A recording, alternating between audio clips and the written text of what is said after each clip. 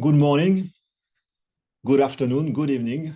Wherever you are on this planet, I warmly welcome you to this General Assembly of the European Copernicus Marine Service. I have been told that 2,000 persons registered for participating to this event, coming from 140 different countries.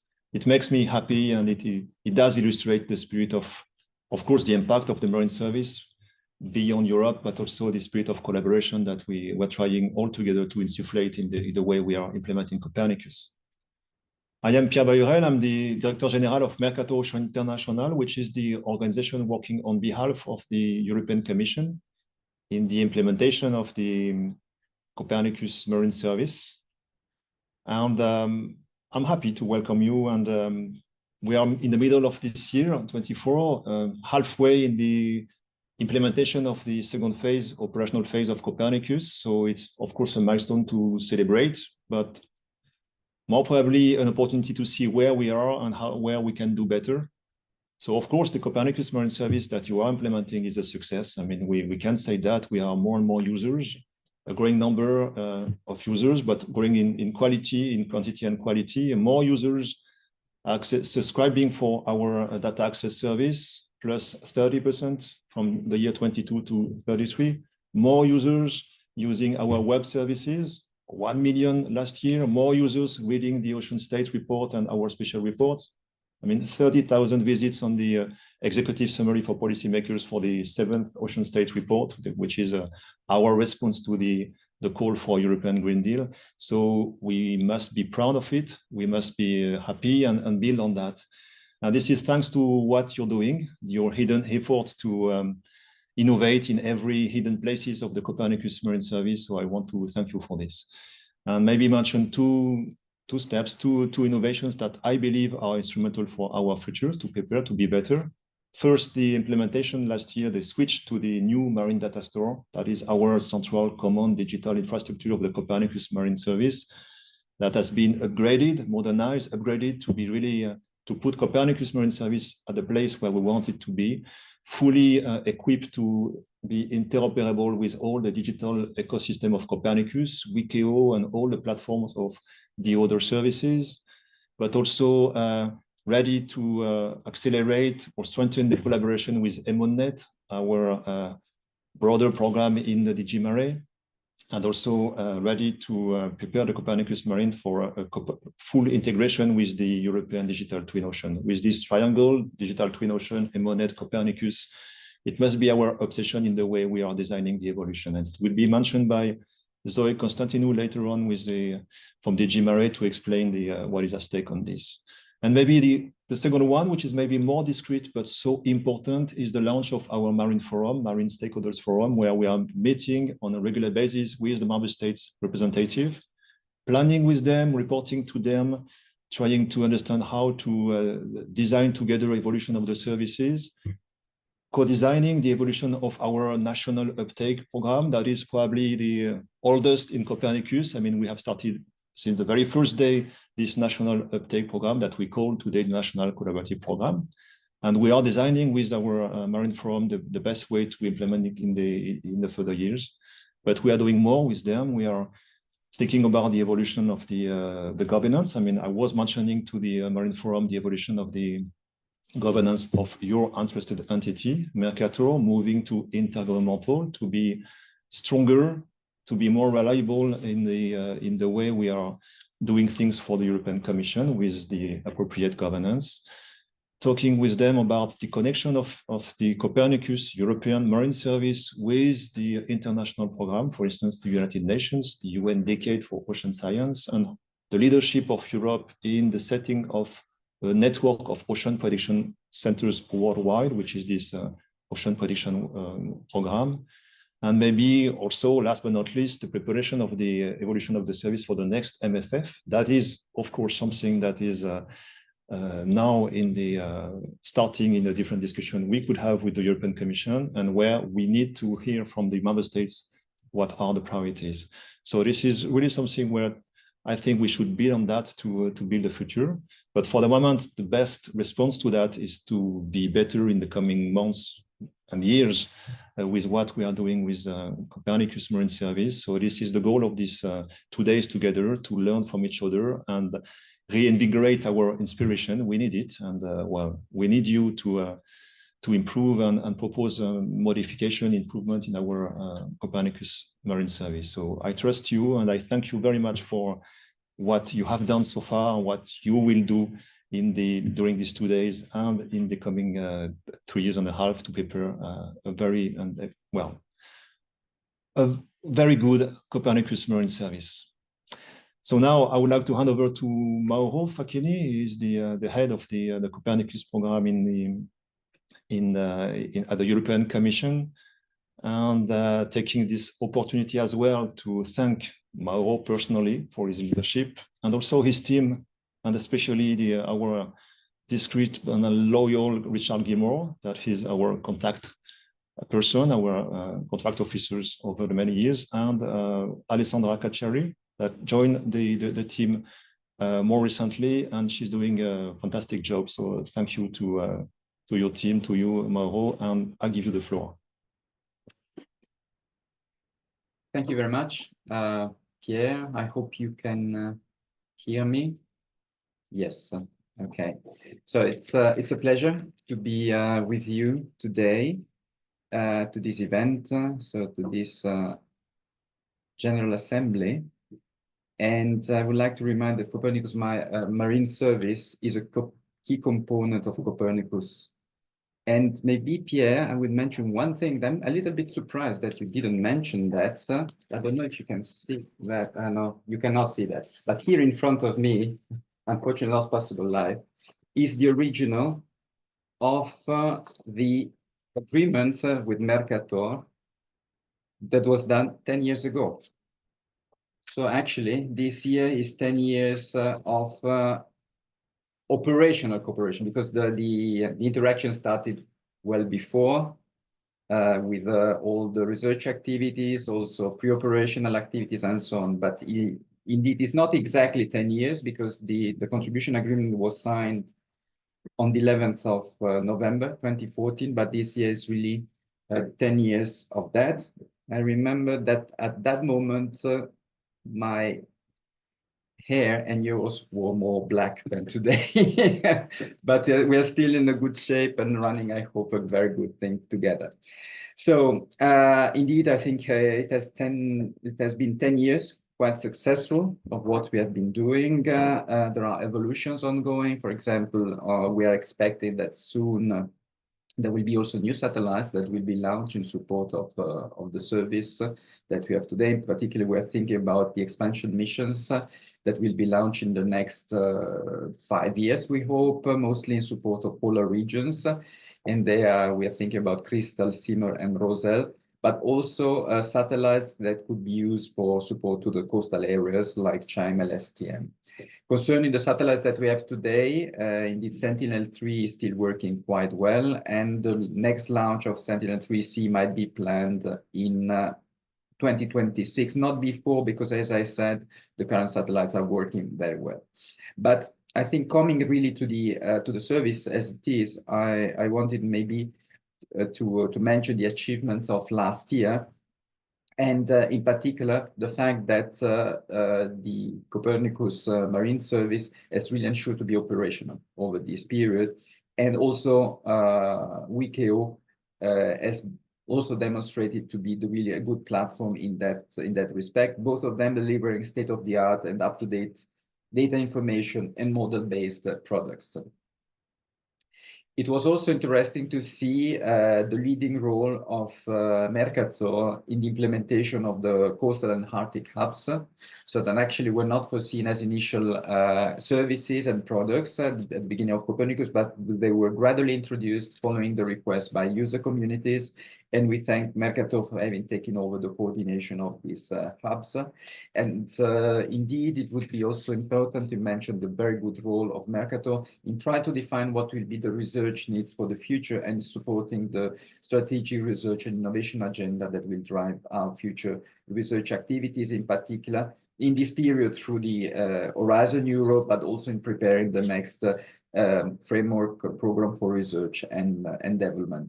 And as you mentioned, Pierre, also the important fuel renewal of the marine data store, that is important, is an important element for improving the access of the data to the users, and that will be used, we imagine, we hope in the future in synergy with the EU digital twin ocean. Indeed, from 2024, you are planning several activities in that respect, and we would like to underline, in particular, your support to the different political activities, in particular, support the Marine Strategy Framework Directive, but also the Marine Spatial Planning Directive, the Common Fishery Policies, the Bathing Water Directive, and National Ice Services. These are just few of the EU legislation where the products that you generate daily are really quite important and fundamental. And at the same time, you're also contributing continuously with indicators for the marine ocean monitoring and ocean state reports. And on that, I would also like to underline the importance of the ocean state report. And if I'm not wrong, you're already at the 8th version of that. So we would also like to underline your role in the continued positioning of EU Copernicus Marine Service in the international frame, because this is very important. It's very good that we are doing together very good things in Europe, but you're also positioning what we are doing in an international context. In participating in several conferences, but also in having a role in ocean observation groups like GOOS, G7 FSOI, WMO, GEO, and so on. But at the same time, having modeling and prediction activities that are not just covering Europe, but they are global and contributing to a global endeavor. And indeed, also your role in user engagement, for example, in the cases of GEO, Blue Planet, or the activities of UNEP. I don't want to take much of the time because I think that today with the General Assembly, the role has to be given to those doing the job. But I would like to conclude with very last messages. First, again, to repeat that I'm very thankful for the very fruitful cooperation that we have had over the years. Your team, my team, the users, and everyone. Member states are very much appreciating what you're doing. They're very much supportive of this activity. And we look forward to continue this cooperation in the future. I think that what we are doing is already set until 2027. I mentioned the contribution agreement. The current one is going until 2027. We'll start full reflection of what will happen after. But I'm very confident that things will continue and will even be scaled up. We also recognize the importance of the future transition of and the current and future transition of Mercator Rossio International into an intergovernmental organization. This will also, we think that will also boost the capacity of Mercator to pursue its international goals. And we also we like to underline the importance of both the Marine Service and WEkEO among the foundations of the EU digital twin of the ocean.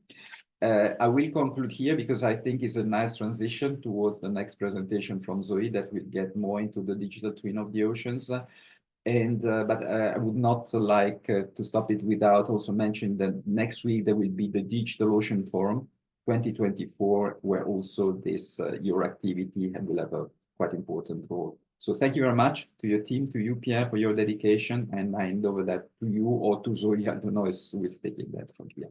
Thank you very much.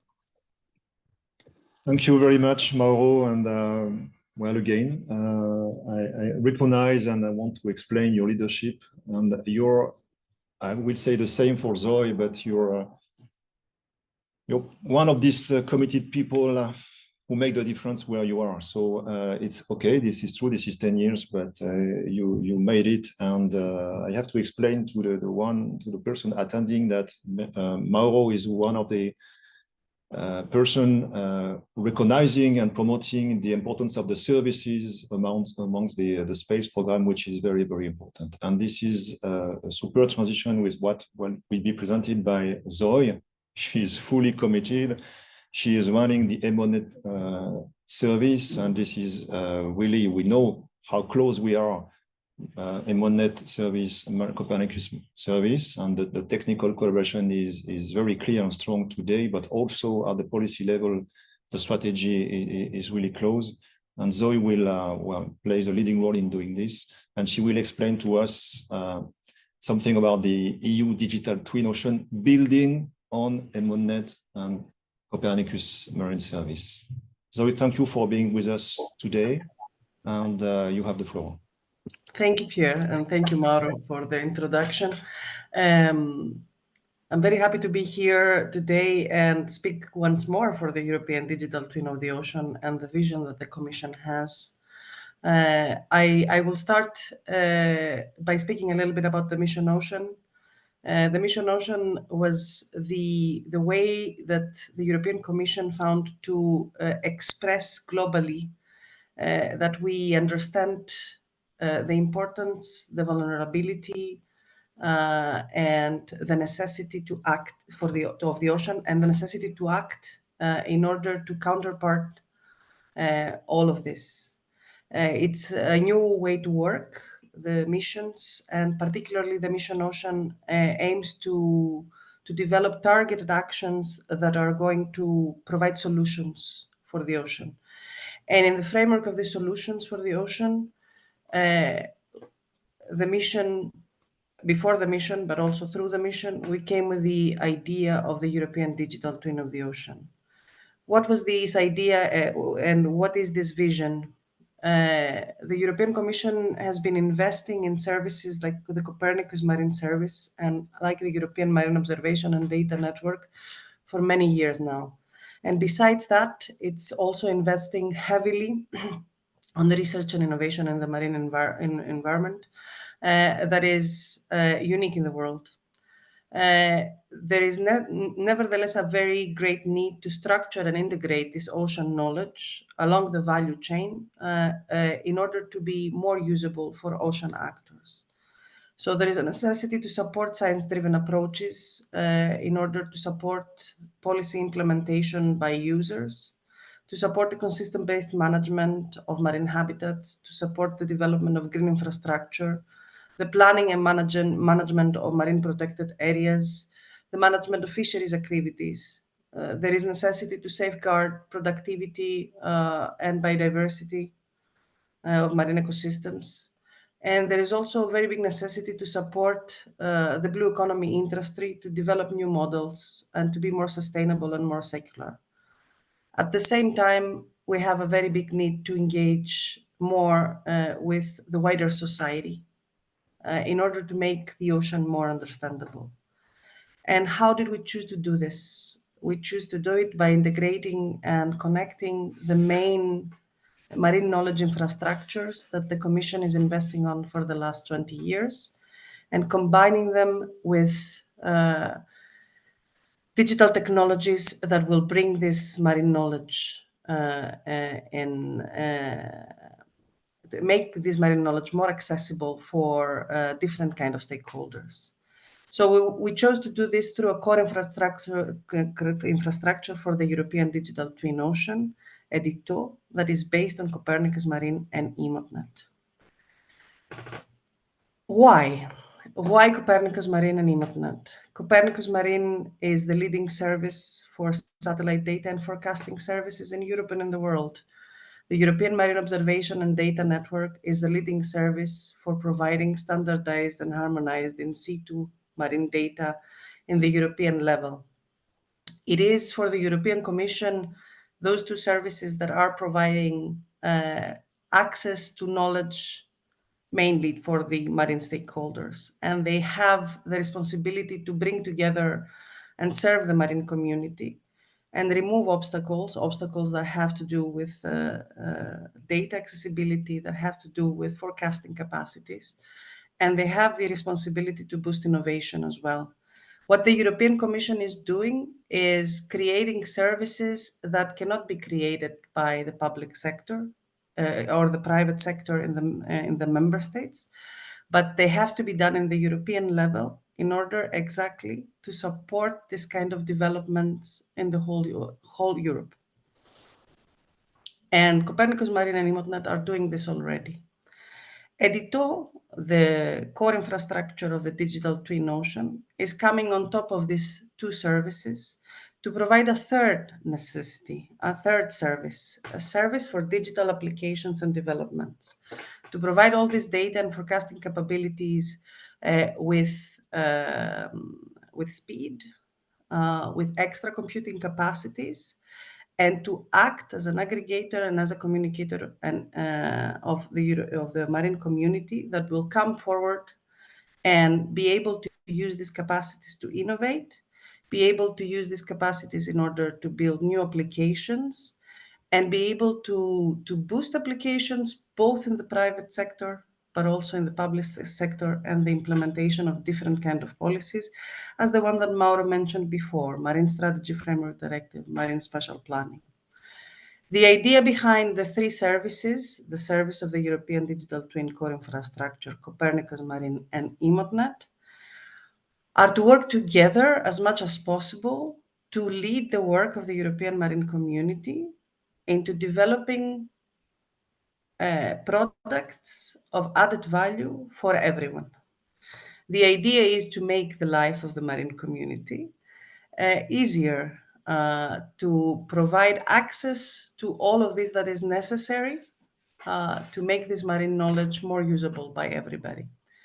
And the message behind this, at least from DG MARE and DG RTD and DG DEFIS, for which we are working closely together, is that we want to promote this kind of collaboration as much as possible. We want to promote the use of these services from the marine community in order to foster co-development of applications in the local level, in the regional level, in the European level, to make modeling and accessibility in digital applications in Europe more interoperable, more accessible to all, and serve the needs of this community that is very variant and that has activities that span in different categories of the blue economy or the policy implementation. And why not bring more innovation that is necessary also to showcase to policymakers how important it is to invest more in technologies in the marine environment. As Mauro said, on the 12th and 13th of June, we will have the Digital Ocean Forum, and the Digital Ocean Forum is connected in two parts. The one part is going to be a technical workshop that is going to be dedicated exactly to engaging this community of users, the users of Copernicus Marine, the users of EMODnet, but also the multiple research projects that are bringing in added value through digital applications in Europe. And on the 13th, a high-level event that will unveil the core infrastructure of the European Digital Twin of the Ocean and will demonstrate with tangible examples how this infrastructure is going to support the development of these applications that are very useful for different kind of stakeholders, starting from Europe and maybe evolving to cover international interests. And with this, Pierre, back to you. Thank you very much, Zoe. This is, I believe, very inspiring, very clear and very inspiring. I mean, it is clear to me that in the way we are thinking about the evolution of the Copernicus Marine Service, in the way we will drive we will have discussion during these 2 days. We have in mind this digital transition and the collaboration we have between the different platforms and the goal, which is to develop something that is innovative and fit for purpose for our users that are at large this marine community and beyond. And so I'm very happy to see how we are moving all together. I mean, we are building with DG MARE, DG RTD, DG Connect, DG INPA, DG DEFIS, bridges to build something which is strong. So Pierre-Yves, I give you the floor. I thank warmly Mauro and Zoe for their opening words, and I give you the floor to you. Pierre-Yves, you will dive into the specific achievements and of the this Copernicus Marine Service, and I wish you all of you the best for this today's meeting. Thank you very much. Thank you, Pierre, and it's really a pleasure, to start, this first session, which will be on Copernicus Marine 2 State of Play on 2023 and 2024 achievements. So I'm Pierre-Yves, the Scientific Director of Mercator. So I will go with a brief overview of this Copernicus Marine State of Play, and then we will follow with a series of presentation of the different elements of the service. Okay, sorry.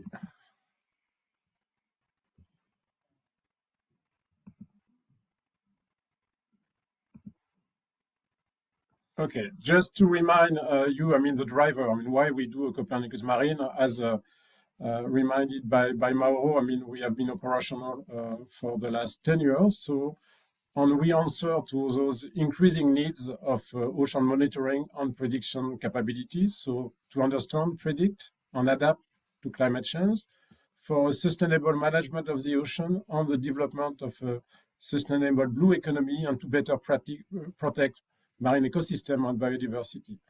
As you know, the ocean is very high in the political agenda, with many activities in Europe, so with the Green Deal, digital strategy, Mission Ocean, as reminded by Zoe, and in the international scene, so the UN Ocean Conference, the UN Decade of Ocean Science, which is a unique opportunity for improving the science we need to better protect the ocean, and of course, the COP, climate and biodiversity. And the key for the Copernicus Marine is observe, model, predict, to inform and act to better protect and preserve the ocean. So Copernicus Marine has been operational for the last 10 years. So what we do with Copernicus Marine is bringing together satellite in-situ observation, in particular through the cooperation with EMODnet and models for essential ocean variables. And we translate this information into products and forecasts, indicators and reports with a very large user uptake. So we are dealing with global and regional ocean monitoring and forecasting for the blue, what we call blue, white, and green ocean. So physics, currents, temperature, salinity, sea ice, and biogeochemistry. So this is observation on models using data assimilation to describe the state of the ocean. And we are dealing with the past, the present, or the forecast for the global ocean on all European seas. So in terms of offer, so we are dealing with observation and model products. So the access to products is made through a cloud-based infrastructure, which was totally renewed last year, the Copernicus Marine Data Store. We'll go back to this during these 2 days. All those products are described, and we take a lot of care, to inform on the quality of products, and to explain to the user, how to this quality is assessed, and we'll come back to this during this session as well. And above all this description of the product availability, we have all the activity dealing with interacting with all the users through the service desk and all the expert advice we provide to our user. So we are, in addition to this core information to describe and predict the ocean, so we go one step further, dealing with indicators and ocean state reports that are quite important for us to also develop this information layer, in particular for policymakers, and to monitor to better monitor the ocean. So all these indicators, ocean reports, are really part of this information that we provide now on a regular basis as part of the Copernicus Marine. So the plan that we designed, a couple of years ago, and this is really driving all the evolutions that we organize as part of Copernicus Marine, is first, to remain a marine reference worldwide. And we have an implementation, which is with a stage implementation, which is driven by user and policy needs, and we taking fully into account science and technology advances. So our ambition was first to ensure the continuity of service with the previous Copernicus 1 that started in 2014, but also to embrace the new capabilities of digital services, as was explained by Zoe or on Pierre, all this synergy and links with the development with the digital twin ocean, and to implement the next generation of ocean and sea ice monitoring and forecasting system. We also have a clear objective to develop new services with member states for the coastal ocean and to develop further our capability for biology. International cooperation and impact is also essential for the Copernicus Marine, and I will come back to this at the end of this overview in a couple of minutes. Okay, so we are relying on a system of systems, so that's I'm building on this production center that we have for observations, some thematic assembly center, for model, monitoring and forecasting center. So this will be a detail later on today, feeding the marine data store. I want here to emphasize, I mean, we really have been working with highly skilled production center all around Europe and really putting together all this expertise that we have in Europe to develop this monitoring and forecasting of the ocean. On all our service, our platform is developed in synergy with WEkEO and with European EU digital twin ocean developments. So in terms of achievement, so those will be detailed, or I mean the next today and tomorrow. Just a brief overview here. I mean, we are of course working hard on planning and delivering. So we are an operational service, but also in parallel we have a continuous improvement. So we have had 5 releases of the Copernicus Marine portfolio with many improvements in the model on observation product that we have. This new marine data store, all the activity on ocean state reports, the development of coastal and Arctic thematic hub, cooperation with other services that we do as part of the thematic hub, also a specific one with C3S and ECMWF to organize the processing of ocean essential climate variables. Lots of activity dealing with user and policy needs that will be discussed later on, in particular in interaction with the Knowledge Center for Earth Observation, GRC and DEFIS, but also with regional conventions such as OSPAR and the EU SPAR. We already know of an operational review of user needs and user feedback. So this is really driving all the evolution of the services that we provide. Those are very important elements. The reinforced governance that was mentioned by Pierre, quite important with this Marine User Forum, where we really want to make sure that to have a regular discussion with member states on their priorities, on that, make sure that we can implement them, in particular for this coastal extension of the service, and with also the means of the national collaboration program, where we have had a first call for proposal and a second one that will come very soon. In terms of future evolution, that's we have been working on a research and development roadmap that is regularly updated. We had service evolution research and development code. We also liaise with Horizon Europe that are essential for the long-term evolution of the service. And in the as part of the Copernicus, we contributed to the strategic research innovation agenda that was also mentioned by Mauro at the start of this session.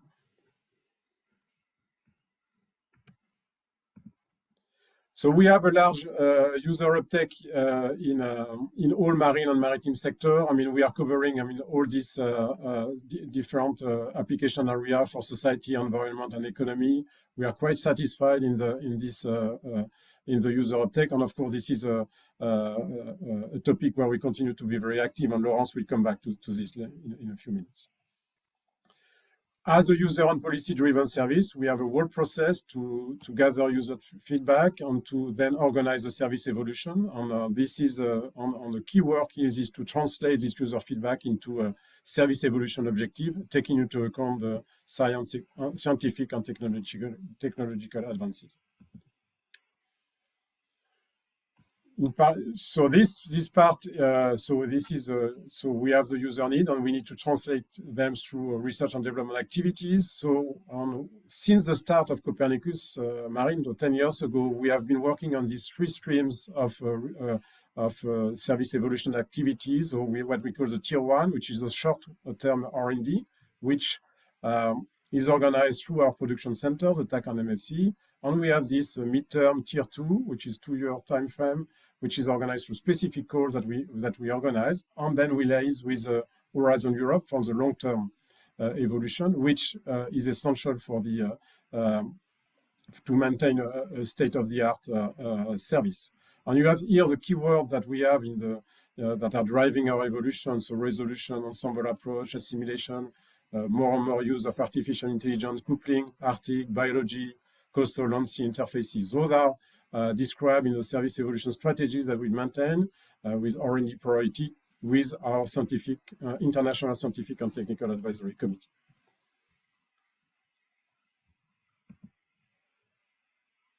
Okay, one mention here on the upstream part of the service. So we work, of course, we are highly dependent on the Copernicus space on in-situ components. So on what we do is to make sure that we document our needs on those were recently updated, in particular for the satellite component, and the in-situ will be published very soon. And we also contribute to the advocacy of the observing system. That's really a pillar that are essential for the service that we provide. So we have been working hard in integrating all Sentinel missions as soon as they were available. We are preparing for expansion missions that were mentioned by Mauro, in particular for the Arctic Ocean, that will really will be very instrumental to improve the way we can monitor and forecast the Arctic Ocean. But we are also supporting the European Commission for the design of the next generation of the Sentinel mission, so which is a long-term evolution. In parallel, we work with the European Environment Agency, Eurogoose, and the European Ocean Observing System to strengthen in-situ coordination and development of in-situ observing system. And this implies a lot of discussion at international level, international cooperation with GOOS and the UNDK.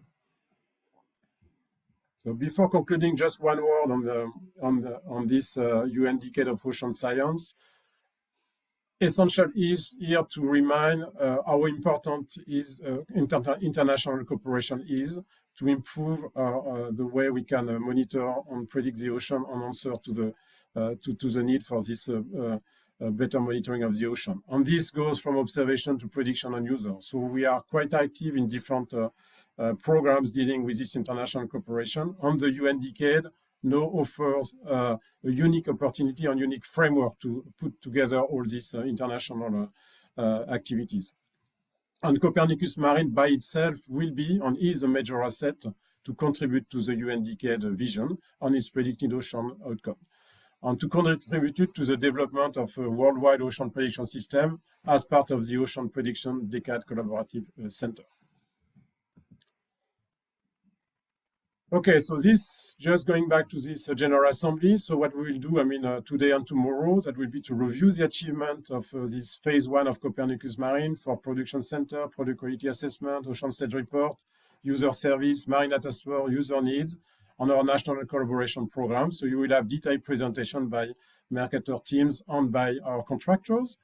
We will have 3 roundtables to discuss the upstream satellite and in-situ infrastructure, how we work with the other Copernicus services on EMODnet, which is really a key aspect also of the Copernicus Marine. We are part of this Copernicus ecosystem, and our links with EMODnet are really essential. And we will discuss our national collaboration program on the way we interact with member states. So before,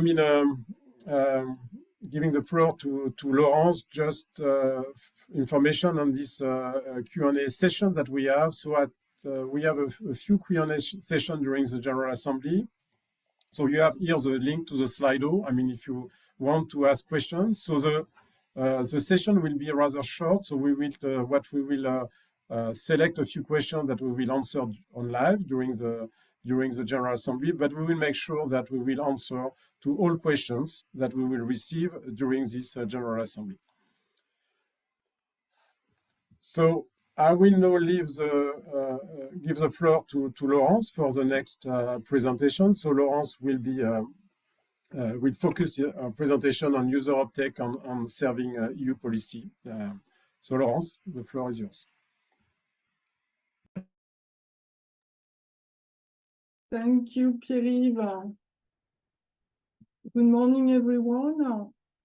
So I will now introduce my presentation, which is going to be about the user uptake and serving EU policies. So I'm very happy to be here today with you from all over Europe and from all over the world as well, because it seems in the chat that we have a lot of people attending from a lot of countries.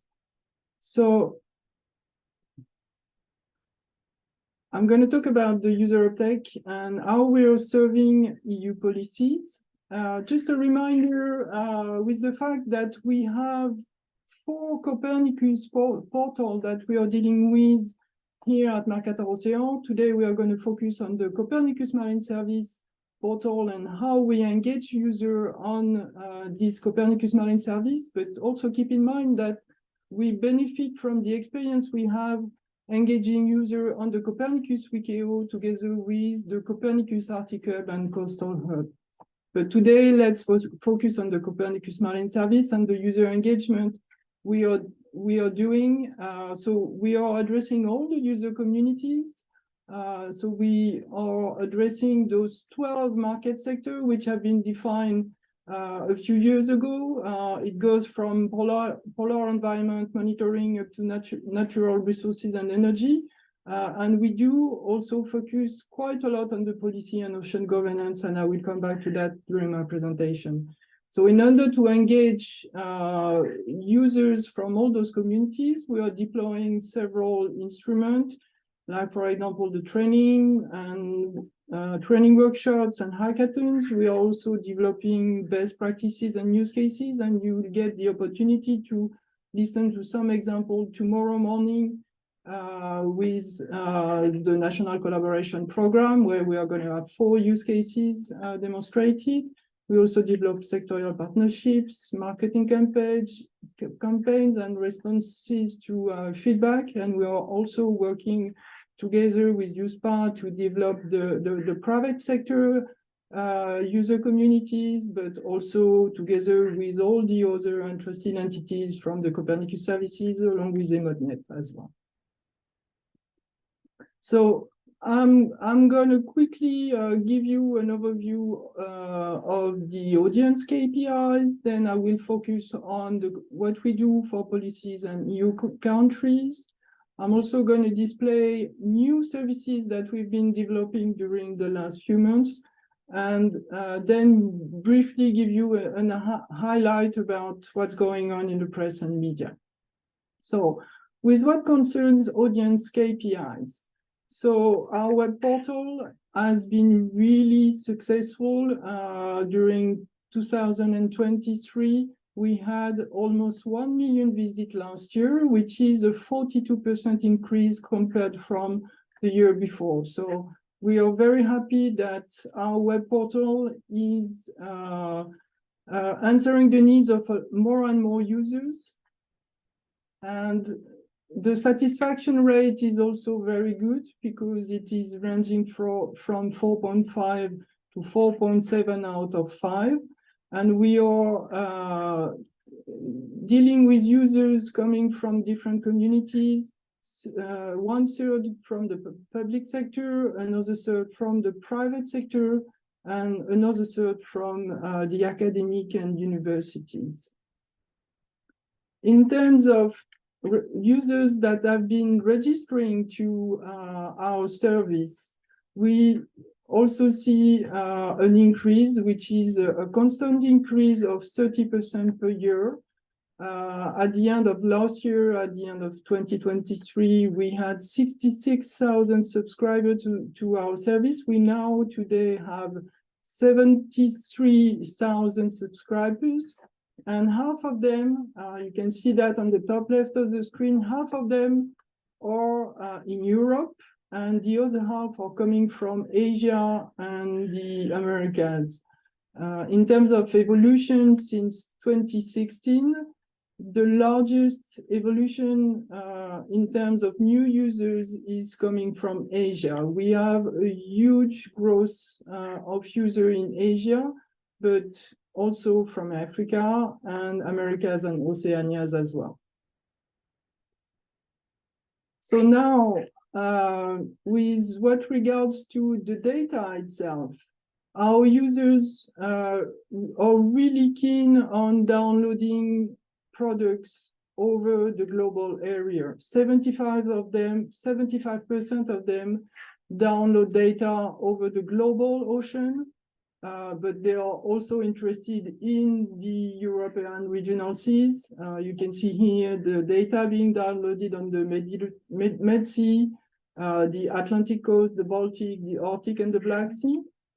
With what concerns the blue, white, and green data, they are really interested in the blue, but more and more interested in the green data that we provide, because 20% of the download, and it is increasing, are concerning the green data that we have, and 1% on the white data. And with what concerns the model, the satellite, and the in-situ and the multi-observation data we have, half of our users, they do download data coming from ocean models, 40% from satellite, 7% from multi-observation, and 3% for in-situ data.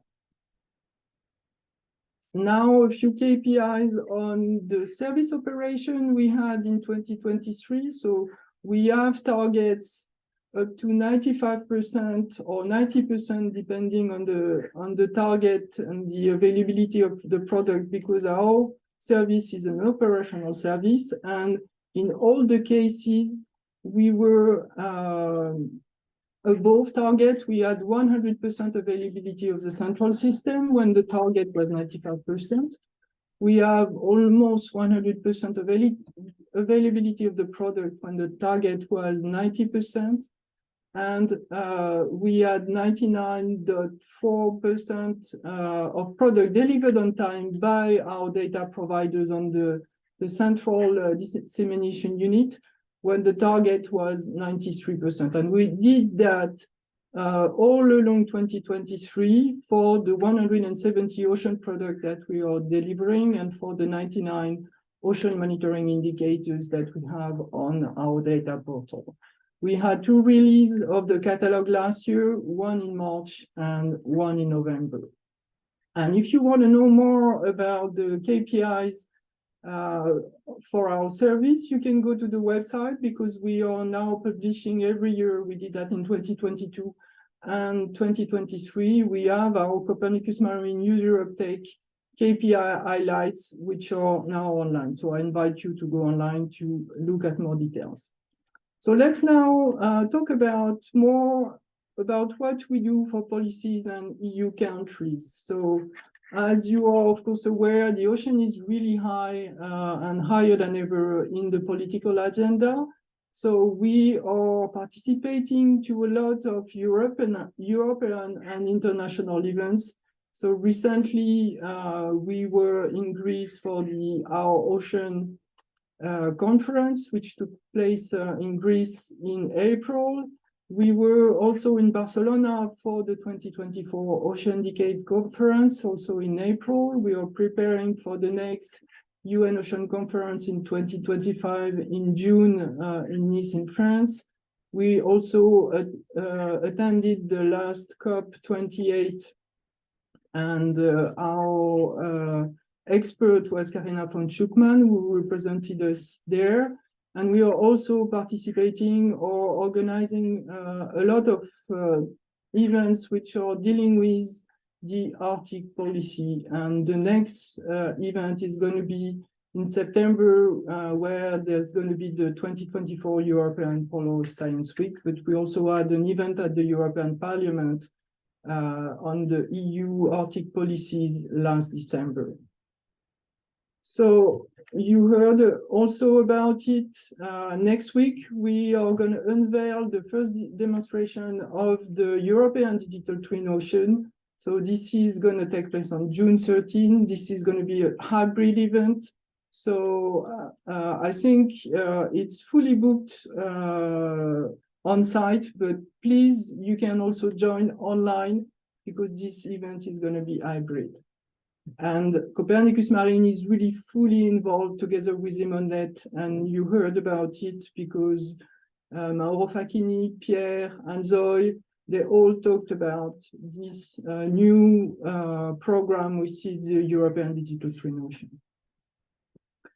So we are also working together with regional and international sea convention. Here you can see examples of the work we've been doing with the UN Environment Program. You see an extract of their World Environment Situation Room, where they are displaying ocean indicators, which are, for some of them, coming from the Copernicus Marine Service.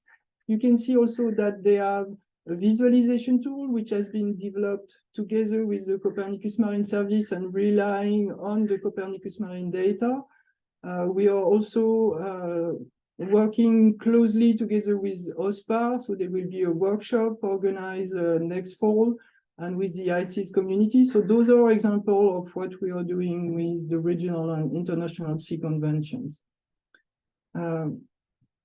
So as Pierre-Yves already said, we are really making a point at making sure that our offer is fitting the user needs. So we are developing a lot of energy into collecting the user requirements from different channels, whether it is from the events, from questionnaire, from the user support, from all the champion user groups that we have developed. And we not only collect the user feedback, but we really analyze them and trying to make sense in order to evolve our offer and make sure our offer is fit for purpose. So we collect all this information into different reports, like the user feedback report that we had in 2022 and 2023, for example. And one of the groups where we are collecting the needs is the Copernicus Marine National Stakeholder Forum that we also named the Marine Forum. So this group is encompassing 19 countries, from members from all over the EU member states and EU collaborative states. So it's a consultative group which is meeting twice a year. We had the last meeting in May, and the next one is going to take place in November. Recently, we had the United Kingdom joining. We have, of course, Spain, but we have a new person, a new contact point for Spain recently. And we are seeking to now involve Ireland, Greece, and Luxembourg. So we have ongoing contact in order to increase the representation of the European and collaborative member states within this group, where we are discussing the evolution of the Copernicus Marine Service. We also have two other groups that are the Champion User Advisory Group. We have one for the Copernicus Marine and one for WEkEO, where we have a set of about 20 users who are really helping us in developing a fit-for-purpose offer. And of course, we are looking outside of those groups and outside of the community. We are engaging with, we already talked about it, but with new programs such as the European Digital Twin Ocean, the Ocean Prediction Decade Collaborative Center, the GeoBluePlanet community, but also a lot of Horizon Europe and H2020 projects, such as the Necton, the Coquelicot, the Axiber, and the Focus, to name a few. So we are also organizing training workshops and hackathons, and it is really a successful way of engaging users. Last year, for example, in 2023, we organized 22 events and we engaged about 5,000 users. So it's really a good tool in order to engage the community. So now about a few user services that have been developed last year. You heard about the new Marine Data Store. So together with the new Marine Data Store, we have a new Marine Toolbox, which is now operational since March. It is really a very useful tool because it allows users to have a much higher data access performance with a sub-second latency in the availability of the data. There is no more quotas. There is new use cases, new way to download the data, full metadata access. And it is really a new tool in order to remove all the barriers in order to download the data and to download long time series, for example, like the reanalysis or the reprocessing data that we have. In terms of user support, as you might be aware, we have a chatbot which is online, which is really helping to answer all your questions. So there is a huge database behind with a lot of articles and frequently asked questions, basically, which really answer all your questions. Last year, we had 162,000 questions and questions seeking for support. 96, almost 97% of them were self-answers because we have this huge database behind which allows the tool to provide with automatic answer, and 3% of the rest of the question were resolved by the human support, which is really highly skilled and technical in order to really answer all your questions. So we put a lot of effort in developing this tool, which is relying a lot on the new artificial intelligence functionalities. We are also developing visualization tools. So we have 3 of them online, which we call the MyOceanLearn, the Lite, and the Pro.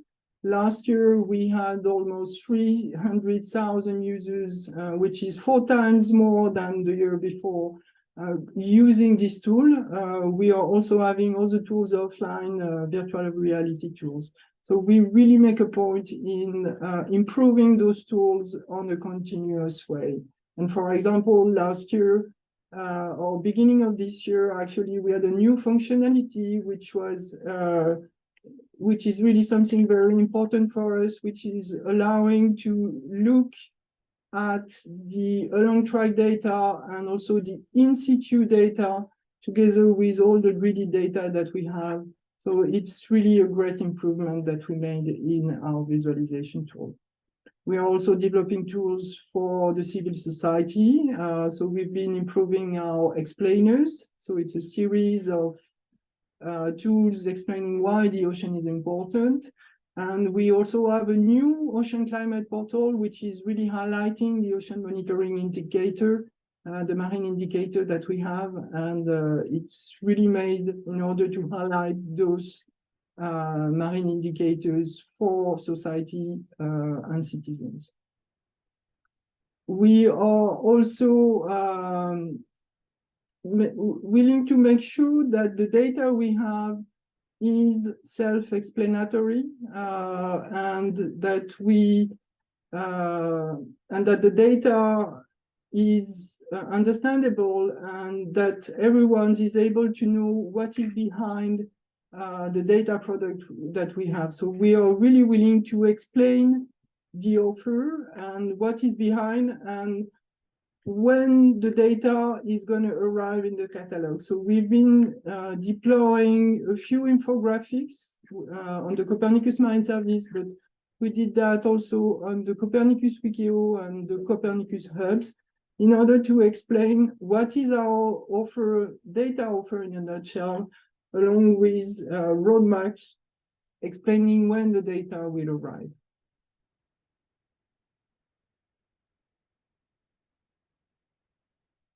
Okay, so now the last part with in the press and in the media. So in the social media, we had a huge success also last year, whether it is on the LinkedIn, the Twitter X, or the YouTube channels.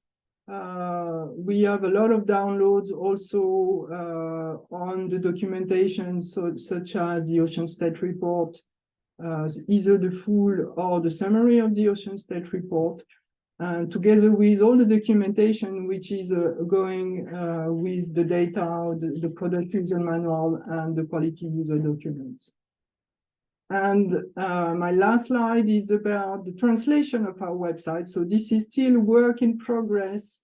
but already you can see a translation of our website in the 23 EU languages. So it's not necessarily fully working for all the languages because, again, it's work in progress. But this is really important for us that our service is being available to everyone, and everyone is not necessarily speaking English. So this is why we are really making this effort into translating our web portal into all the 23 EU languages. And with that, I would like to thank you and leave you the floor, Pierre-Yves. Thank you. Thanks a lot. Thanks a lot, Laurence, for this overview. So we now move to the next presentation. So before doing so, just I remind you to use the Slido for the questions that we try to answer at the end of the session. So I now introduce Marie and Isabelle that will be who will give the presentation on the product quality and product quality monitoring. So Marie, the floor is yours. Thank you, Pierre. Good morning, everybody. Okay.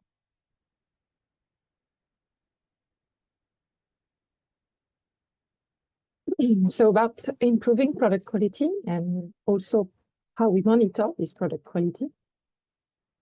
So I will explain how we monitor product quality within the Copernicus Marine Service. So first, the producers, they are measuring and documenting the product quality and the changes from one version to the other. And they're also developing the metrics we use to measure this quality, developing new metrics each year to improve this quality reporting. Excuse me, speak next to your microphone, please. I'm sorry. I do exactly like we did when we tested. Excellent. Do you want me to? It's okay now? Do you hear me well? Yes. Yes, we do. Okay, I try to speak louder. So another part of this activity is done through coordination and a cross-cutting working group in which we work at improving the access to the quality information, the management of the quality documentation, of course, but also monitoring centrally a set of metrics and giving information closer to real time, in addition to the documentation that is available alongside the products. We're also organizing cross-cutting exchanges on product quality. So I will start with product quality changes as reported from the production centers and give you an illustration first on how we measure the forecast kill in particular. And this is in the North Atlantic in 2023. And what on the x-axis, you see the time.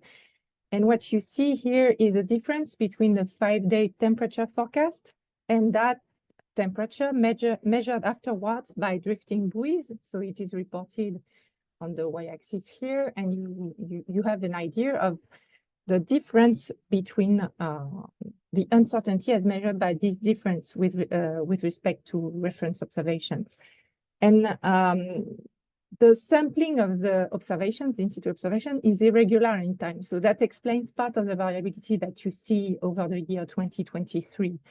But what you also see is that the orange curve here, showing the quality of the current forecast disseminated by the Marine Service, is better. This quality is better. The uncertainty is lower than that of the previous version of the forecast we used to disseminate before 2022. So that is an improvement of the forecast, the 5-day sea surface temperature forecast that is systematic and measured also with respect to other types of data, such as Argo data or also satellite data. And moreover, the forecast kill is improved. And here I illustrate how we see this forecast kill is that this black line shows the quality of the persistence of the initial condition of the forecast. And here we see that we systematically beat, or we are systematically better with the orange curve than the persistence of the initial condition of the forecast. And this is how we are able to say that the forecast has skill, and this skill has improved with this current version of the forecast, of the global forecast, by 10% at the global scale and by 8% approximately in the North Atlantic. Now, here I illustrate also the validation that we do for the multi-year products. On the left, for ocean reanalysis, this is an illustration in the Northeast Atlantic for the global reanalysis product GLORIS 12. You see in depth and time the quality as measured as a difference with respect to observations between the temperature and the in-situ observations. And you can see that there's a seasonal cycle repeating each year with errors mostly in the main thermocline, but it's also regular from one year to the next. This quality is unchanged, and this includes the last year that was extended regularly each month in what we call an interim mode. And so we check regularly that these interim extensions that use upstream data from the real-time feed are obtain a quality that is comparable to that of the long time series of the reanalysis. So this is a recent progress that we made in checking the quality and also in the production of ocean reanalysis.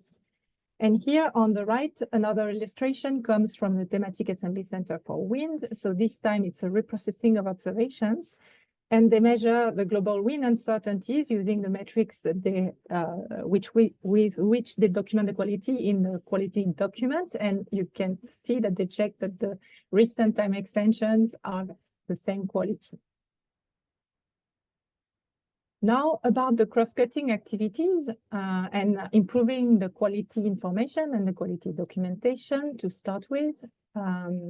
We have been publishing this year synthesis quality overviews in addition to the existing quality documents. So they are available alongside the quality information documents, alongside the products on the catalog. And these are briefer documents. They provide a synthetic information on the validation of specific variables. There is 1 page per variable with a short summary, estimated accuracy numbers, and optionally 1 figure, really illustrating the quality for each variable. And this is an important step because it's the first step towards a more interactive quality information available from the catalog in the future. These new documents also increase the quantity of documentation that we review. There's an external review process now in place. And so what you can see on those graphs is that in November 2023, we reviewed a larger number of documents than the year before. And the next release in 2024, we expect an even larger number of documents that will be processed and that will feed the catalog with very important validation information. We are also working at improving the product quality dashboard. This is the website from which we monitor centrally the quality of the products. We are working at improving the interface, and on the left here, the sidebar controller giving access to synthetic information for the various regions, but also for the blue, white, and green ocean, and for specific products, giving access to a large number of metrics, in particular for the forecasting products, which are compared, here you see on the map, they are compared to buoys for SST, but we also compute estimated accuracy numbers in large areas, sub-regions for the global ocean, but also for the other products for the European seas, of course. We are working at improving the view for each mooring. So here we were working with clusters of moorings, and if you click on a cluster, you have access to a zoom showing you the statistics for each mooring. And also the access to the chart and to the estimated accuracy number graphics will be improved. This is an illustration of what the estimated accuracy numbers look like. So there are statistics such as the one I showed on the forecast skill, but for various regions and all the products, the forecasting products of the catalog.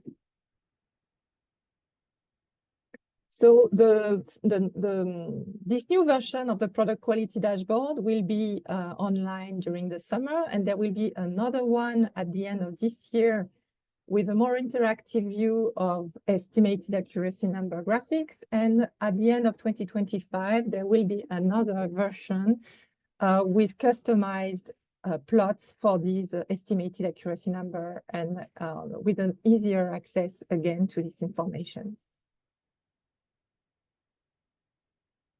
So this cross-cutting activities is also organizing meetings between producers to discuss the new metrics and, for instance, also the procedure to detect quality incidents.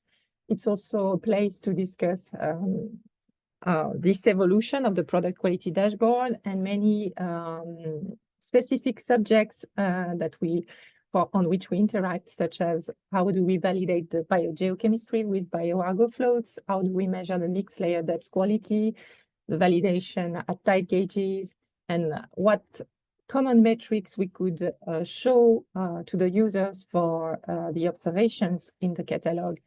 So the last meeting took place after the last General Assembly last year, and we plan another meeting in June. So there were not that much exchanges this year, but this was because we focused a lot this year on the ocean reanalysis product in particular, and we held a meeting in October, the Ocean Reanalysis Workshop in Toulouse, where we explored the strengths and weaknesses of ocean reanalysis for physics, sea ice, biogeochemistry, and waves.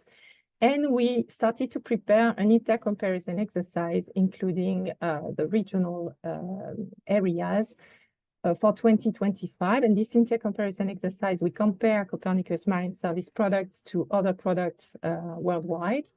And there's a summary of this workshop published in the Bulletin of the American Meteorological Society earlier this year. So that's all for me. Thank you very much for your attention. Thanks a lot, Marie. I think you will have all understood how important it is for us to document the product quality and to really work hard on these metrics and so on. This is really a key and essential activity in Copernicus Marine. So don't hesitate to ask questions to Slido. We'll make the best to answer them but on this very important topic. So it's really time now to move to the final presentation before the Q&A on a short break on the very important activities that we manage on Ocean State Report. So the presentation today will be given by Gracians. So Gracians, the floor is yours. Hi, thanks, Pierre-Yves. So thank you. Today I'll be presenting on the ocean reporting activities in general, and I'll be filling in for Karina von Schuckmann and Lorena Moreira to also talk about the scientific piece. So my name is Gracian Quaid, and I'm the Director of Communications at Mercator. And I also lead the communications for the Copernicus Marine Service. And so I'll present as well on the outreach and dissemination activities.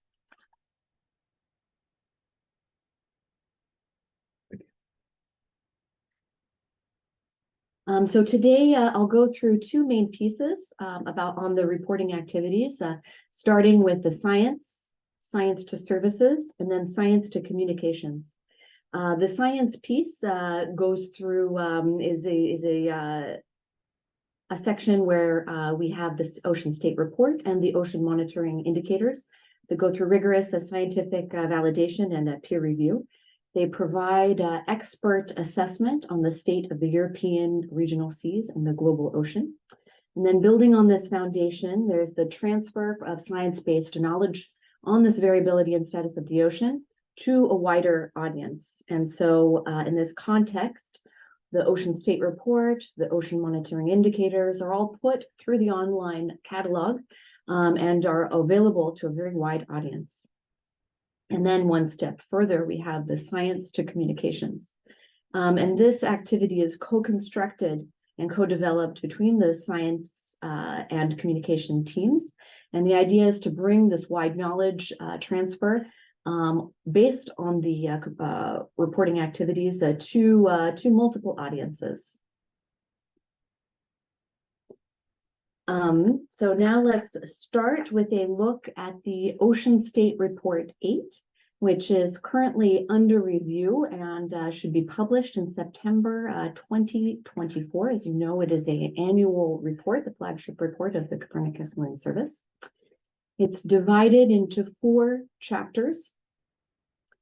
The first chapter is a synopsis. And this is newly developed and draws heavily on the OME catalog, the Ocean Monitoring Indicator Catalog. And it provides a snapshot on the state of the ocean, the marine environment over the past decades. The second chapter provides a scientific roadmaps of novelties with respect to indicator methods, analytical capacities for monitoring the ocean.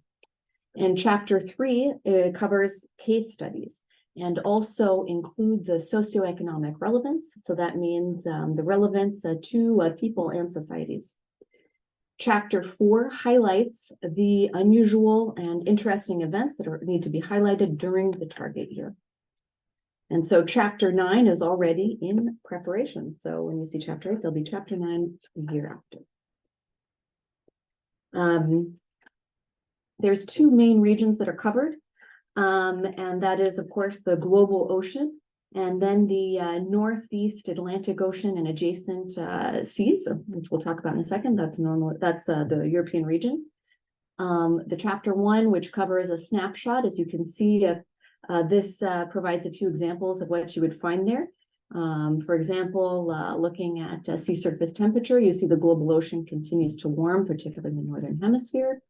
Looking at ocean heat content, the strongest upward warming in the first 2,000 meters of the ocean occurs in the Southern Ocean, North Atlantic, and Southern Atlantic Ocean areas. Global mean sea level has risen more than 10 centimeters over the last 30 years. Around 47% of the sampled ocean is getting more acidic at a faster rate than the global average. We also see that sea ice extent globally, the world's polar regions fell to the lowest point on record in 2023. 22% of the global ocean surface experienced at least one severe to extreme marine heat wave event. So, of course, this is under review by the editorial board of the State of the Planet journal. So now let's look, still looking at chapter 1, but at this other target region called the Northeast Atlantic Ocean and adjacent seas. And this European area was selected because it covers all the Copernicus European areas and European waters, including UNEP regional sea conventions, GOOSE regional alliances, FEO 27 fishing zones, and WMO European regions. And here we saw warming across all ocean subbasins, double the global average trend. Absolute sea level rises over the region, particularly in the Baltic and Mediterranean Sea. 23% of the ocean surface experienced at least one severe to extreme marine heat wave. So I'm going to give you a snapshot of the other chapters. I'm not going to go into detail, but you can get a taste here of what you'll find in each one with the chapter, with the paper titles. So chapter 2, which covers novelties, you'll find things like a Gulf Stream path, altimetry-based significant wave heights, marine heat waves in different areas like the Northwest Shelf, barren seas. And chapter 3, which covers socioeconomic relevance, showing the effects on people and economies. A few examples of what you would find would be event-based wave statistics in the Baltic Sea, seawater heat pumps in the Baltic Sea, for example. And then chapter 4, which of course covers key events of the target year. We have marine heat wave forecasting in the Mediterranean Sea, marine heat wave, also coastal response in the Mediterranean Sea, deep water formation, and phytoplankton bloom, the Cretan Sea, just a few examples. In OSR 9 for next year. There's 19 sections. Here's a quick overview of some of the chapters submitted. Now the submissions come, which are mainly driven by the MFC Tech Copernicus Marine community, although there are more and more international participation. So in chapter 2, in novelties, we have low and mid-trophic level biomass trend. Some other indicators looking at phytoplankton functionality types, functional types, primary production. In chapter 3, socioeconomic relevance, some interesting titles, so record-breaking temperatures and the proliferation of bioinvaders impacts in the Mediterranean Sea. Marine heat wave long-term trends in the Med Sea, potential for the eutrophication indicator for SDG reporting. Chapter 4, of course, will cover the significant events of the target year, including El Nino. Now I'm going to move on to the outreach and dissemination activities, notably the Ocean State Report Summary, designed mainly for policymakers and journalists. It has an ocean literacy piece, which means that it's written in a language and with visuals adapted for the general public with little to no knowledge about the ocean. The idea is to have wide distribution across multiple channels in different formats. And we provide things like, you see here a map where you can find different key events, which we'd find in chapter 4, the things to highlight on a map. At a glance, ocean monitoring indicators, for example, brought to you in a way that's quite digestible. So there is a wide outreach and recognition of the report. For example, the Ocean State Report last year was recognized under the EU mission Restore Our Ocean and Waters, which is a transverse activity of the European Commission. Part of our dissemination strategy includes articles, of course, on our portal, through the Copernicus Observer, through specialized magazines.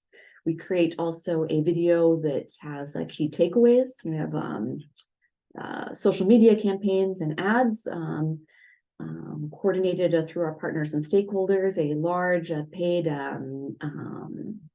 strategy as well as TEADs in journals.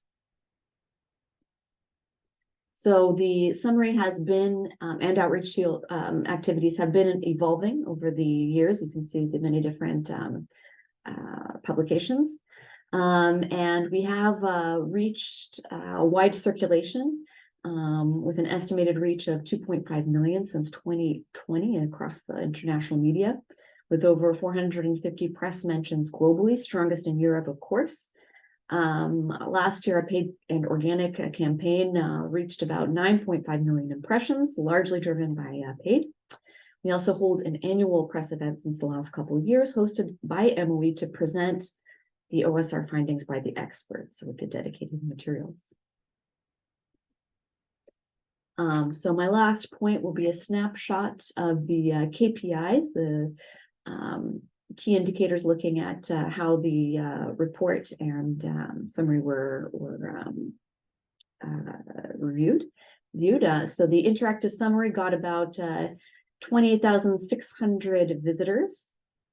The article and pages got about 33,000 views. And the full report had about 9,500 page views and downloads. So please stay tuned for the next Ocean State Report Summary, which will come out in September. So thank you very much. That's all for me. Thanks a lot, Gracians, for this very modern activity with the Ocean State Report and all ocean monitoring indicators. So this ends this first session. So we are a bit late, but we'll take a few minutes to answer a few questions. On the other one, we will answer them offline. I will first select the one we received, which is for you, Laurence, on this availability of introduction guide to the all products that we manage as part of the Copernicus Marine. If you could just summarize, explain all the information that we have for our users. Laurence? Yeah. Can you? Yes, it's okay. Yeah, so online you have the chatbot first, so you can ask any question to the chatbot, and there will be either someone answering you, or whether it is on our database or in our article database, there will be an automated answer given to you. So it is one of the first way to get an introduction on the data that we have. Of course, we are also, as I mentioned, developing infographics, which are explaining which data we have and when it's going to be improved and how it's going to be improved. All of those are not yet online, but will be online soon. So we do not have what you call an introduction guide per se, but we have all the tools for you to get a good introduction. And I would recommend to go through the chatbot first, and to the user corner, which is a dedicated area on the web portal for you as a user to start and get started. Thanks, Laurence. I will take another question for you, Laurence. And so we had a question on the way we interact with OSPAR, and that this is really an important activity for us. If you could just summarize, what we do. So we are in contact with the OSPAR Secretariat and with some of the expert group. I would not be able to name all the expert group we are in contact with, because there are a few of them, and this is my colleague Muriel Lux, who is really developing this activity. So I would advise, if you want to know more, to contact me, and I would forward to my colleague Muriel. But we are definitely in contact with the OSPAR Secretariat, and we are working with them in order to help them implement their annual report on the data quality. So we are advising them on using some of the data from the Copernicus Marine so that it supports their reporting. And we are going to organize by later this fall, on September 30 and October 1st, a workshop together with the OSPAR expert in order to better explain what we have in terms of data, and for them to express what they need in terms of new data for their reporting. Thanks, Laurence. I will now move to the question on the use of published paper for the validation of how we use them. On go to Marie so if you could answer to this question. Yes, of course. So, of course, we consider the feedback we have from the users of our data in our validation process. It's very important, in fact, as validation done by others is can be very different from the validation that we do, which is systematic. And so users, they can look at specific processes, for instance, and give us some feedback. And so I strongly encourage this type of feedback. And we, in particular, we did this exercise of considering published papers when we did the ocean reanalysis workshop, and we saw that there were a lot of papers using, for instance, the global reanalysis GLORIS 12, and giving us some highlights on what was well represented, and where there are always areas where the products are very good and areas where we have room for improvement. So that's really very useful. Thanks, Marie. And I will take the last one, which I think there was a question on the share of satellite data in the Blue Ocean databases. Just to answer to this question is that actually satellite data are almost everywhere in our products.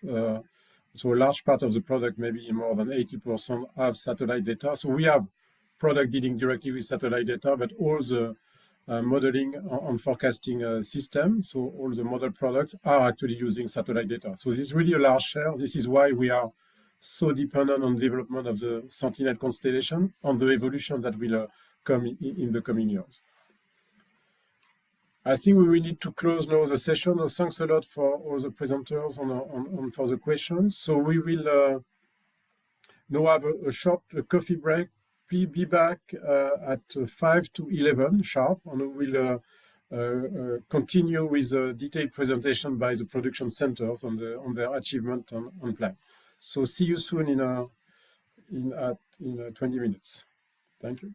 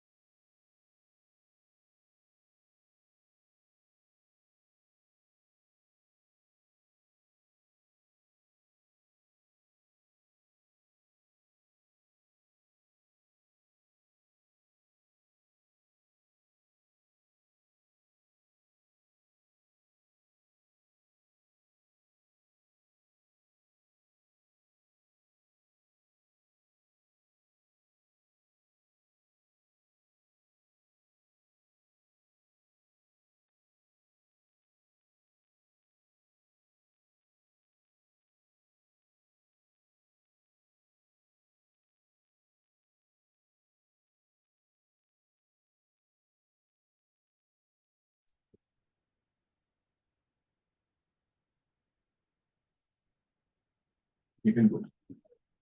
Good morning, everyone. I'm Marina Tonani from Mercator Ocean, and I'm coordinating the monitoring and forecasting systems, and I'm here with my colleague Antonio Reppucci. Good morning, and I'm coordinating the thematic assembling center. Today, welcome first of all to this first session dedicated to showcasing the achievements of our production center in relation to the goal that were set for this first phase of Copernicus 2. As introduced this earlier by Pierre-Yves, main driver of the 2021-2024 period were ensuring the continuity and of the service and implementing incremental evolution to keep it state of the art. So, in line, sorry.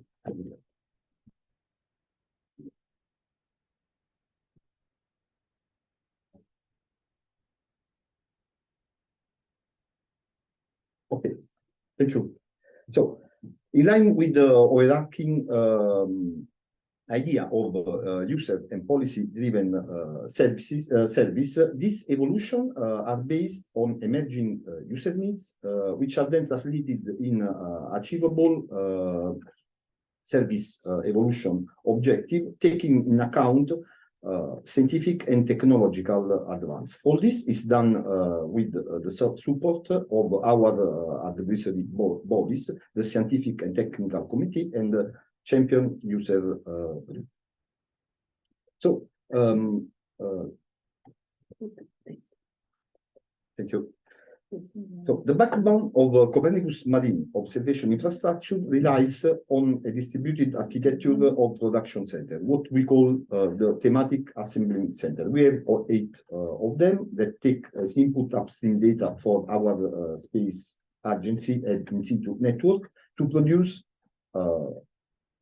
L3 gridded on LF4 higher level 4 product. We have next slide. Sorry.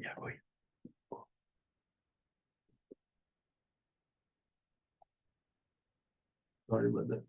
I will switch the slides for you, okay? Yeah, okay. Thank you.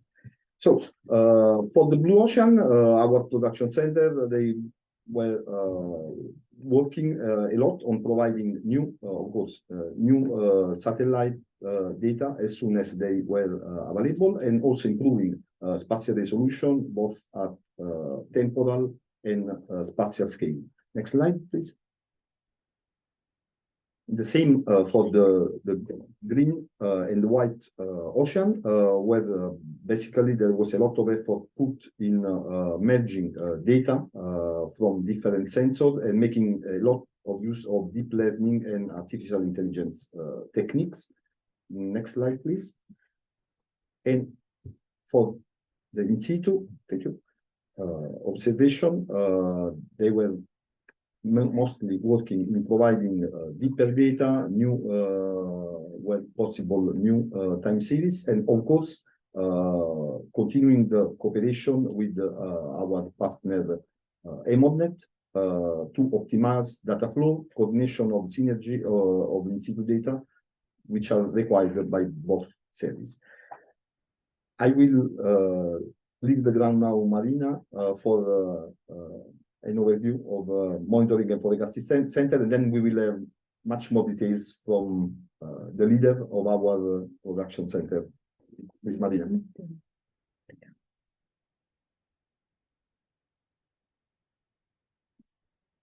So the modeling and forecasting centers are covering all the global ocean and all the European seas in more details, and they are a numerical model with a data simulation scheme.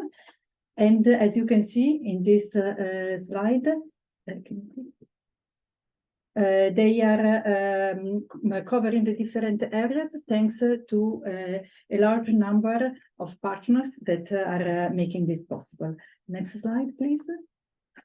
So the main characteristic is that they are able to provide information on a grid that covers the entire ocean from the surface down to the bottom.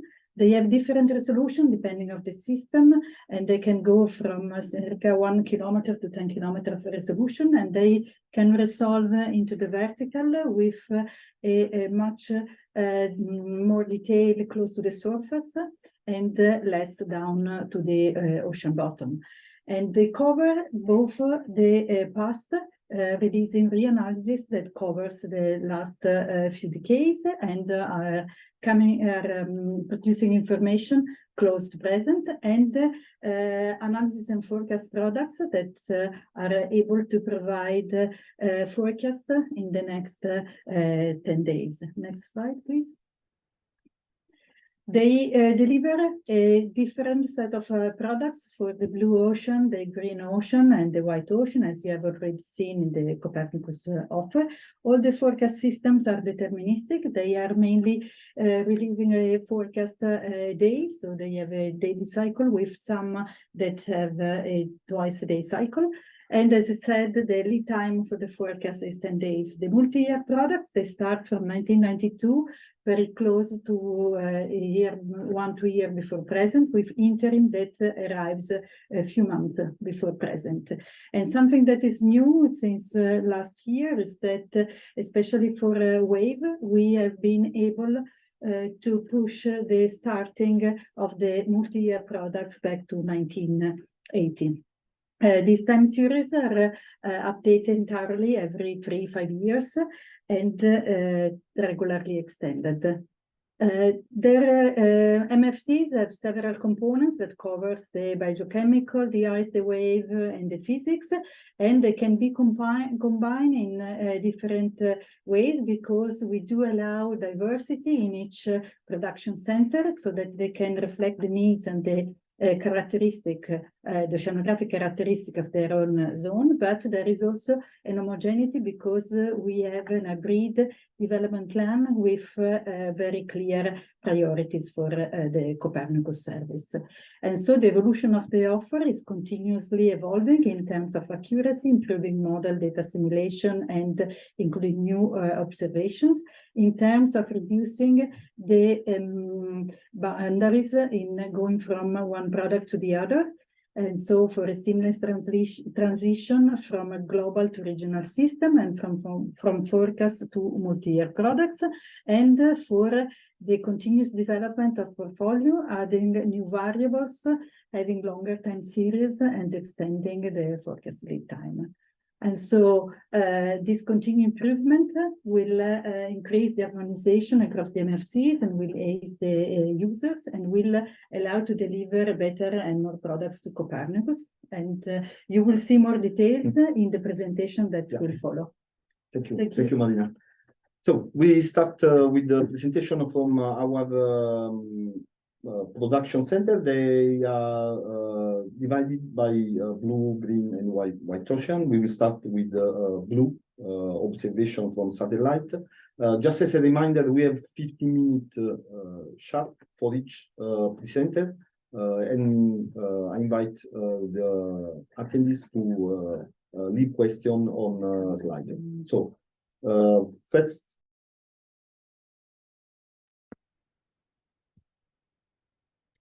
Thank you. So I'm Isabelle Pujol, and I'm working for the Sea Level TAC, and I will present today on the Blue Ocean TAC. So I give this presentation on behalf of the different Blue Ocean TACs that are represented today by my different co-authors, Bruno, Hélène, Ryan, Ad, Andrea, and Patricia.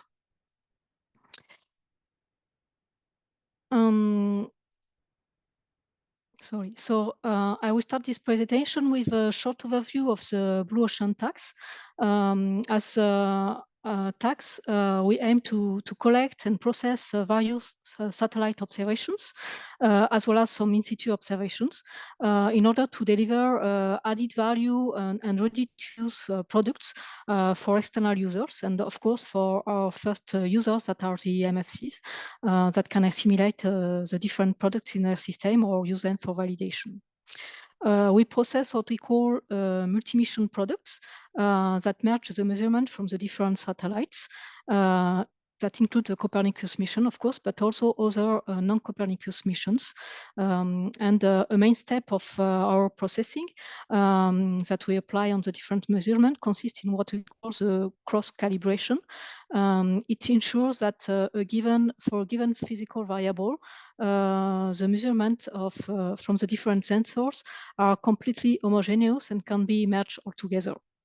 Our production is done for the global ocean as well as for specific regions, and we deliver the different products every day in real time, and also in delay mode for the longer term series.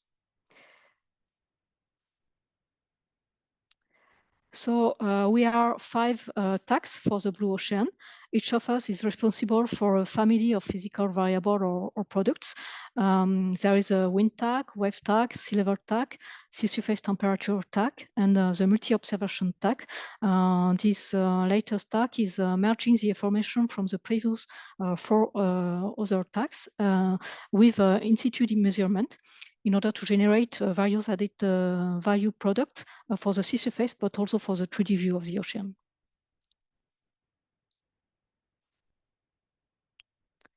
There is nearly 60 people involved in the tax activities. So you can see here the face of a few part of them. They are the experts of the different products. So now let's see how we are using the Sentinel mission in our system. So we are currently using the measurement from 4 different Copernicus missions. Sentinel-1A is used by the wave tag for the wave spectral parameter products. The different sensors from Sentinel-3A and B are used by the sea level, wave, and SST tag. And the Sentinel-6A measurement are used for the sea level and wave production. And you can see on this illustration the date on which each satellite was introduced in the different systems. The Copernicus mission are essential for us. First, because they are what we call reference missions. That to say that they give the reference value for the different variable on which the measurement from the other missions need to be calibrated. That to say, for example, that Sentinel-6A ensures the long-term stability for the sea level and wave, and Sentinel-3A ensures the long-term stability for the sea surface temperature. The quality of the measurement from the Sentinel mission is also very good. For the sea level, for instance, the SAR technology gave us a measurement with a reduced noise compared to the other altimeters. And this allows us to use the full posting rate of the measurement in order to better resolve the smallest physical structures that we cannot reach with a conventional 1 Hz measurement. And this is the same for the wave, even if in that case, the low resolution mode is used. For the SST, the quality of the Sentinel-3A and B measurement with the 1 kilometer pixel is also very important. And with the 2 interleaved swaths, they significantly contribute to improve the spatial sampling of the sea surface and allow us to better observe the exceptional events, like, for example, an intense heat wave in the Mediterranean Sea. The Sentinel-3A and B interleaved couple is also essential for the mesoscale sampling, and combined with the interleaved couple formed by Sentinel-6 and JSON-3, the 4 missions contribute to nearly 60% of the sea level level 4 product. And the Sentinel-3 sampling is also essential in the polar area.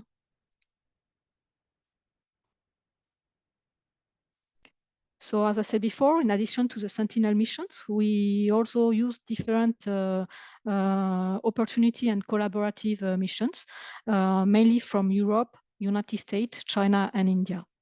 And these measurements remain essential for us also to complete the spatial and temporal sampling of the different for the different variables of interest. Currently, depending on the tags and on the production mode, we can use measurement from between 6 and 20 different satellites. The uptake is an exception. Since, as I said before, it benefits from the production from the other tax, and combine them with the measurement from two different sensors for the sea surface salinity, and from different in-situ measurement for the 3D view of the ocean. So now let's see what are the different service upgrades that we implemented during last year. So we the different upgrade of our products aims to answer to different user needs with 5 main objectives. Of course, we are actively working to improve the quality of our products, and more specifically, we try to improve the spatial and temporal resolution of the products. We also propose new products or variables that can answer to different new needs or other needs. Another objective for us is to extend the multi-year series variable. And finally, we try to promote our products more specifically through the Ocean State Report. So last year, the spatial and temporal resolution of the different products were improved. These improvements are the result of different changes that we implemented in our production systems. For instance, we can change the processing or technique used. We can use upstream that are improved, or we can simply use measurement from new sensors. In that way, the sea surface salinity and density fields spatial resolution has been increased from 1/4 to 1/8 degree, and from weekly to a daily frequency, thanks, among others, to the use of an improved sea surface salinity climatology, and to the use of the measurement from the SMAP satellite. The 2D surface current fields is also now delivered with a 1-hour temporal sampling, both in real time and delay time. The effective spatial resolution of the sea surface temperature field is also better assessed and improved. For the sea level variable, the exploitation of the full rate measurement allows to deliver a product in real time with a nearly 1 kilometer posting rate instead of 7 kilometers with the conventional production. And this also contributes to an improvement of the sampling near the coast. This is the same for the significant wave 8 field with a demonstrative production done with the 1 kilometer posting rate. And for this product, associated uncertainties are also estimated. For the wind near real-time products, the spatial resolution and quality is also improved, especially near the coast, thanks to an improved upstream processing. So when we cannot improve the spatial and temporal resolution of our products, we nevertheless try to improve their quality. And as previously, this is possible thanks to an improvement implemented in our processings, a viability of improved upstream, and the use of measurement from new sensors. In that way, the sea level products delivered with the historical 7 kilometer posting rate benefits from the improvement done with the processing of the full rate upstream. And there also benefits from measurement of a new sensors of throat nadir measurement that completes the sampling of the mesoscale, both in level 3 and level 4 products. The Armor 3D product quality is improved thanks to the use of the improved upstream presented in the previous slide. And the quality of the sea surface temperature products delivered in real time is also improved thanks to the use of the mid-top sea AVHRR measurements that complete the SST constellation. And finally, the product giving the spectral parameters for the waves in real time is also improved thanks to the use of the CFOSAT swim measurements.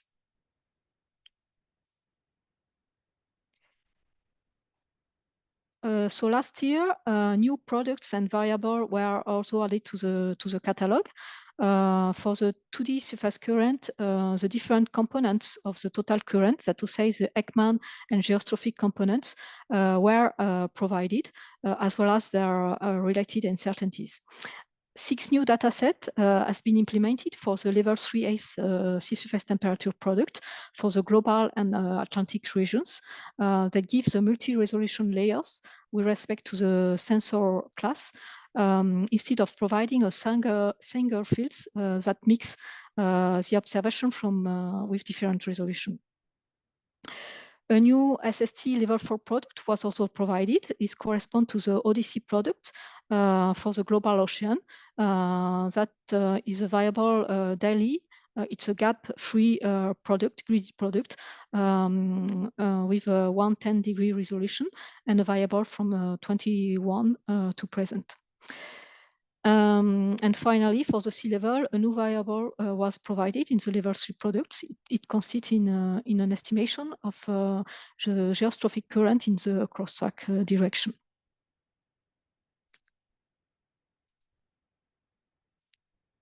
Finally, last year, we also tried to extend the multi-year series, first with regular forward temporal extensions that were delivered for the different products, and then with specific temporal extensions for the wind and the SST product. The wind level 3 product were reprocessed over the ERS1, ERS2, QuickSat, and OceanSat 2 periods. The level 4 wind products were extended back to 1999 using a bias correction derived from QuickSat measurement. And the SST level 3S product were delivered with the Odyssey multi-year series that covers the period from 82 to present with a daily sampling and a 110 degree resolution. So now let's see what is ongoing for this year. As last year, we continue to work in order to improve the spatial and temporal resolution of our products, or simply improve the quality of some products. And here again, by improving the processing method, using improved upstream, and using new measurement in upstream. In that way, different products from the MOB, SST, sea level, and WaveTac will be improved this year. To cite some of them, for example, the Armor 3D product will be delivered with an improved spatial and temporal sampling. The effective resolution of the sea surface temperature product for the Mediterranean Sea will be improved thanks to a methodology based on artificial intelligence. The sea level level 4 products effective spatial resolution will be also improved here by using a new multi-scale mapping methodology, the MARE methodology. And the STEM methodology will be also used for the production of the significant wave-waved level 4 products that will also improve the resolution of this product.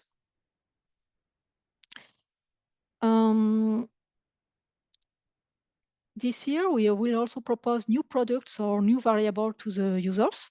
First, for the SST, the Odyssey products line will be completed with a level 4 multi-year series. 5 new demonstrative products will be proposed for the wind that will give the resolution of the high resolution wind field, over the European seas. And this will be done thanks to the Sentinel-1R measurements. Another wind level 3 dataset will be also created to host the OceanSat 3 measurement.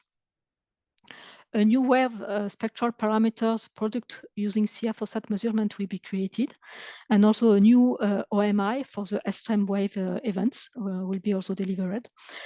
The different component of the 2D total surface current will be completed, adding the tidal current component and these associated uncertainties. And a new uncertainty associated with the climatological monthly temperature and salinity Armor 3D field will be delivered. And finally, a new monthly mean dataset will be added to the sea level multi-year product for the European area.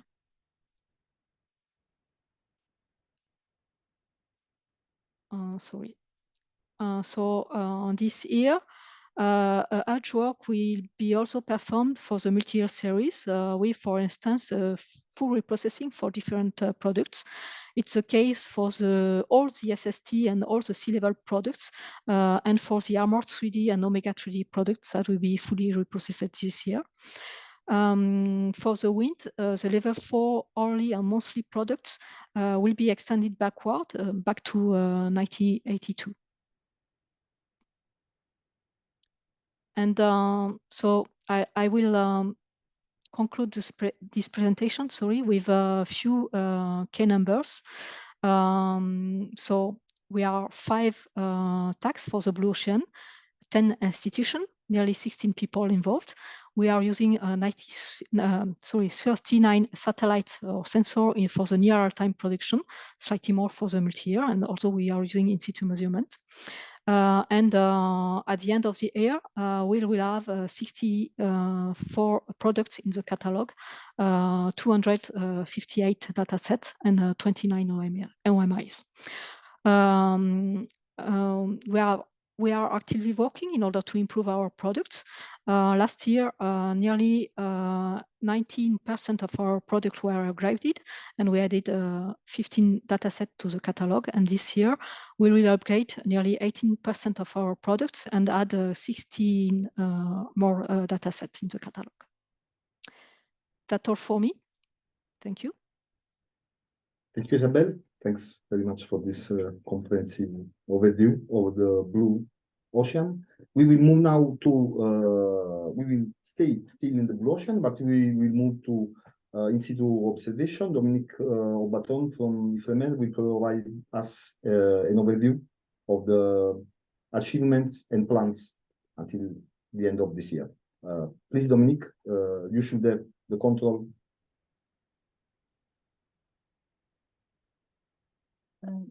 Hello, everyone. Good morning. Okay.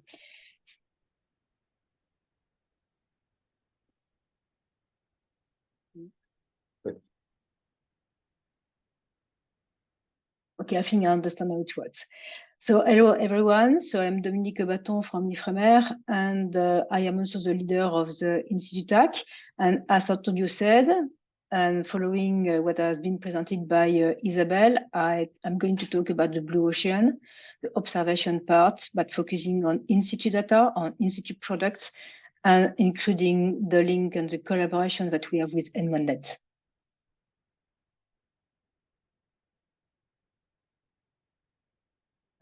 So I start with the people working in in-situ TAC, who we are and what we do.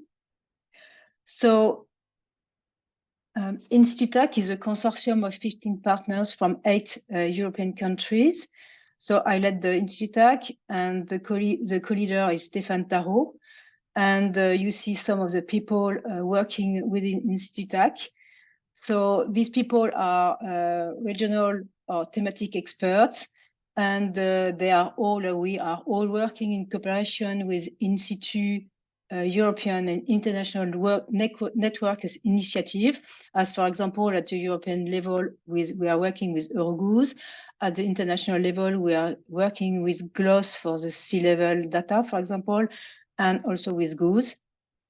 And of course, we are also working in stronger, I can say, collaboration with other European institute integrators, such as EMODnet and CDataNet. So what we do, we have the consortium is working to handle in-situ data. So all institutes, all open data all over the world that are either historical or near real-time data. And we do that as much as possible through collaboration with providers or group of providers. When we have the data, we ensure management of it, especially in terms of metadata harmonization, following the FAIR principle. We also have important work on duplicate check and on quality control. We also take account on regional specificities of each of the European marine basin, thanks to the experts that we have within the consortium.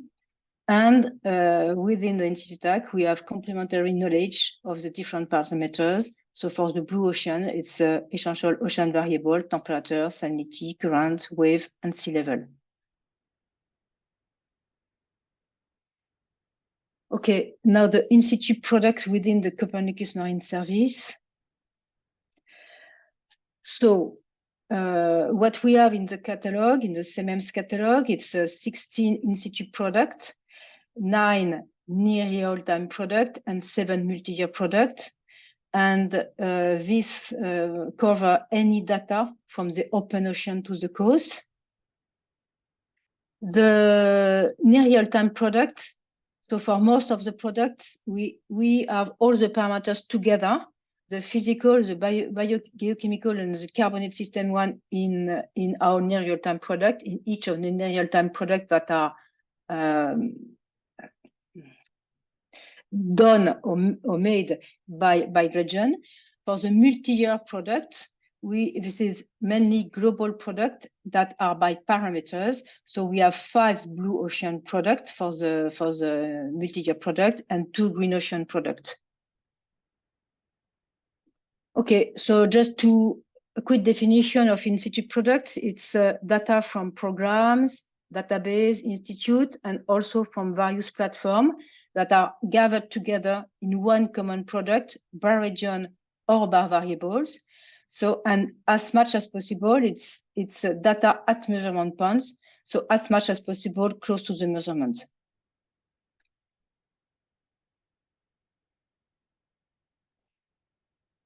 So the in-situ product per se, it's a continuous and we have a continuous enhancement of the product by adding new sources of data from new platform and measurements and from all platform recently unlocked and from new data set. So this means that the enhancement of in-situ product, it's a densification of the product over a region and over time. We have more and more data within each of the product. We also have an important work on duplicate check. Each time we have a new source, we that this new source to ensure we don't already have the data within the product. And there is also an important part on quality control, the QC. So we have an automatic QC applied on the near real-time data.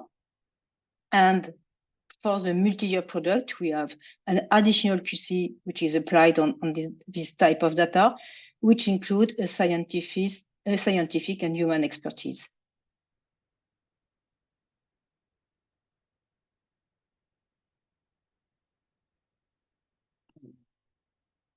Okay, so if I focus on the blue ocean, so the physical parameters, so oops, went too fast.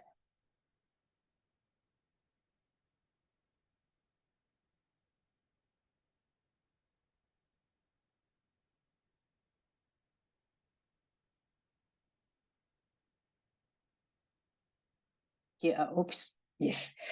So to focus on the blue ocean, so I'm just going to describe a little bit the data flow. So this work to unlock new or old data is done. Oops, I'm sorry, I've got some trouble with the control of the slides. Oops.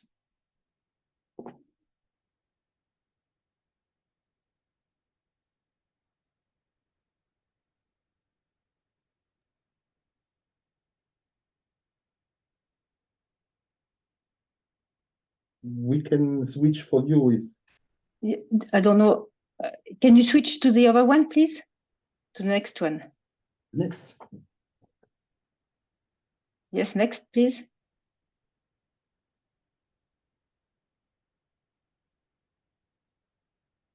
This one? No, next one. Yes, yes, thank you very much. So the data flow, so this is a work to unlock new and old data for the physical parameters. This is a work done that we do within the in-situ TAC. And also, and more, can you go back to the previous one, please?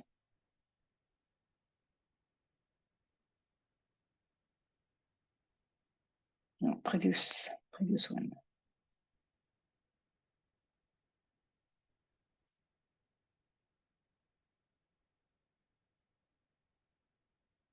Can you go back to the previous slide, please? Yeah. There is a bit of the.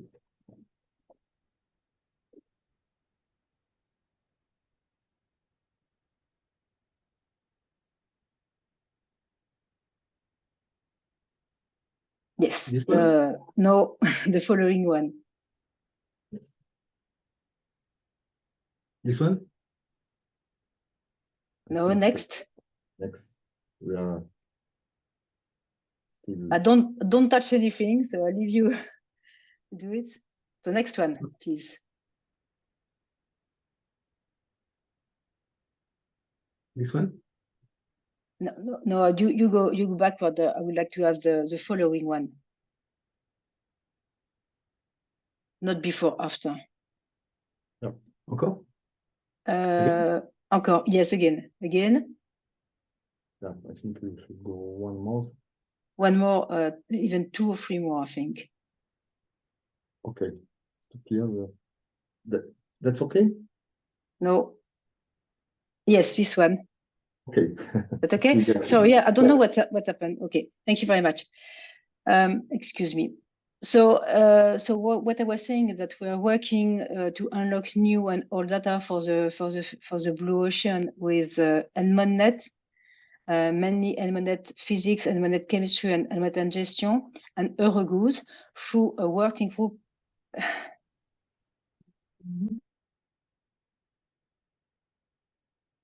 Excuse me.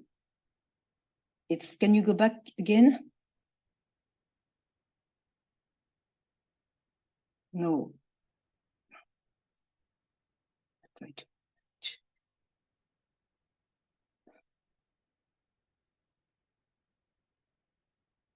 It's not the right slide.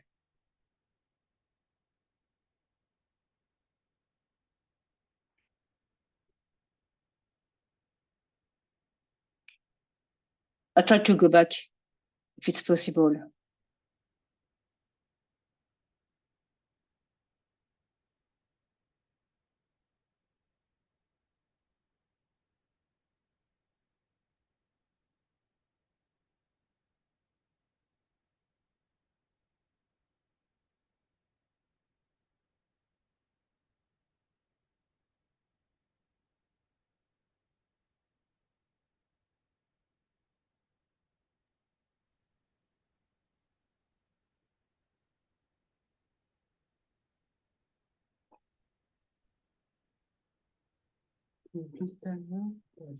One.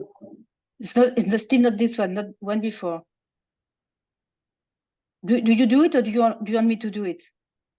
You can do it if you succeed. Okay, I try to do it. There is lots of inertia actually, so it's a bit difficult. No, it's not this one. Okay, it should be previous one. It should be this one.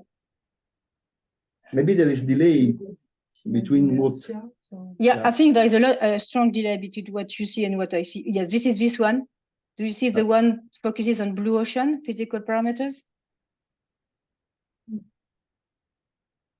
Yes, no. It's in-situ part of Copernicus Marine catalog. 16 in-situ products. Okay. I can try to do it without slide if it's this one. It's not this one. No, it's the following one. The one with the figures, with plots. It's the one with talking about blue ocean and the data flow. But the work that we do with the EMODnet and EuroGOOS. Okay. Before management, this is exactly that. So collaboration. It's the next one. Seems to do it without the slides because I'm usually trying to. Yeah, maybe without slides would be an option. If you can explain, I mean. Okay, so I take my slide to have a support just for me. We will, in any case, provide the slides. I'm sorry for that. I mean, I don't know why it's like that. So what I was talking about, it's I wanted to talk about to focus on the blue ocean and the data flow. And as I said, to unlock new and old data, we are working for what we call the MIC working group with EMODnet and Eurogoose. And the data flow for this blue ocean, so the physical parameters, between Copernicus and EMODnet is as soon as the new data is available, it is harvested in EMODnet physics and accessible to users. In parallel, there is a quality control, a quality check done in the in-situ TAC, and afterwards, the data is made available in the Copernicus Marine catalog within the corresponding product. And with all commitments, to have an operational product and following the requirement for the Copernicus Marine service. And when these parallel steps have been done, EMODnet physics in a second, let's say, step, EMODnet physics harvests in-situ TAC 3 times a day. So this means that EMODnet physics contains all in-situ TAC data for the blue ocean, and other one, some that have not been QC'd yet by in-situ TAC, and some additional parameters, as example, rivers, noise, that are not that we don't have, and some data set for which a collaboration within in-situ TAC providers is not established yet. But we have a collaboration, and we have a clear view of what we do and what we don't do and how we work together. So now I go on the main achievement of past year so I chose several of them, but not all of them, of course. So I made a selection. So I started with I wanted to start with integration of new data, because this is something that is important at the in-situ level and a day-to-day work. So I wanted to give a few examples. For example, for the global ocean, we had the ICIS data bottle and the CDD platform within the in-situ product. For the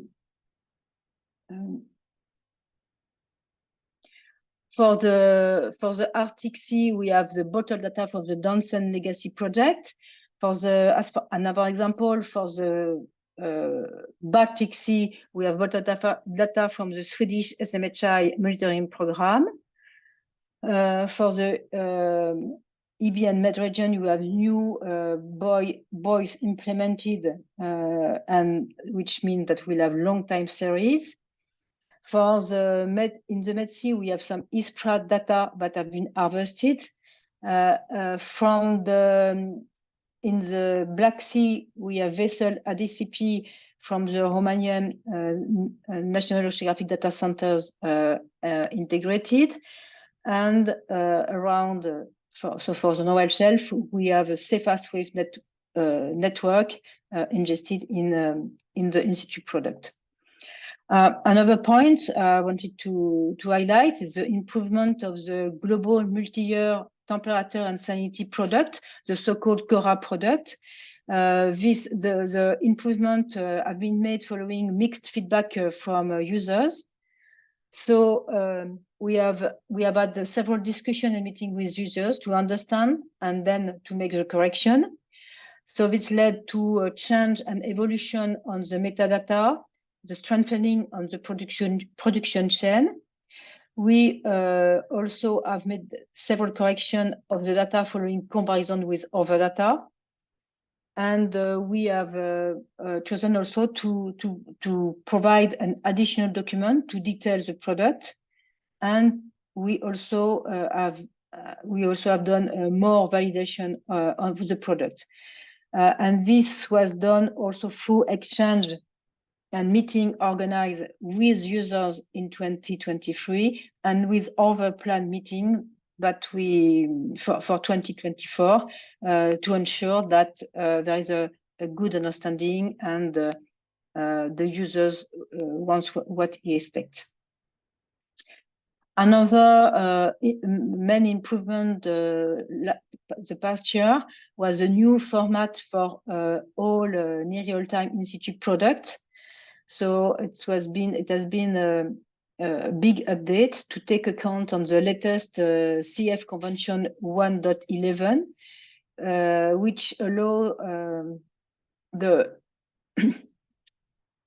which with the improved definition of the discrete sampling geometries, and it has been a big and important transition to users and heavy work, well managed at the institute level, which was from a technical point of view, which was nice, and a good synchronization between the institute partners. And the last point I wanted to highlight for this achievement was the collaboration and understanding and complementarities of the different European initiatives. So as I already said, with EMODnet and Eurogoods through this MIC working group, with the first objective, it's to have a better interaction with new providers to unlock data. So step by step, it's improving and it's good, interesting. With EMODnet, so we are part of the stakeholder EMODnet chemistry board. So it's interesting also to have a better understanding of both integrators and know who does what and how it is done to see how we can better collaborate. And we have also contribute with EMODnet to a common paper, and this has been done with the same level with Mercator and with EMODnet Secretariat to contribution to a common paper which is entitled European in-situ Marine Data Service Landscape. And we are involved through the MIC and the EMODnet Secretariat to the preparation of the infography that will highlight this short note, 3 pages. And we have also a good and improving collaboration with GERICO, so this future research infrastructures on coastal data. As GERICO is a member of the Institute stakeholder board, and as we are involved in the GERICO user forum. And together we work within the Focus Horizon Europe project, which allow to go deeper in the collaboration with the GERICO and the coastal partners. So this will allow to better take account and highlight the coastal data and the coastal flow between the different integrators. Now I go to the plan and perspective. So I chosen to highlight a few of them. So in 2024 we will have a worldwide extension of sea-level product. So we didn't manage to have an official agreement with the GLOS community, but it's all right for them that we we are going to integrate some GLOS platform within the Institute stack. So it's a step-by-step approach and communication each time with the GLOS community. And the plan for this year is to add at least 65 new stations that will be distributed worldwide to ensure global coverage. And this data will be taken from mainly 2 data sets, the Hawaii one and the Vlies one. And another important point is 24. We have started, but we continue to work on the better visibility of the in-situ product. And this is also mainly thanks to the new Marine Data Store. So now, up to now, MyOcean Pro allows the visualization of 11 in-situ products out of the 16 that we have. So it's and there are it's possible to view this product the same way as the other products in the catalog. There is still no subsetting possible for the in-situ product, but hopefully this year, as the MDS is based on cloud computing and big data technologies. So this means that thanks to DataCube and other techniques, it's possible. It will be possible now to consider sparse data that are in-situ data, the same way as graded model data. So this is something that is done on Mercator level, but we follow this with great interest. As perspective, we harvest. So our day-to-day work is to harvest new data ever and ever. So additional parameters not yet considered from known platform, and also go to unlock additional platform and to find new providers. And this is a work that is done with EMODnet support together with EMODnet. We also want to continue to highlight and enhance the coastal data, and this is going to be done in collaboration with Jericho. We also are going to improve the quality control. There's many things to do, but one of our main objectives is to, from the multi-year product and all the QC we've done on the multi-year product, to go back and to use this QC on the near real-time one, and then also to go back to the providers. So to close the loop. And we also still and will work on the product visibility by providing feedback to the MDS developers and by listening and answering to our users. And that's all for me. Thank you very much, and sorry for this complication with the slides. So thank you, Dominique. Apology for the technical hiccup. I hope that since eventually we managed to synchronize Dominique talk with the slides, okay, good. Everyone has been able to properly follow the Dominique presentation. So I remind you that we have the Q&A where you can write your questions. We will be ready and happy to answer all your questions. And now, so from the satellite to the in-situ, we will go to the model products for the blue area, and I give the floor to Emanuela Clementi. Thanks, Marina. Hello, everyone. Yeah, I'm going to start. Yes, I'm going to present you the modeling part of the Blue Ocean component on behalf of the 7 monitoring and forecasting centers. So first, why modeling systems. I went too fast. Okay. Because they can numerically simulate all the space-time scales that characterizes our ocean, and thus they have the ability to accurately represent the various phenomena that are resolved, but also to parameterize those cases of variability that are not resolved. So as MFCs and production units, what we do is to apply state-of-the-art ocean models and also simulation methods to ingest observations, and this to improve our model solution. We produce short-term ocean forecasts that can be used as boundary and initial conditions to extend our predictability also to local and coastal scales.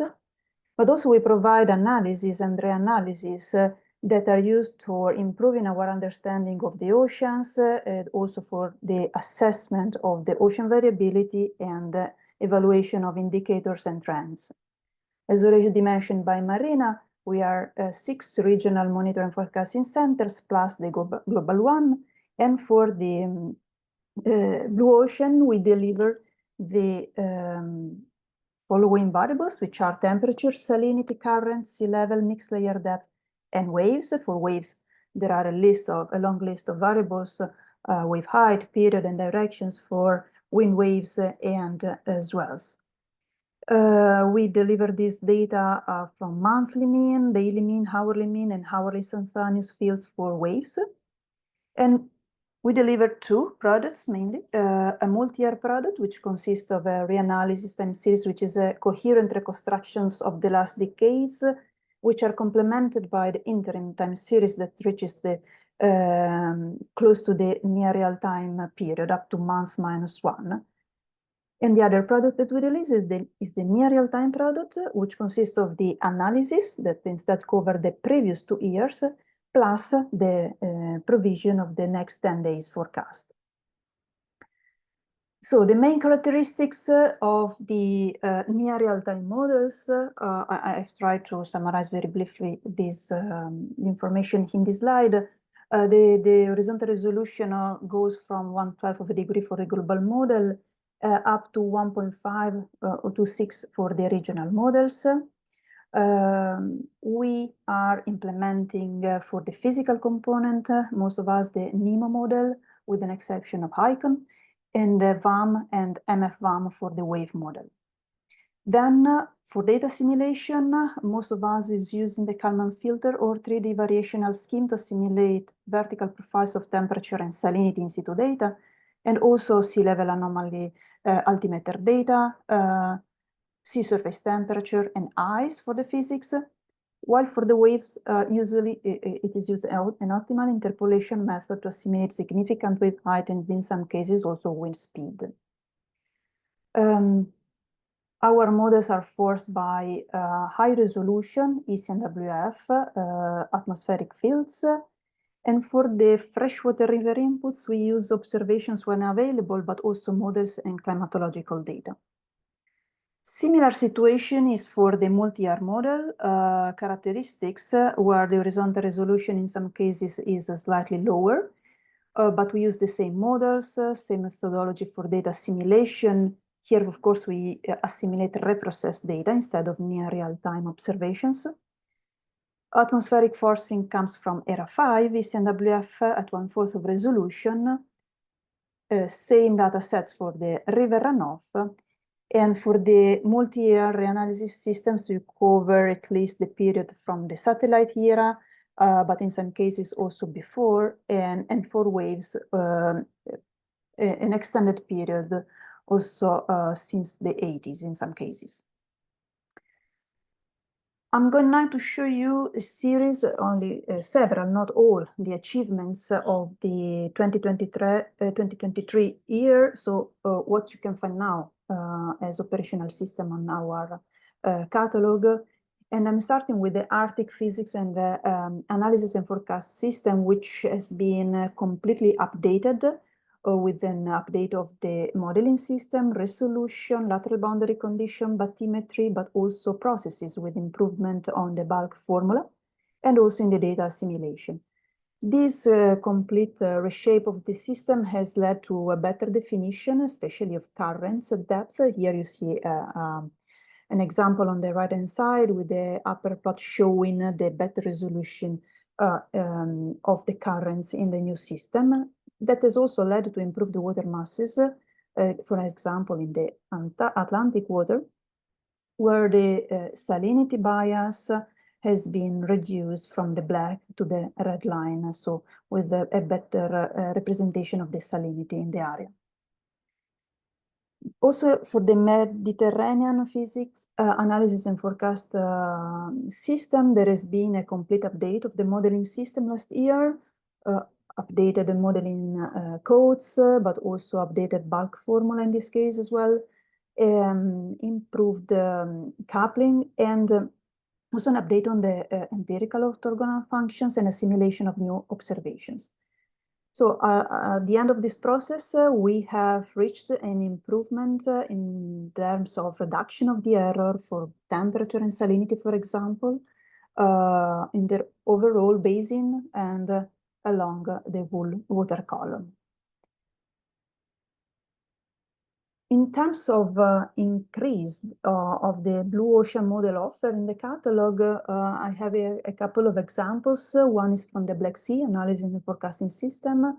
In this case, the domain has been extended to include also the Marmara Sea. So now you have an additional piece of the domain. This is based on an unstructured Turkish grid model with 500-meter resolution, and it provides lateral boundary condition to the Black Sea. In the future, it will also force the Mediterranean Sea through the Dardanelles Strait, thus it will provide a missing link for the southern European seas. In addition to that, for the Mediterranean wave analysis and forecast system, we have included two additional variables. One is the maximum crest height and the other is the crest to throat height. In this case, a LATEMAR service evolution project method is being used to evaluate the Hmax estimation. And the validation for these new variables has shown a slightly lower scale with respect to the one of the significant wave height, but by the way, in line with literature and previous quality checks. When then we apply upgrades of our system by forcing our model with improved forcing and coupling. For example, here we have the example from the global wave analysis and forecasting system that has been forced by 6-hourly current data and updated, including a simulation of significant wave height, including SWAT nadir and HY2B data, so additional observations. This has led to a slight decrease of the scatter index for the significant wave height in the overall basins, but in particular in the tropics, as you can see on the right. Another achievement in terms of wave analysis and forecasting system has been achieved in the Baltic Sea.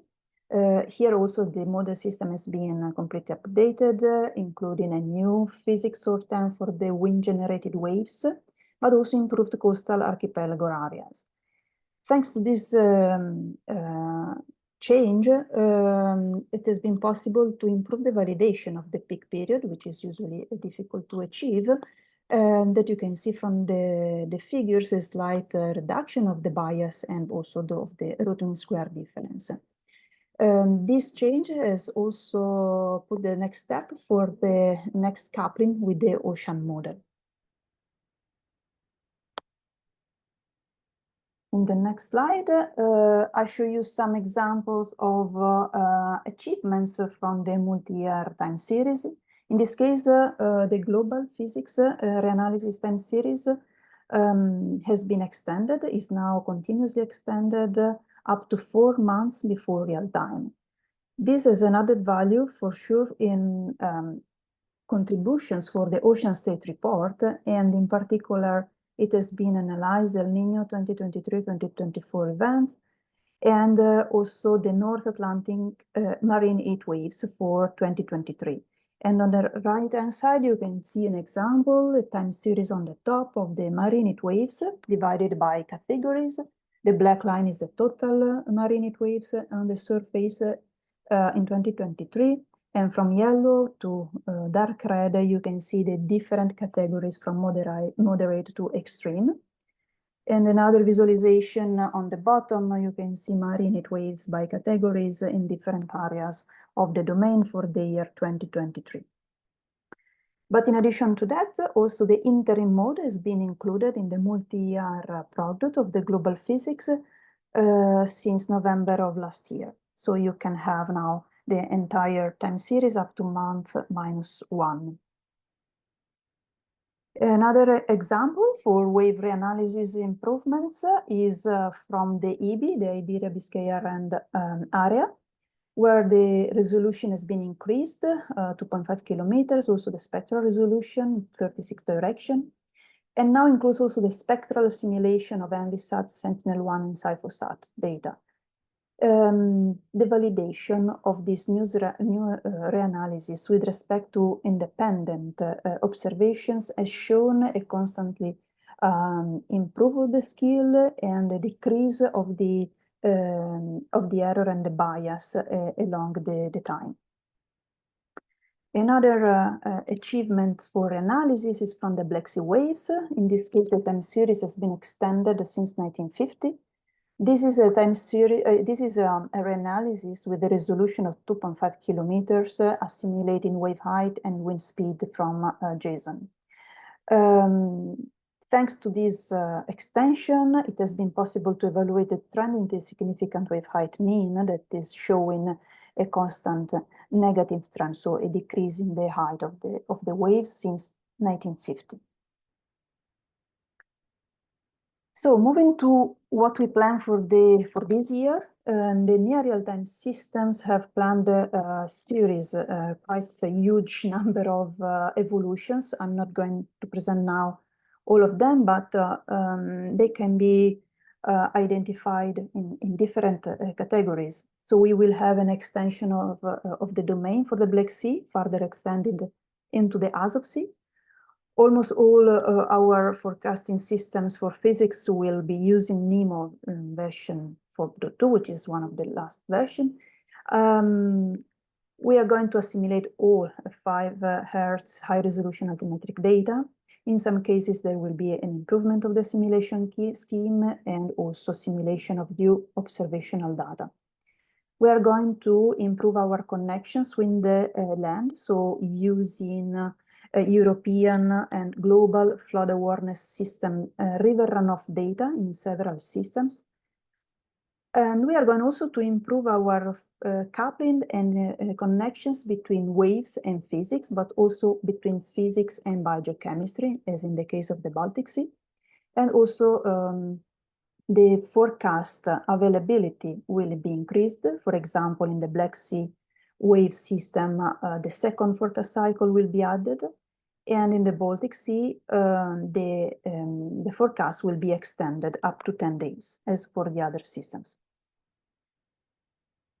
For the multi-year systems, the planned evolution this year will be to deliver a new reanalysis. In the case of the EB, we will have a new system for the reanalysis at 136 of resolution. Also, the Black Sea will be delivering a new reanalysis, in this case at 140 of resolution. In the Baltic Sea, there will be, for the waves, they will be used the VAM system covering the period from 1980. And also the Black Sea wave model reanalysis will be improved by the coupling with waves, with the physics. In general, there will be, especially for waves, a backward extension starting from the 80s, but also in some cases, also a production of the interim close to the near real time, such as for global physics and waves. And that's it. Just last take-home message that as monitoring forecasting centers, we are continuously putting effort to improve our system accuracy, including modeling upgrades and assimilating new and higher resolution observations. We are always trying to improve the dependencies between the different components, physics, waves, but also biogeochemistry, and also with the external forcing fields.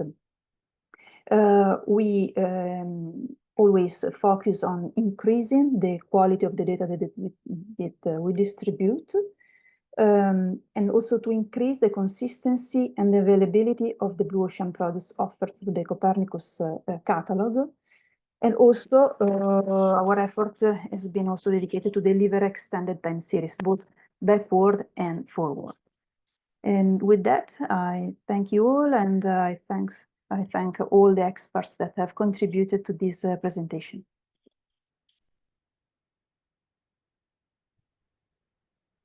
Thank you, Emanuela.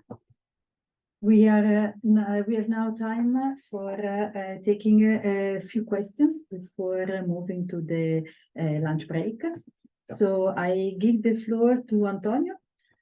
Yes, maybe there is the first question there on the top for Dominique about if you can provide maybe a bit more detail about what are your collaboration with the European vessels infrastructure.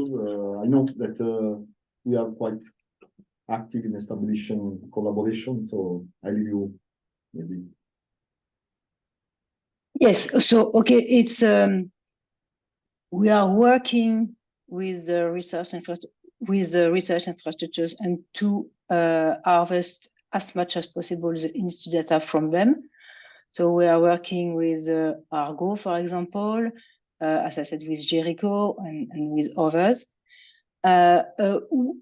About specific mechanism, it's I wouldn't say we have one specific mechanism for all of them, but we are involved. We are working with each RI which is interesting for in-situ TAC.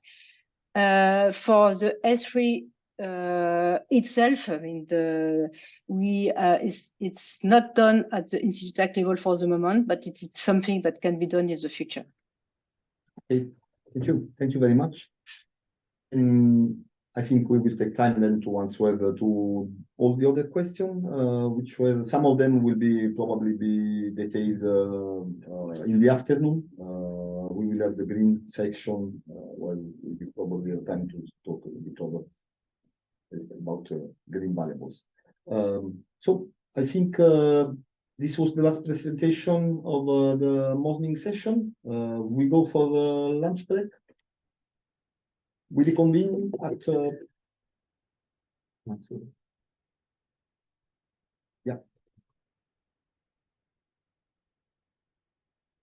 o'clock. Yes, perfect. So see you at 2 o'clock sharp, and we will start again with observation and in situ and model. And model. Yes. And model. So have a nice break, have a nice lunch, and we are waiting for you back at 2 p.m. See you then.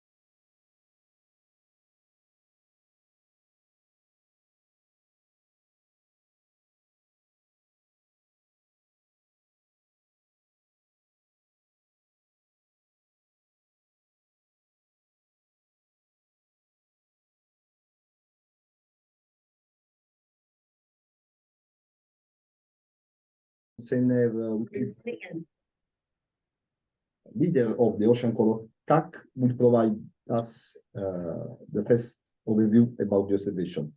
Vittorio, you should have the control of the slides. The ground is yours. Please. And adjust the slide for the question for the attendees. Please. Okay. Thanks everyone. Thanks for being here just after lunch. I'm Vittorio Brando, based at the National Research Council of Italy in Rome. And and I will try to present the achievement of the three biogeochemistry tags, which they are called Green Ocean tags, as Antonio just said. And we have three tags: one of the in-situ thematic assembly center, the ocean color thematic assembly center, and the multi-observation. The three Green Ocean tag provide time series of the essential ocean variable.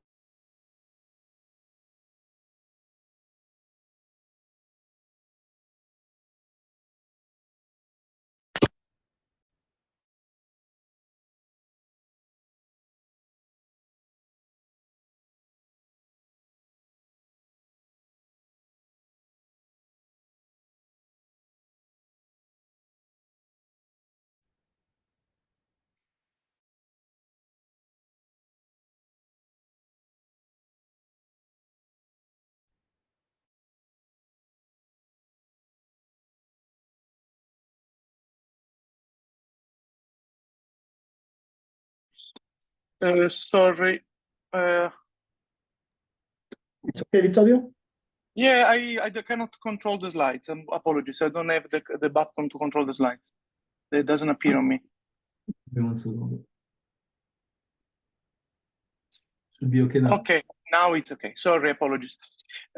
So I will be introduce you some details about the three tags, and then give you an overview of the main achievement in the last couple of years, and draw some conclusion next cycle.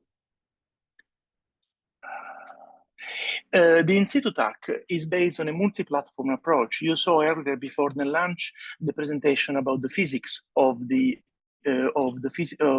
measurements related to physics in situ parameters.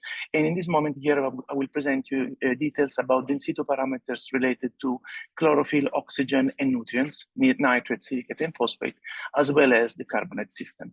Year after year, more and more in situ data is acquired to feed using a new platform to try and add more data density in a region for as much parameter as possible. And this is used also the inclusion of data providers, the historical data provider, or other collaboration like with EMODnet, Eurogoose, and Jericho. This is an overview of the last cycle of the Copernicus Marine Service, where more and more the quality control, year after year, the introduction of chlorophyll, oxygen, nutrients, and then the quality control and upgrade has been present every year for the near real-time data time series, and also a multi-year global carbon product has been introduced by updating as much as possible whenever SOCAT or GlobeDAP datasets have been available, and the temporal extension by now is every 6 months.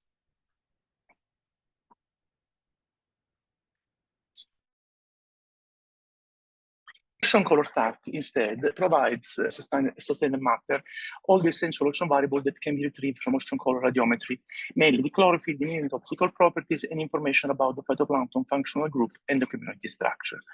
In the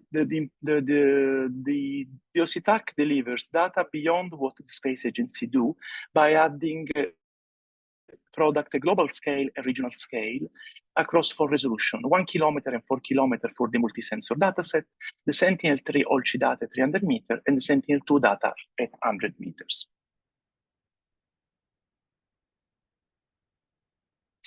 This is an overview of the development of the near real time that started as single sensor in 2015 and then moved towards the introduction of the multi-sensors and introduction particularly 2021 of Sentinel-3A and Sentinel-2B datasets. We had as well the multi-sensor with the introduction of Sentinel-3A in Olci and a major catalog reorganization in 2020. The multi-year sensor dataset is being introduced more and more often, and now here with the major reprocessing.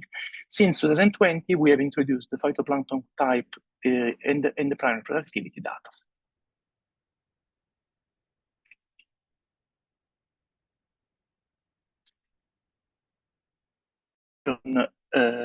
thematic assembly center is based on a product that are based both on observation and data fusion techniques with both satellite and in-situ data. And they are across the carbon and biogeochemistry or spatial or variable. And these multi-year products take advantage of the strength of the global ocean observing system, are as close as possible to observations because they're mainly data fusion techniques with data, and provide stable long. They are complementary in approach to the hindcast and simulation performed by the marine forecasting centers.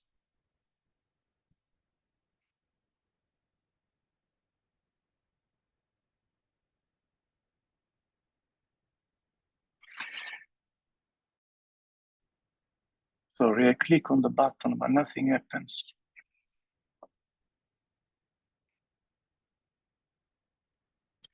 Okay, so this is an overview of the introduction of the data sets. Apologies, year by year.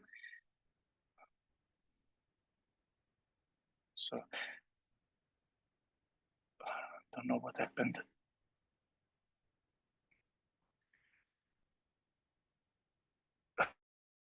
What's happening with the slide control? Karina, we can take the control of the slide if you. Yeah, apologies. Can you go back to the motivation track? Apologies to everyone, but apparently my line is not perfect here today. And okay, so as this slide is showing how year after year since introduction of the new TAC in 2018, the surface carbon and nutrient carbon and chlorophyll A datasets have been introduced year after year. Important point, in 2022, new variables were introduced for the surface carbon, and in 2023, the new variables were introduced for the nutrients.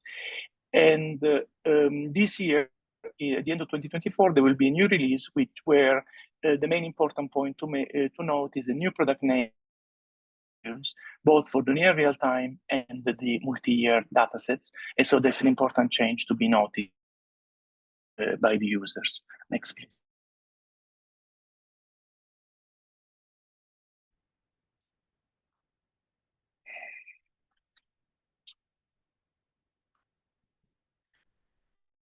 I don't know whether you're changing. Okay, so next, please, again. So moving towards the achievements. Upstream new variables and the improvement in processing.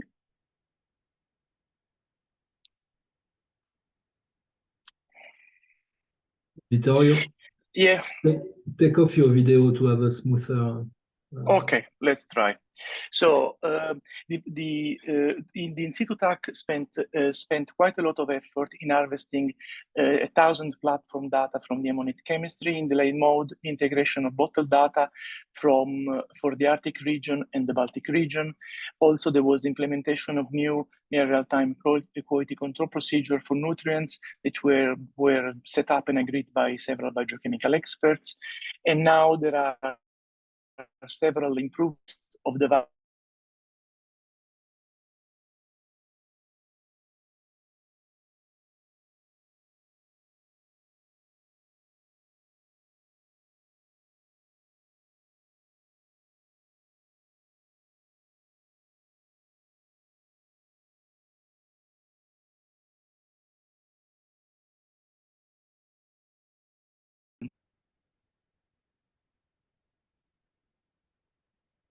Vittorio?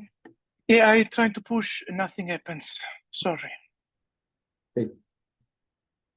I don't know why the line is bad today here. That is okay. Nothing. Yeah. This is the slide with the product overview, the Ocean Color TAC product. Okay, I don't see it. So that's where we are. Sorry. Will come. Will come, but I know it because I have it in my slides. So let's do this way. So the catalog, the product overview for the Ocean Color TAC, we have a product across the level 3 and level 4 levels across all the regions in our monthly average. And as I mentioned earlier, across 3 different resolution, multi-sensor 1 kilometer, Olci at 300 meters, and Sentinel-2 at 100 meters, both for near real-time and multi-year sensor. Next.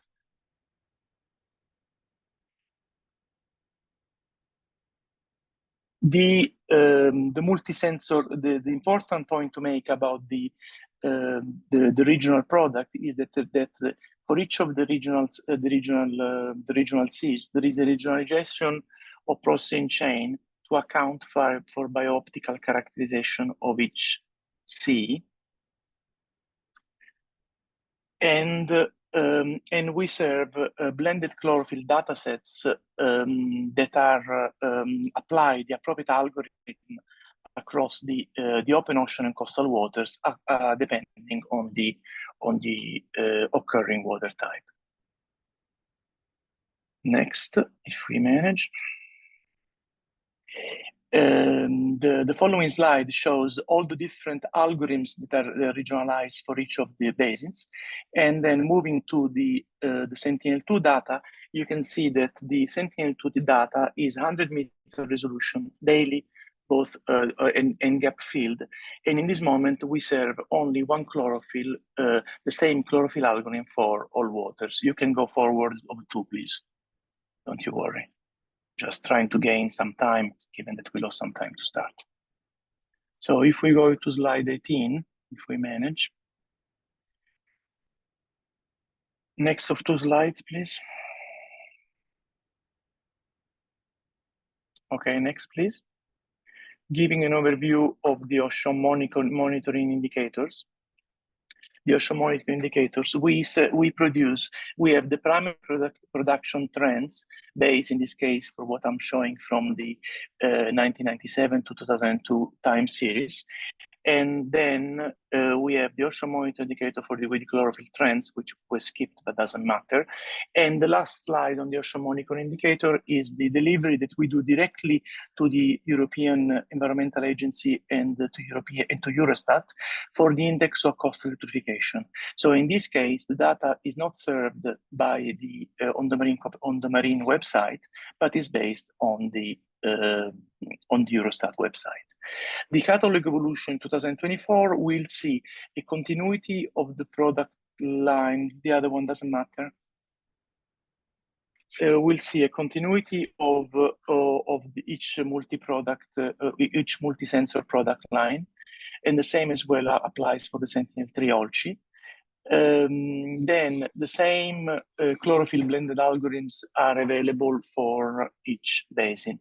Moving to the MOB, the two-surface carbon, there is a new product name, as I mentioned earlier, which will also see the near real-time production as to up to 1 month to present, up to 1 month to present. I'm hoping you see the slide I'm commenting. And the surface CO2 fugacity NFC fluxes. There is an ocean monitoring indicator, thank you, on the global yearly pH time series, and one on the ocean carbon sink, and one on the surface ocean pH trend. Next, please.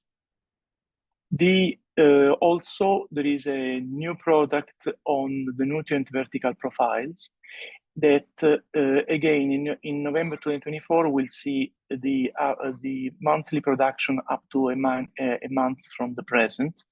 And in here, the nutrient encapsulated through the water through the water column through depth based on neural network canyon data collected over the last 30 years. And so this is a way to take advantage as much as possible of the biochemical Argo profiling data available as they come available on a monthly basis. Next, please. The other achievement, the other important product of the multi-observation TAC is the chlorophyll and particular organic carbon three-dimensional field, and that's based on a neural network that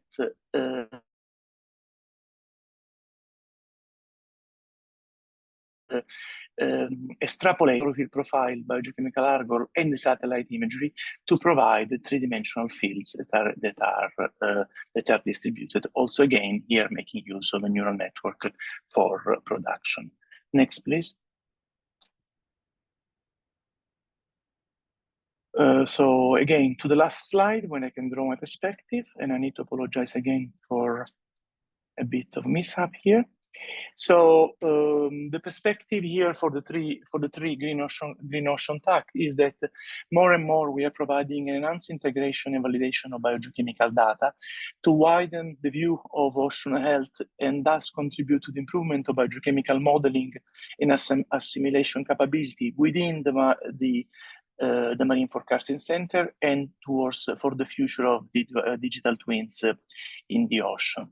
There has been a continued integration of the developed and upcoming observing capability to measure the biogeochemical variables of interest, particularly with the focus more and more in the last couple of years on the coastal and polar region. We've been in current essential ocean variable basin level and in coastal areas, as I mentioned. And also we've been including the new biogeochemical essential ocean variable related to the carbon cycle, both in situ and in satellite. I thank you for your attention and apologies for the quality of the presentation. Thank you, Vittorio. So we can move to the modeling products for biogeochemistry, and I give the floor to Marilaure Grégoire. And remember the Q&A, so don't forget your questions. Marilaure, the floor is yours. Yeah, so thank you, Marie. So good afternoon to, good afternoon to everyone. So I have the privilege this afternoon to present the overview, what were the main achievements of the green ocean models and what are the plans for the next year, the next entrance into service. Okay, so the main point of my talk are the following ones. So first, we will overview what were the main evolution during this last year. Then we will see by giving some example, what are the impacts of this evolution on the quality of the green ocean products. And then after, we will overview what are the planned evolution for the next entrance into service. So you have already seen this picture many times. So you see here what are the different monitoring and forecasting center in the Marine Copernicus service. So I will not record them here. What I would like to stress is that the products that are delivered by the Green Ocean Marine Production System, and you see here, I call it minimum, is really the baseline product that you can find in each Marine Production Center. So it means that if you look at Copernicus website, you will find for all the Green Ocean Modeling Center, the plankton, which is the chlorophyll, phytoplankton, and primary production, the nutrients, nitrate plus phosphate, then oxygen, and then the carbonate system at the minimum pH at PCO2. I mentioned that as a minimum because you will see in the talk that there are on the top of that many other variables that are delivered by the Green Ocean production centers, and these variables differ across the center according to the specificities of the system that they are modeling. Okay, so now in terms of products that you will find monthly mean, daily means, and also for the flux, hourly means. As concerned the duration, you will have basically two products as for the physics, a multi-year product, which goes at the minimum from 1998 up to 2021. And we will see that we go beyond that period. And we also deliver an interim product, which means that you have a kind of multi-year product up to 1 month before presence. For the near real time, we are providing what we call a near real time products, an analysis of 2 years at minimum, and then you have forecast of 10 days delivered each day. What are the system evolution that we had a few months ago during the last entrance into service that happens in November 2023?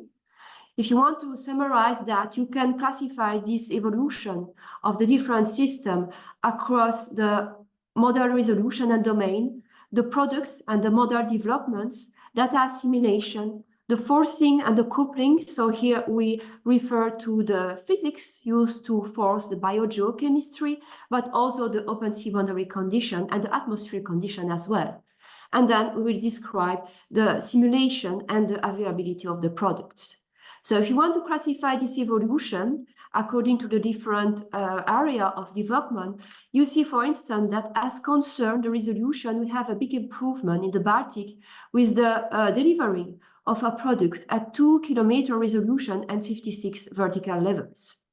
For the Arctic, we see improvement because in terms of models, by the inclusion of coccolithophores of the light dependent growth terms and improvement of the SC CO2 flux.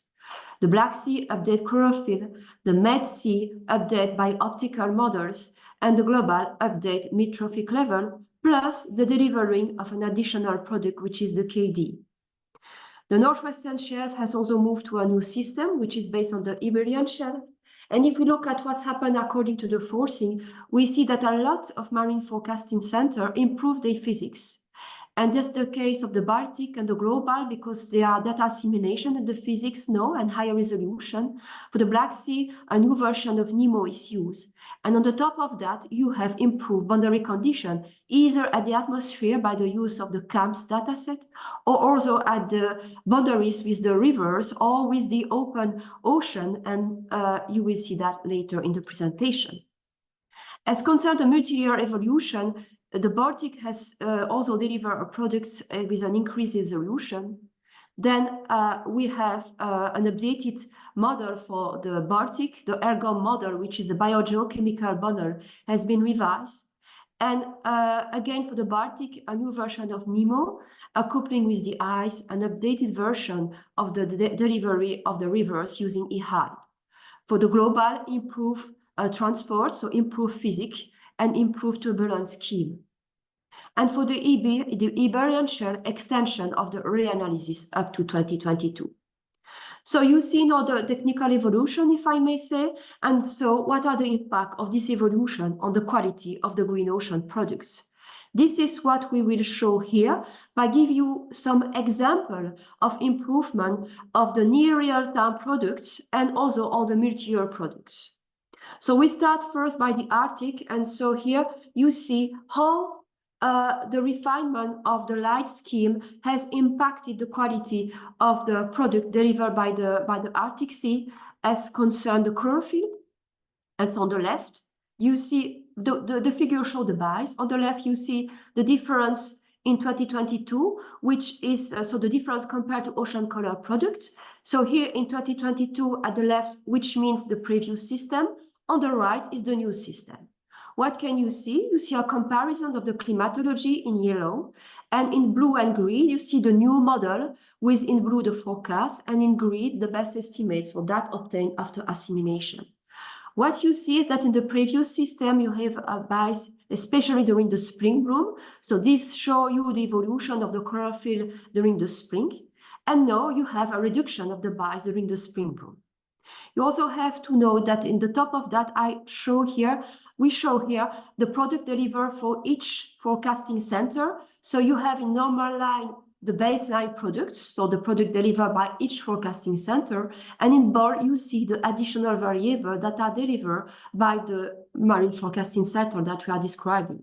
And so, for instance, for the Arctic, you see that on the top of delivering the baseline products, they are also delivering the zooplankton, the particular organic carbon, the silicate, and the extension coefficient of the light. Okay. So now we move to the near real-time system in the Black Sea. So you see again the products. I will not describe it each time, so you just know what it means here. But so the improvement in the product in the system consists in the switch from a new version of NEMO, but also a better formulation of the chlorophyll in the model. So you look here at the bias as concerned the oxygen, and you see here the comparison with the Argo data. Both. On the left, you see the statistics, okay, the table. This column show you the column here show the previous statistic, and the right column show the new statistic, and you see that the error has been reduced. If you want to compare the spatial distribution of the depths of the oxygenated layer in the Black Sea, so it's the depths where you have oxygen. You have that estimated by the Argo, and it's on the top. And below, you see that estimated by the model. You see that the model captured quite well the gradients of the depths of the oxygenated layer. It's much shallow in the deep sea. It's about 60-80 meters here in the model and also in the Argo.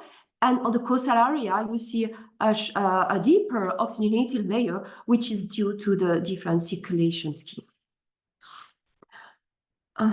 Okay, so now we move to the next system, is the Iberian Shelf, again, the near real-time products. And so here, the change consists in changing the boundary conditions. So more and more regional marine forecasting centers are coupled at the open boundaries with the global forecasting center, just to be more consistent. And you see here the first results of this coupling. On the left, you see the difference, the bias of the chlorophyll simulated in two systems by comparison with the ocean color products. On the left, you see the reduction of the error and the previous system, where you just coupled with the physics at the open sea boundary. And on the right, you see the impact of using as boundary condition both the physics but also the biogeochemistry coming from the global ocean. So what we can say is that for this 2 years of simulation, we see improvement in some region. That's the case essentially around the Biscay, the Gulf of Biscay and Brittany, but also in the very coastal region close to the Morocco. On the other hand, we also see some degradation in some region, like for instance, so I don't know if you see my mouse, probably not, and I can. Anyway, in the Gulf of Lions, in the Abruzzo Sea, and also in the Denmark region. Okay, so that's, and in the global ocean, the global part here that you can see, it's more positive and negative, so it's less clear, the change. So now the Mediterranean system, so what's happened in the Med Sea, they improve the biooptical models. And so here, on the first row, you see the impact on the attenuation coefficient KD, as observed by the satellite, is the gray line here. And on the left, it's the previous system with the old biooptical model. On the right is the new system with the new biooptical model. What you can see is that the new optics improve the simulation of the seasonal cycle, especially in summer. If we look now at the spatial distribution of the effect of improving the biooptics, you see here on the left the ocean color product, a product that has been delivered by OCTAC. And on the right, you see the distribution of chlorophyll from the previous system in the middle, and on the top right, you see from the new system. And you see that the improvement of the biooptics has improved the redistribution of the difference between the West and the Eastern Mediterranean Sea. Okay, for the Northwestern Share, so we move to a completely new system. So it's an extension of the Iberian Shelf model that I have shown previously. And what we can see is that this comparison of the Iberian Shelf model with the ICES dataset. Here on the left, you see the comparison of the seasonal cycle for the chlorophyll and for the nitrate. And so you can see that the model captures quite well the seasonal cycle of the chlorophyll and for the nitrate. And here you see the spatial distribution of the simulated chlorophyll on the right and nitrate on the bottom. And on the left, you see the same from the ICES datasets. And you see that the model is quite able to reproduce the spatial variation of the high productive region close to the coast. Now we move to the Baltic Sea and we move to the multi-year products here. We'll show two examples of multi-year products now for the Baltic and for the global. For the Baltic, so they switch to a new version of NEMO, updated model, increased resolution, improved boundary condition. What are the consequences now on the products? You see here the figure, on the left the phosphate, on the right nitrate, on the top you see the surface, on the bottom you see at the bottom of the region, and the region is here in the center of the Baltic Sea. And you can see that the new model and the new improvement has considerably improved the quality of the model, especially in the bottom layer. Okay, and then we move to the global ocean. So here in the global ocean, they improve the transport and they improve the physics, the parameterization of the physics. And so here you can see what's the impact on the left on the chlorophyll, on the right on the oxygen, comparison with the Argo floats. The first row show the comparison of the new version of the model, and the last row show the comparison of the previous version of the model, the old version, the old dynamics. What we can see is that you have some change in the performance. It's not so clear for the chlorophyll. For the chlorophyll, you see that basically the model is more productive. For the oxygen, you see a slight improvement in the region of the equatorial ocean, where the oxygen simulation has a reduced error with the new dynamics. So now if we move to the system evolution in 2024, so what will happen?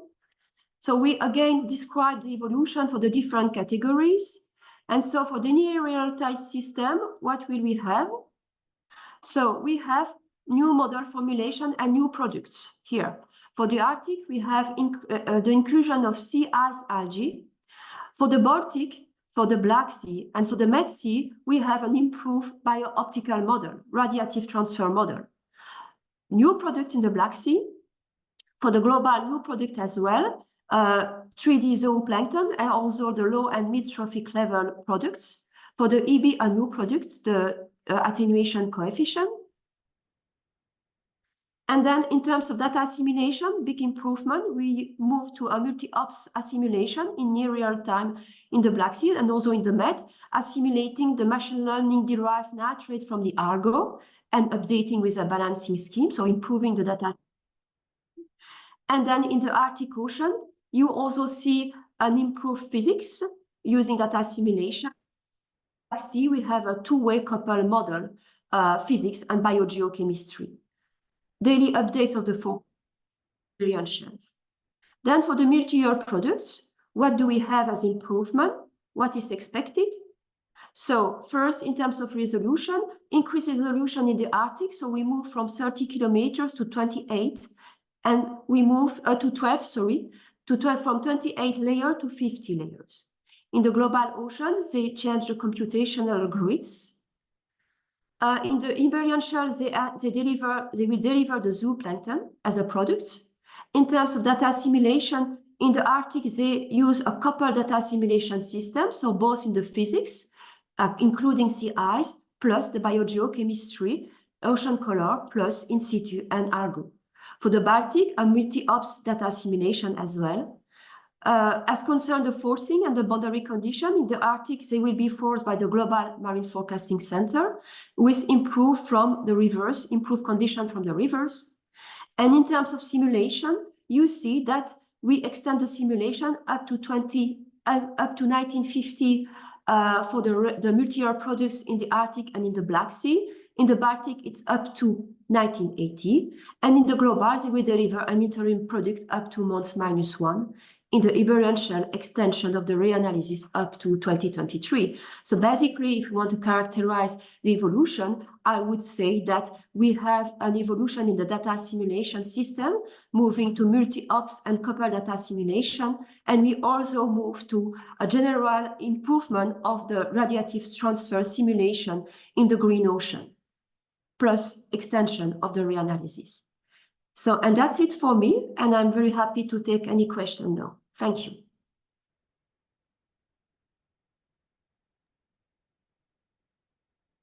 Thank you, Marilaure, for your presentation.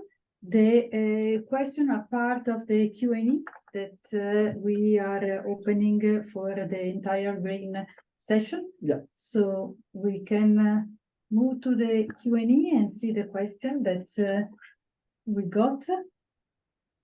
So we... Yeah, I can maybe while looking at the other. Yeah, I wish I had something. Yeah.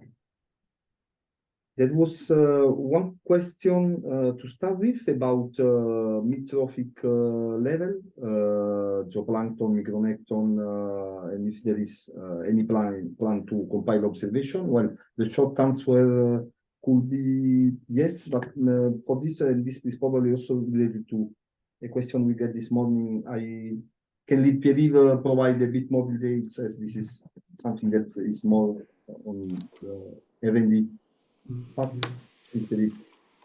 Yes, so maybe very briefly, because I explained that all this, so we have a plan for major evolution for the marine biology. The way we will organize it for Copernicus Marine is through the Necton Horizon Europe project. So the plan is to discuss with the project as part of a roadmap on impact on the service evolution to see what could be implemented in the coming year. It's more a long-term objective, but the plan, midterm plan, will be indeed to include this new data set, also in interaction with EMODnet and for marine biology for EMODnet. But there is not yet a plan, and the plan will come through the discussion with the Necton Horizon Europe project. Thank you, Philippe. This is clarifying, otherwise we can provide more details offline. We just saw there is a new question. Maybe I leave you. Yeah, so we got a question asking if you can explain how coccolithophores were modeled in the Arctic and which biochemical model was used, and does it include the coco-specific PFT? Okay, so I can try to answer. Of course, I am not. Laurent is there. So the model is ECOSMO. So this is a biogeochemical model that is used in the Arctic Ocean. I guess that so far they are not delivering plankton functional type, but if my understanding is correct, they will now include a specific PFT, so plankton functional type, that mimic the coccolithophorids effect, but I don't know to which extent it will be done. So will it be impacting the alkalinity by calcification, etc.? Maybe, I don't know if Laurent can answer this question, but that's a very good question and very important in relation to the carbonate. Laurent, have you any idea or not? Yeah, so you can. Yes, thank you. Thank you. Yeah, so the coccolithophores are a compartment in the ECOSMO 2 model. So they have the impact on the carbon cycle, and they are not delivered as specific plankton type as an output. It is included in the total, say, biomass of zooplankton, phytoplankton, sorry. And that's, I think, yeah, that's all that we can do for now. There's no possible validation of plankton functional types in the Arctic, so that's why we restrain from providing too many PFTs in the output. Yeah, thank you very much. Yeah, okay, yeah. Thank you, and we don't have other question now. Okay, maybe if we still encourage you to post question, we have time to answer offline during the General Assembly, and we can maybe move to the next talk, which we are moving on to the White Ocean observation. So just in line, so we were talking about the Arctic, yeah, and we move to the White Ocean. Okay, so from the DNSN from Norwegian Meteorological Institute will provide us an overview of the White Ocean observation.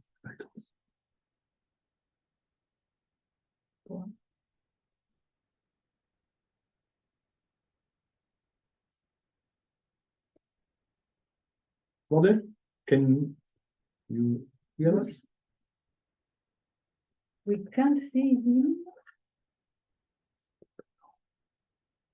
So we can swap, so we can start, sorry for this change of program, but we can start with the model component, and we ask Laurent to give you the overview on the modeling products for the White Ocean. So Laurent, the floor is yours, and soon, very soon, you will be able to go through your slides.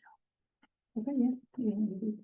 Thank you. So yes, I'm Laurent Bertineau from the Nansen Center. I have participations from Gilles Garrick and Mercator, Rebecca Hus at DMI, and Tim Williams at NERSC.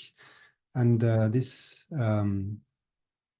is say now the a slide to introduce you to the complexity of the sea ice as a modeling medium. So the users of sea ice are in need of planning and tactical advice, so at different time scales and spatial scales. So there's this overview graphic from Penny Wagner's paper a couple of years ago, where the resolution of the data needed for operations is as high as a staggering 100 meters.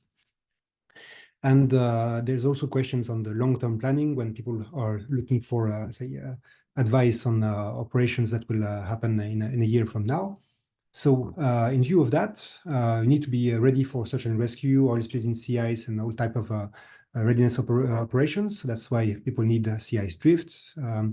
There is also an importance of sea ice for the ocean. So the sea ice is an important part of the ocean cycle. It's important for waves, it's important for the ecosystem, as you've heard from the sea ice algae. So the coupling to sea ice is also an important topic, to have all of these processes running together in harmony. Then we need to compare normal to multi-year conditions. What was happening in the past? Is it normal? What's happening now? And we need to honor the observations. The ice edge needs to be where it is in the observations. That's why data simulation is also critical. So there's 3 monitoring and forecasting centers that contribute to sea ice data. They all contribute concentration, thickness, and sea ice drift, sea ice UV directions. And then, depending on the regions, you may also find snow depth, classification of sea ice age, and the albedo of sea ice. The timescales for that are monthly, daily, and hourly, depending on the products and the data sets. And you will find, similarly as you've seen earlier for the green and the blue ocean, reanalysis and real-time products. Now, that being said, what are the sea ice models? A brief recap. So there is no all singing and all dancing sea ice models. There's models with a simple rheology, simple dynamics, and one with more, say, a special dynamics with the brittle Bingham-Maxwell model, the NextSim model. And if you are looking for thermodynamics, you may find simple thermodynamics in some models and more complex thermodynamics with ice thickness distribution, ITDs, in the more modern codes, but none that has complex rheology and thermodynamics at the same time. So the rheology, to insist on that a little bit, is what happens to the sea ice when it gets under the efforts of ocean and winds. So you take a white sheet of sea ice and apply the efforts, and you see how does it break. It breaks like this in small bits of, say, multi-scales of flow size. And the thermodynamics it can be incredibly complex, because in one grid cell of a model, you may have different types of sea ice that are accounted simultaneously. And then there's all other complexity on that, the snow on top of the ice that may turn into melt ponds, and depending on the geometry of the ice. That being said, the ice has a long life cycle. It is young initially, then it ages, and then it becomes ridged. So young ice looks like this. That's a picture that I've got from NASA. It's forms in thin plates, and then the ridge and raft with each other.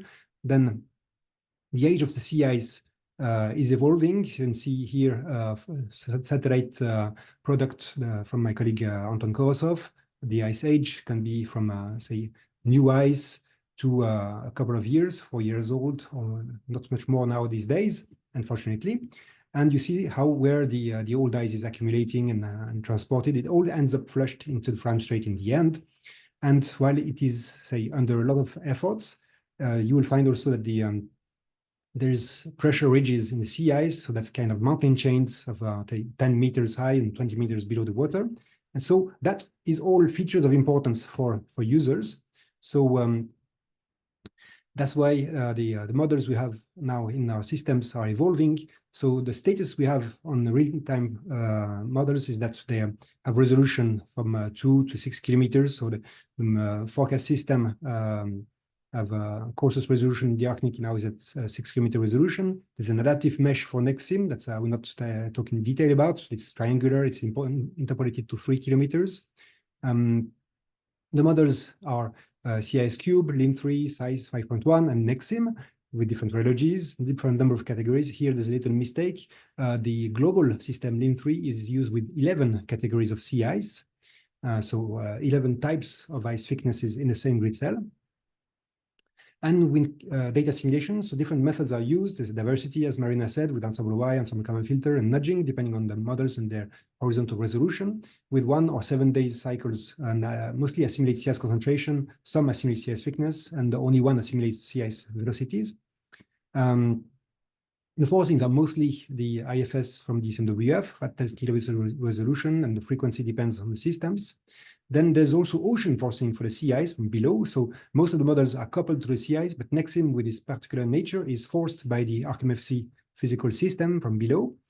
And if you now move to the multi-year systems, it's roughly the same characteristics in terms of horizontal resolution, bit coarser reanalysis for the Arctic. The models are more, say, hang on the older versions of the sea ice, except for sea ice cube in the Baltic.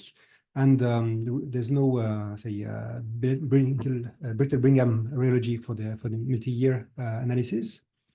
Data simulation are the same methods, same observations are simulated in delayed mode. And the forcing is the ERA 5, which is a coarser resolution. The ocean, same system, is coupled to ocean models, NEMO or HICOM, or forced by the ArcMFC in the case of NEXIM. And the time series can be starting from 91 or 93, depending on the regional or global systems.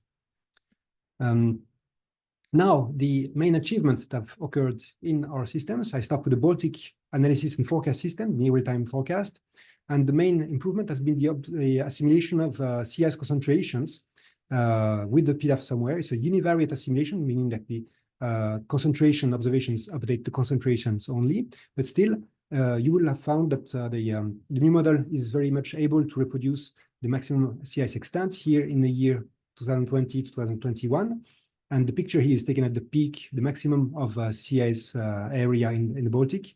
And you see that there's some overestimation during freezing and melting, but the pictures look very much similar. So that's an improvement. And next major update achievement has been for the Topaz system, the one providing Arctic Ocean analysis and forecast. It's been, as said by Emanuela earlier, completely upgraded and doubled in resolution. And since the sea ice model has been upgraded with say, more complex thermodynamics with 5 categories, there are more output variables. There's a coupler, and there's also the need to assimilate sea ice thickness in accordance to the ice thickness distribution, which is a tough nut to crack. So this has been going well with assimilation of the merged CS2 SMOS data, merged from cryosat and SMOS missions, and a rule to redistribute the sea ice thickness. And this is looking okay. So you see from the statistics here that assimilating concentration doesn't help much the thickness, but if you assimilate the thickness with the method that we have, the bias are more or less close to 0, and the errors are close to 20 centimeters, which is, say, acceptable in the case of sea ice thickness. So you see the pictures here that the analyzed and the observed sea ice thicknesses are very similar to each other. And the effect of assimilation does persist in early summer, as been shown earlier by research. Then when CS2 SMOS is turned off in the summer, you still have an effect, a benefit of the assimilation during the summer. So with the EVP rheology, the CS thickness looks very smooth, but there's another product for sea ice only, which is a standalone sea ice forecast from NEXIM. And this one has also been upgraded in the past year to assimilate sea ice thickness. So it's given, say, without ice thickness distribution. And the sea ice thickness is also consistent with CS2 SMOS. You see a little more details because of the nature of the sea ice model, with its high effective resolution. Then NEXIM has also provided new variables, so the sea ice age, as I've shown earlier in the animation, the maps of young ice. So you see there's young ice near the ice edge when the ice is freezing, and a fraction of ridged ice. So it's not information about every individual ridge of 10 meters in the Arctic, but there's an indication of areas where you're more likely to find ridges, which you should want to avoid if you're navigating. Then, as say, go to the global scales where you have both the Arctic and the Antarctic. So there's one indicator that's been added by the global system, which is this total sea ice volume, and you see this time series showing where the Antarctic has had a record low sea ice volume in the past austral winters.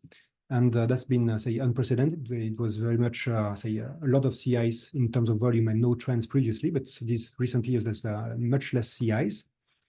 And you will also see, as an illustration of that, if you take the total Arctic and Antarctic CIs volume, this famous spiral of death, when the ice volume is turning down and they irremediably reduce in terms of CIs volume. Now, there's also further developments of the products. Some latency on the line. Yes.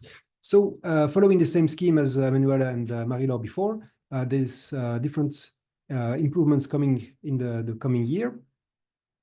So all at once, the Arctic will extend its near real-time forecast domain into the Bering Sea, the next model. The Baltic will upgrade NEMO to a very, very recent version for 4.2.1. And that also includes the CIS cube CIS model. Then the Baltic will also assimilate CIS concentration, as you've seen for the real-time system, but this time in the multi-year product. So that will be improving the consistency of the multi-year with the real-time product. The global will upgrade the NEMO to have a LIM3 model that has also a nice thickness distribution. The Baltic forecast will upgrade the bulk formulas for atmospheric fluxes.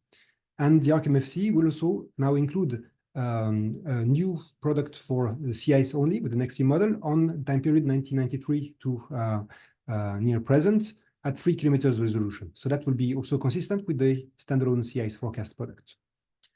The Baltic multi product will start earlier, starting back in 1980, with the same system as said earlier. So with a CIS concentration and CIS sea surface temperature assimilation. So the Baltic Sea, I will skip this one quickly. I've mentioned this before. We'll have these developments, and the Arctic will also have this new multi-year product. And one thing I haven't mentioned yet is the developments of the new global reanalysis module, which will be at 112-degree resolution, like the present one, but will update the NEMO model with the LIM3 model. Will assimilate CIS concentrations from CMMs, and there's some early products results from these developments. So the reduction of Arctic CIS volume is less drastic than it was before, and which was maybe unrealistic. So that's an improvement of the new system, and the increase of temperatures, so is very much in line with the observations from the sea surface temperatures. And the snow depth has increased both in the Arctic and the Antarctic, and that's also more in line with what is expected from the few snow depth measurements that are available. So that's all developments that we think will land on a much improved global reanalysis of sea ice. And the take-home message is that there's continuous efforts to bring relevant information from sea ice models to the users, improve the consistency between various sea ice products, and constrain the models to the observations with assimilation, increase the model data quality, and deliver longer time series backward in time. That was my last slide. Thank you very much, Laurent. So it looks we can move now back to white ocean observation. Frode, we can see Frode. You can hear us, Frode? I can hear. Can you hear me? Can you hear me? Yeah. Yes. Okay, just 1 second. We go back to your presentation.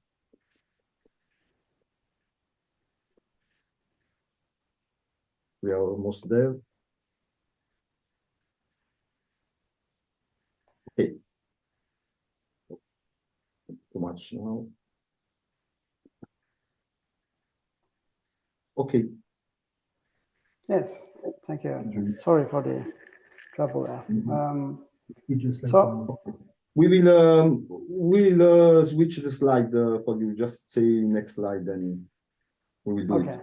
Okay. Thank you. Yeah. So I will present the last achievement of the SC-TOC on behalf of our 8 SC-TOC partners.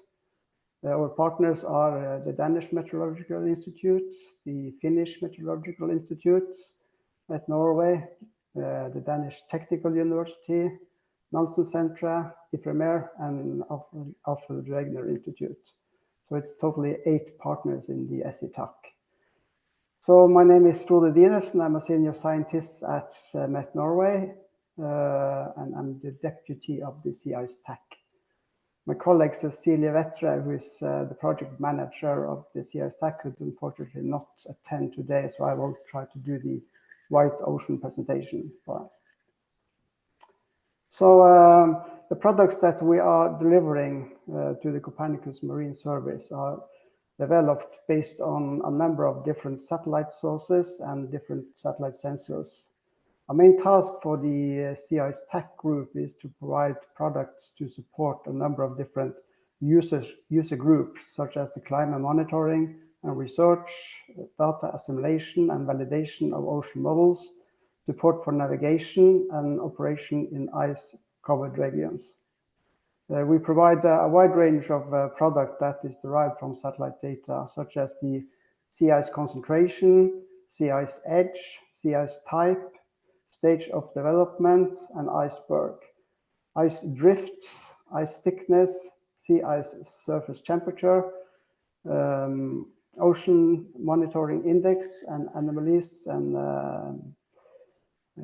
trends. So next slide, please. Yeah, I should also mention that the products we are producing is based on the different temporal and spatial resolution, and it covers both the Arctic, Baltic, and the Antarctic areas.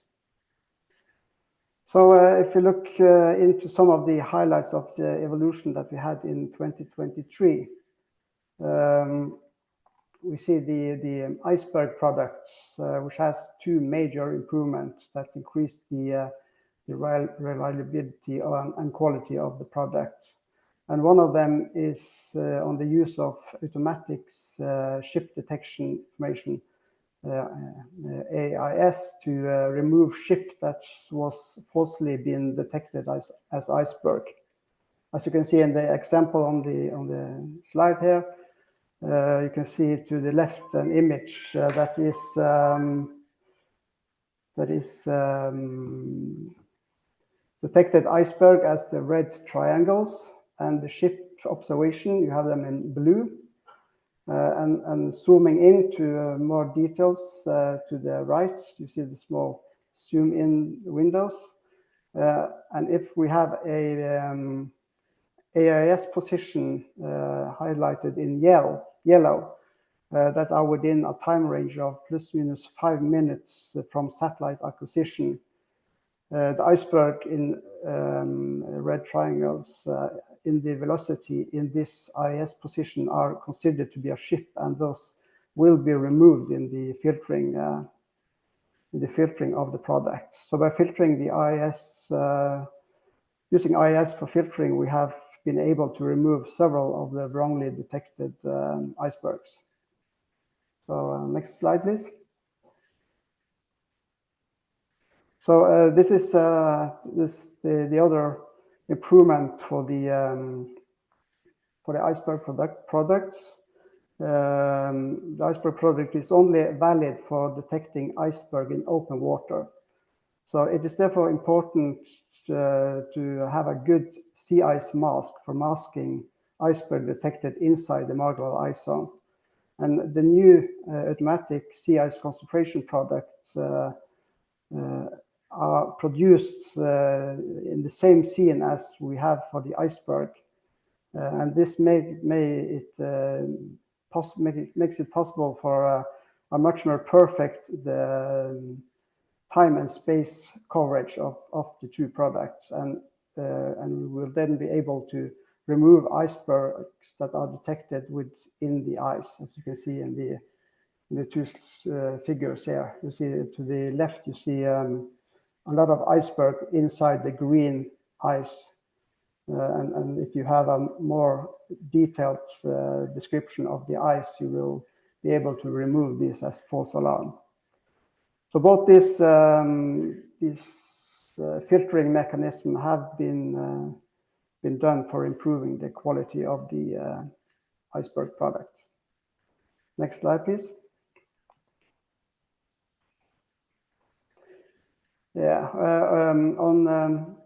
on a new real-time basis, we are producing sea ice drift vectors from SAR.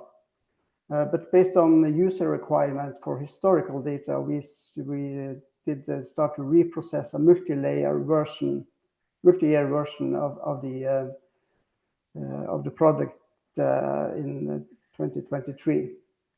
A full reprocessed Sentinel-N period from 2014 and until 2023, with one data set delivered each day are generated, and these are will be updated with a yearly product.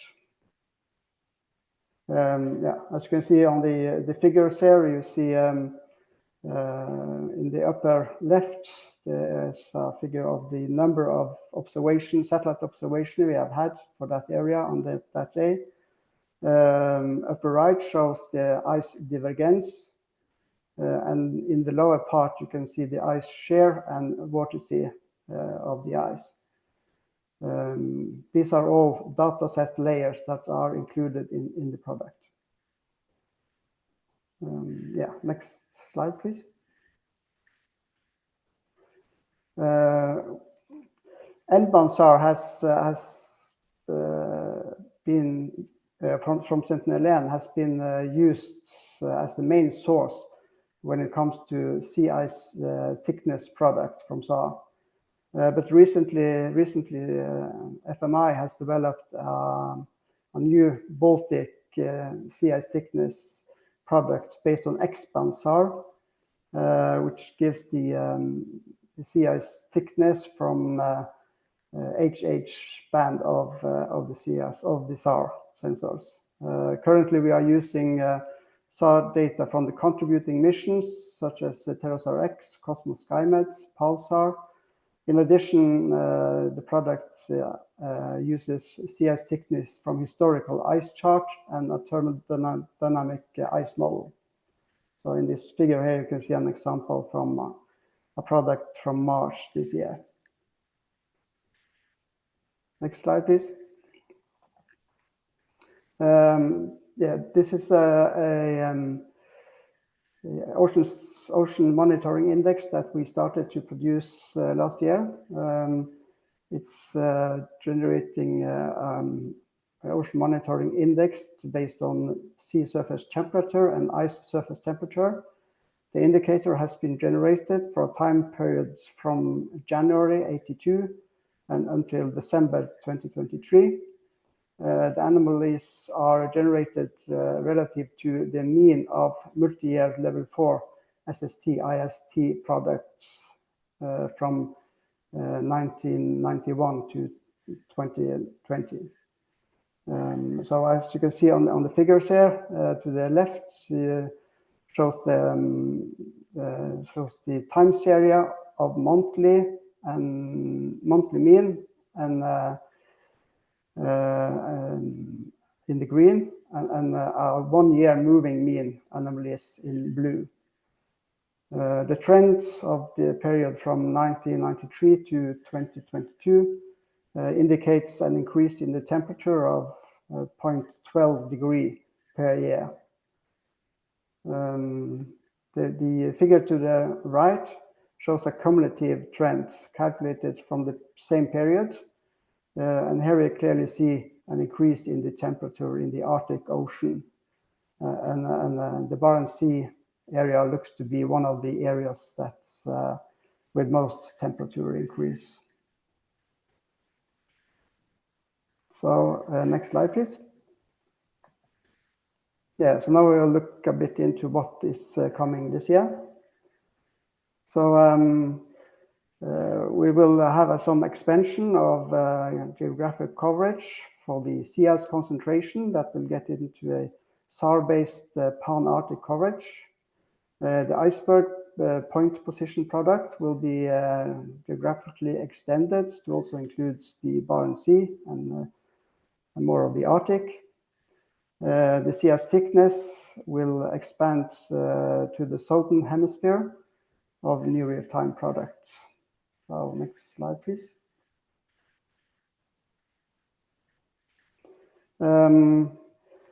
So use of AI has been sort of an important focus the last years for sea ice monitoring, and the use of sea ice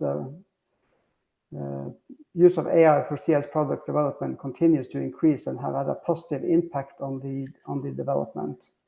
So some examples that we are planning to provide this year is the AI-based Greenland ice chart. It's the AI-based DMI ASIP automatic sea ice product for Arctic and Antarctic.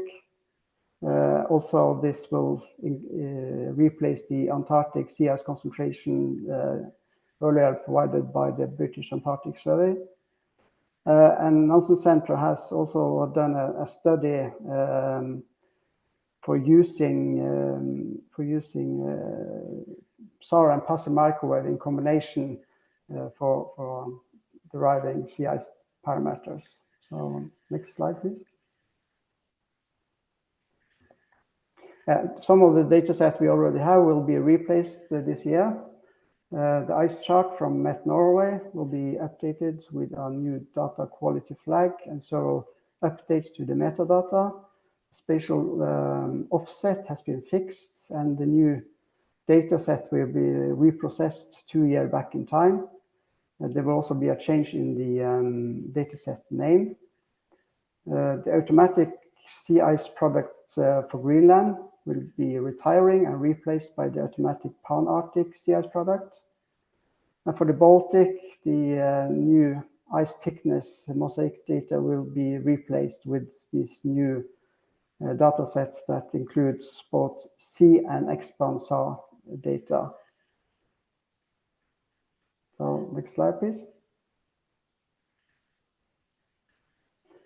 The Pan-Arctic sea ice product is this is a daily SAR-based sea ice concentration product, and it contains the sea ice concentration, stage of development, and flow size information, and all associated uncertainties to this product or data sets.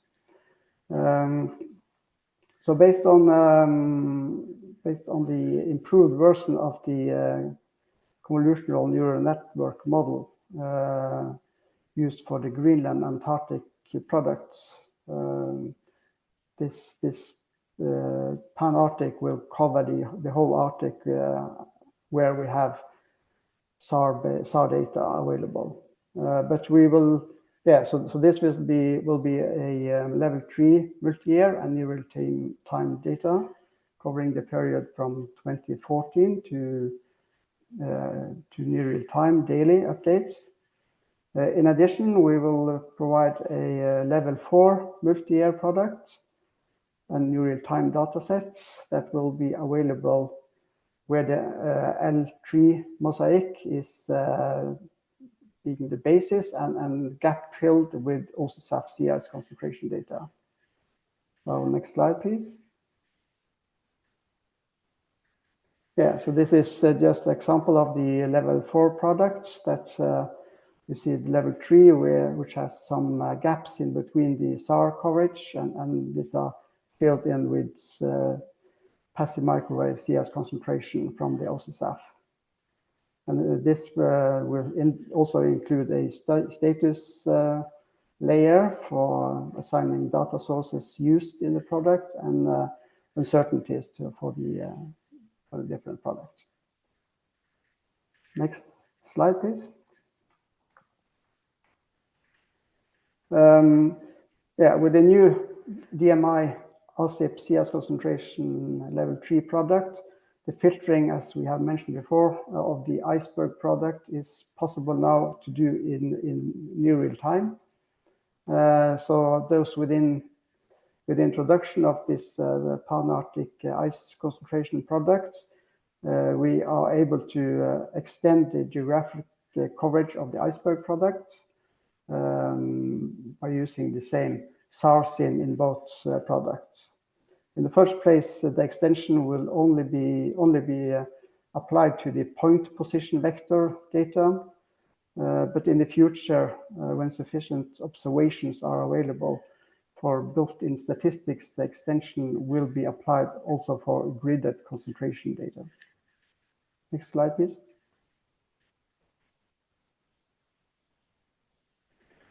Yeah, so this is the testing of information that Nansen Center has done by combining SAR and passive microwave and see how good it's possible to separate them by the available SAR data. So what you see here is sort of a correlation matrix, and if we have had good possibility to separate all the 13 different ice types here, it would be red along the diagonal of the matrix, but as you can see, there are some spreading, and this is in areas where we have more difficult to classify the ice type only based on SAR and passive microwave. So yeah, so hopefully when we have this new product that also uses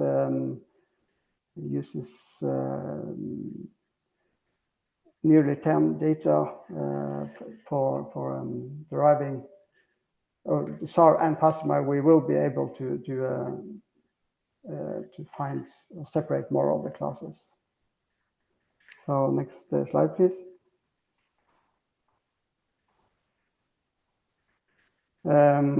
Yeah, this is the new real-time CS thickness information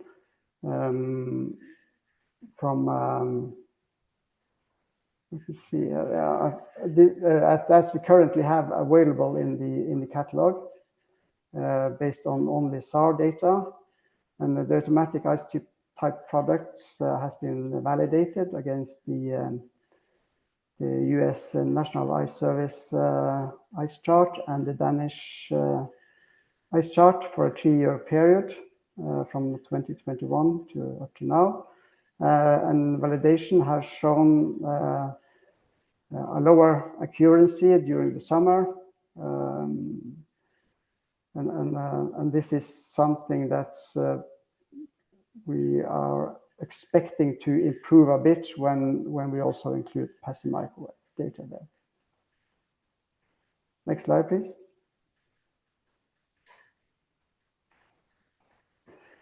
Yeah. So we are also providing new real-time CS thickness information that will be extended for coverage in the southern hemisphere. This product will depend on will be brokered from the ESA-SMOS and Cryosat CS data products and delivered in the CMS catalog. Next slide, please.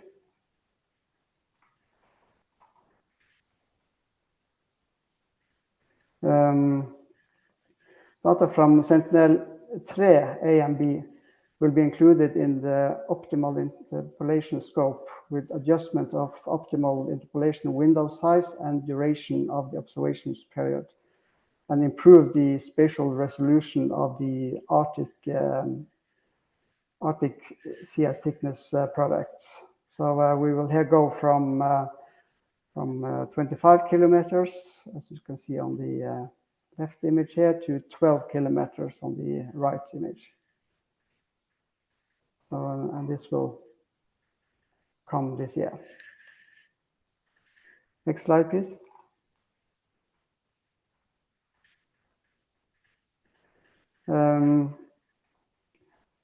Yeah, for the Arctic, we have an ice drift from scatterometer and passive microwave radar.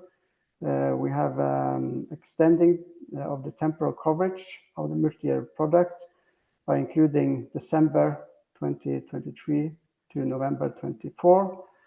The product will use scatterometer radiometer merged data available from ASCAT data from METOP, A and B and C, and COFOSAT and SSMI. For both the Arctic and Antarctic, the temporal coverage of the reprocessed sea ice drift time series based on AMSA2 data will be extended into 2024. Next slide, please.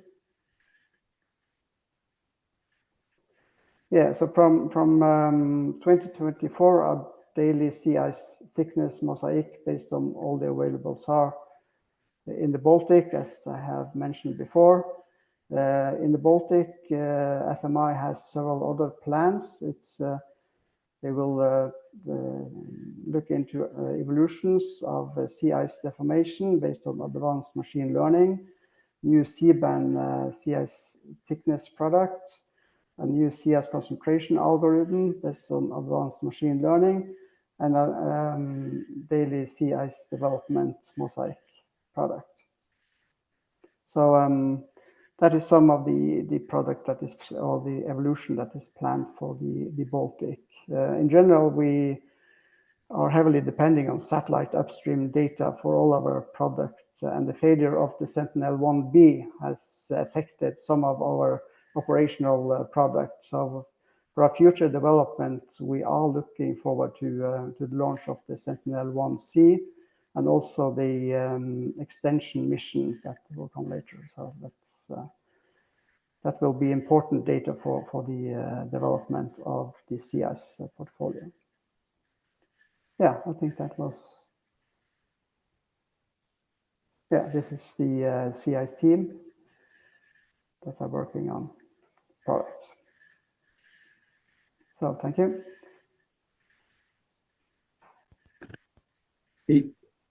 Thank you for that very much. I cannot really see question on Slido, so maybe we can go for the coffee break and reconvene in half hour. So we will be back at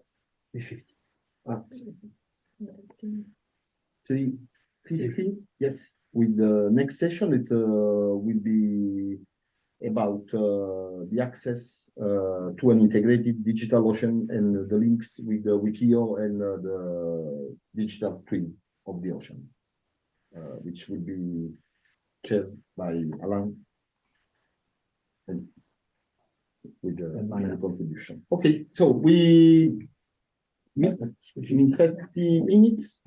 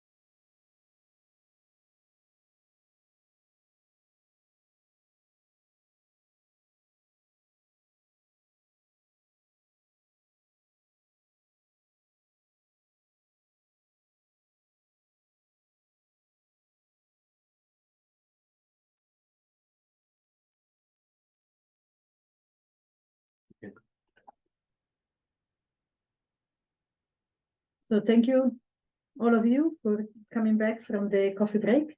We are now going into the new session that is on access to an integrated digital ocean and links with the WEkEO and the European Digital Twin Ocean. And we start our journey with Alain, that is the head of Digital Ocean Department at Mercator and coordinator of the Digital Twin Ocean initiative here at Mercator Ocean. Alain, the floor is yours, and you can go ahead. Switching your slide. Sure. Thank you, Marina. So good afternoon, everyone. I'm going to explain you a bit what's happening today in terms of digital services at Mercator Ocean. So I hope the slides are changing. That's perfect. So it's like everything linked to digital activities. It's an ongoing story. We try to have improvement coming both for, let's say, the technical improvement, the techno push we can have for the new technologies, and of course from the requirements coming from the users. So in this journey, we started, let's say, at the beginning, from the origin of Mercator with the CIS version of our data management tool, so in which we're just having a portal and we're doing some data pooling from the different TAC and MFC. Then we were the first to install the digital diffusion unit of Copernicus Marine service. So this was the first version for Copernicus service of a cloud-based distribution system. So we are having here the data that were pushed from the different TAC and MFC and made available on the cloud. So directly we improve functionalities. It was not really something that was cloud optimized, but it was the first step forward. Then more or less in the same time, we had the beginning of the WEkEO program.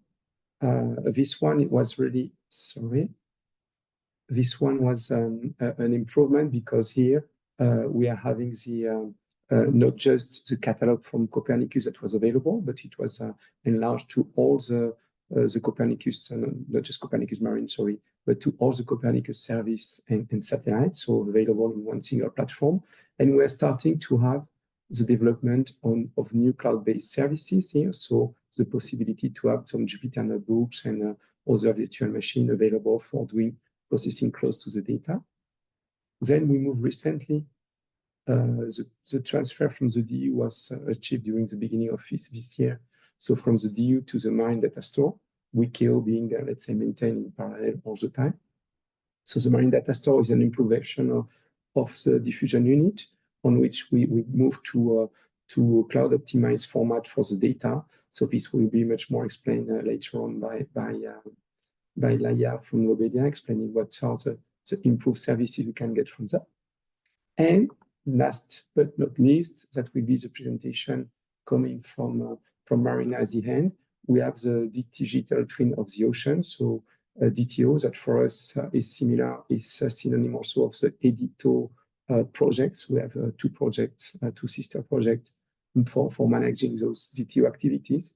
And this I will explain a bit to see a bit the difference in terms of data access that this is producing. So you see this journey from just something that was a basic data pooling more or less in FTP all the time to what we have now with the digital twin ocean when we are integrating and on-demand processing. So I'm going to detail you that a bit more. So if we consider the digital services, we can more or less split that in three parts. One is the production part, so on which we run the models most of the times in order to generate the product in terms of prediction or reanalysis. You have the part that is, let's say, the data access. So it could be the management of in-situ data or satellite data, but it's also the one coming from the model. So it's really the place where you gather the data and you make it available. And you have the part on the data services on which you offer additional services to be able to manipulate those data. So this could be a basic viewer, but it could be also some advanced tool to do some processing of the data, let's say close to the data or remotely. So if we look along those different perspectives, we can sort the different projects along those lines. So for instance, what is making the Copernicus Marine Service an operational service is the fact to have this operational and monitoring and forecasting, so the production that is controlled by the Copernicus Services.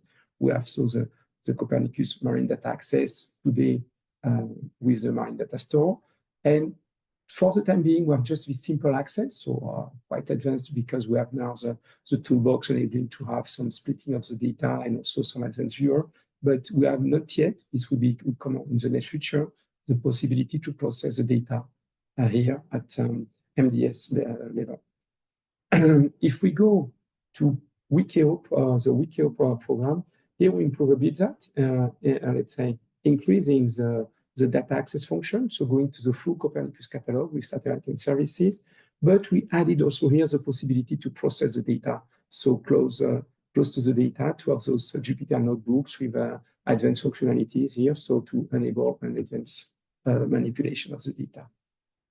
What is new now with the first version of DTO, that is the one that is provided by the two EDITO system, is first of all, if we start by the middle with the data access, we are here putting together, in addition to the Copernicus Marine Service data, we are putting the EMODnet data, so we have access to a bigger, let's say, reference catalog coming from EMODnet and Copernicus.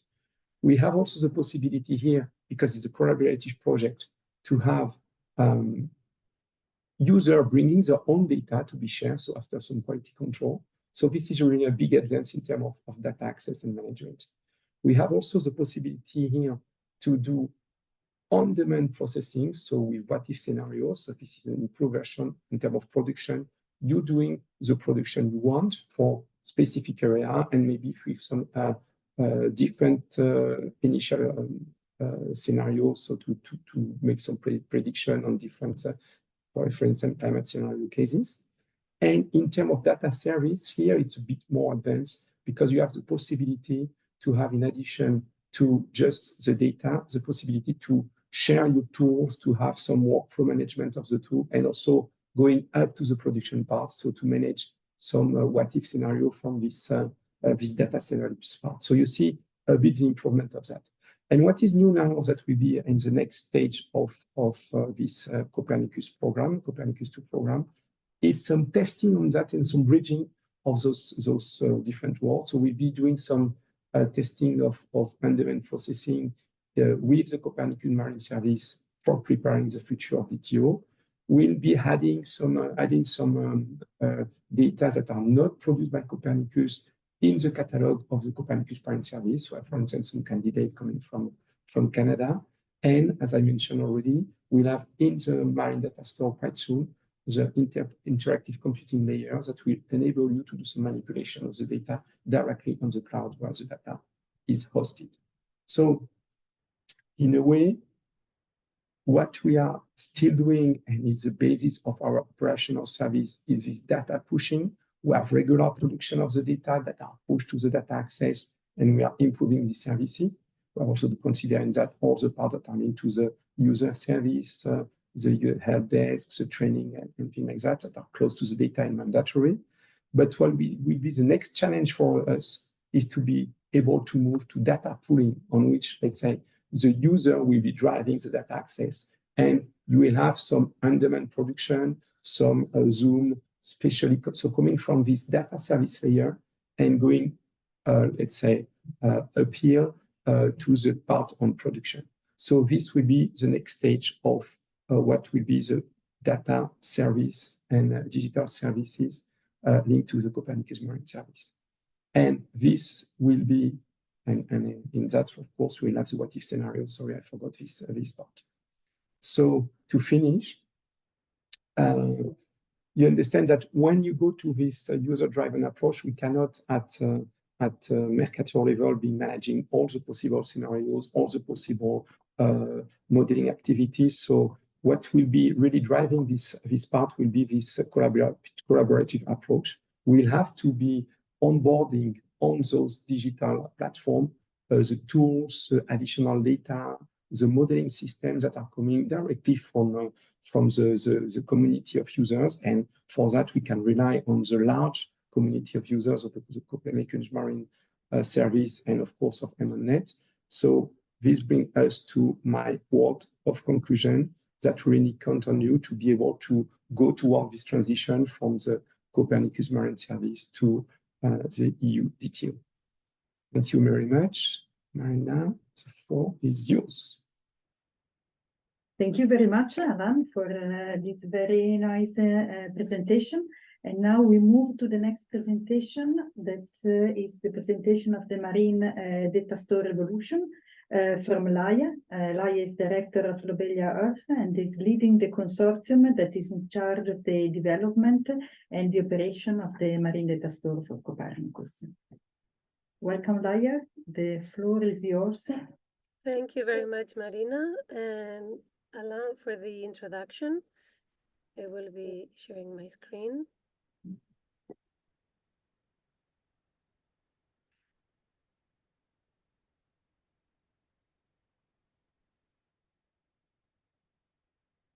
Okay, so I will be speaking briefly about the Marine Data Store, where we are and where we are heading. Thank you very much for the invitation to be in the General Assembly. What you see here in the first slide is an overview of the Marine Data Store services. In the center, we have the object storage, where all the files are ingested for all the marine data producers. And these files are organized in different ways. And the entire purpose of this architecture and the way that we operate the system is the focus of this presentation. So not so much the technicality, but why we do it this way, what for. So the files are organized in native files. So users have access always, at all times, to the native original files from the producer in the original format. They also have access to the ARCO data cubes for an optimized access through subsetting when we only want a piece of the data set in any given dimension, and also have access to the viewable layers that are produced from the data sets from the producers. So the users on the right have performance full data access, can explore the data without quotas, without queues, and we serve all user types programmatically through graphical user interfaces in a varied number of ways that I will show you now. The first way is the download of native files at any time. So the original file. This can be done from a file browser, graphical user interface that you will see in the Copernicus Marine website, where you can actually go through the years, the products, the variables that you want to download, and also from the toolbox. The toolbox is accessible can access the data in Python and via command line. And if we do a get, we access the entire data set at any time. The second service would be the subset, the spatial or the temporal subset. And to do this, we can access via the viewer, the Copernicus Marine website. We go to the MyOcean Pro viewer, or the viewer, and there we can subset the data and download it very quickly. And this subset applies to altimetry data, model data, in-situ data, okay? And then we can also access the subset through the toolbox. As you will see, the toolbox is a new component of the Marine Data Store, and we are continuously improving the toolbox. So at this point, for instance, the subset of altimetry is not available through the toolbox yet. It will be available after the summer, but it is available via the portal, the viewer. So this data is accessing the ARCO data cubes, in this case, to be able to extract in full resolution the subsetted data set. And the last but not least is a next level visualization. So either from the portal viewer, from a GIS client on your local computers, or from other external clients. I put here WEkEO because Mercator is also a participant there. But it can be any given external viewer. You can access via the toolbox, the Marine Data Store, and either from the ARCO data cubes or the WMTS, you will be able to ingest or display and explore the full marine data store in viewers. So we move on here to a focus on the ARCO data cubes. Just as a reminder, when we say ARCO, it's important to realize that the AR comes from the analysis ready. So the data has gone through some pre-processing steps to simplify data usage. And this means that the data is managed in terms of the metadata, the projection, everything, like to ensure full interoperability. So we can access data horizontally in the catalog through data types and platforms and time steps and anything. And then the second part of ARCO is the cloud optimized. These data cubes are optimized for the cloud, or not any given data cubes. This is also a way more efficient way of accessing the data and sustainable way by far as well. So the marine data store is fully in sync with the marine producer data in this case. And we, just as an anecdote almost, but it's important, we make quite small data chunks so that not only we can do the time series of the entire data set very fast, but we can also access only the data that we need because the chunks are small. So unwanted data is no longer in the user's computer. And then where we are now, this is the current ARCO coverage. So we have 93% of the products in ARCO, 90% of the data sets, 100% for different production centers, as you can see here. And we have a very good coverage of sparse data sets, which are altimetry and in-situs mainly. And just as a number, we update more than 300 data sets every day. And finally, before a short demo, the next steps. In the next months, weeks almost, and months, you will see the advancement of the continuous advancement of the Copernicus Marine toolbox in terms of new functionalities and in terms of the roadmap that we follow that will be communicated to all users. So you will have stable versions and then updates in between. And we will be improving the toolbox so that very rich functionalities are available there, and this will be open to all users and in a very transparent way. Then the ARCO integration will continue as well in line with the scientific specifications, meaning particular projections or data sets that are available in a certain format. Following use cases, such as what I'm saying, the regular time data sets, geotiff inputs, like the tiles, etc. And also in the following months, we will have the first experimental access to the beta interactive computing layer, which we will for sure tell you more in the next General Assembly, but this is coming up. And then I will close my presentation and I will show you a short demo. In order to do the demo, I was thinking what is the best way to demo the marine data store, and I will be using two different ways of accessing the marine data store. One is the MyOcean Pro viewer, representing a graphical user interface accessing ARCO data. The other one is a Jupyter notebook that we will see after the first minute, where we will also access this ARCO data. And from both ways, we will see how we access the data, export the data, download the data, and visualize the data. The first thing that opens is the graphical catalog, where we can select any given product dataset variable to be added in the map. These layers are displayed. In this case, we are focusing on different data types and platforms. So we will see altimetry tracks, readed data from a model, and in-situ data, all around temperature as a variable.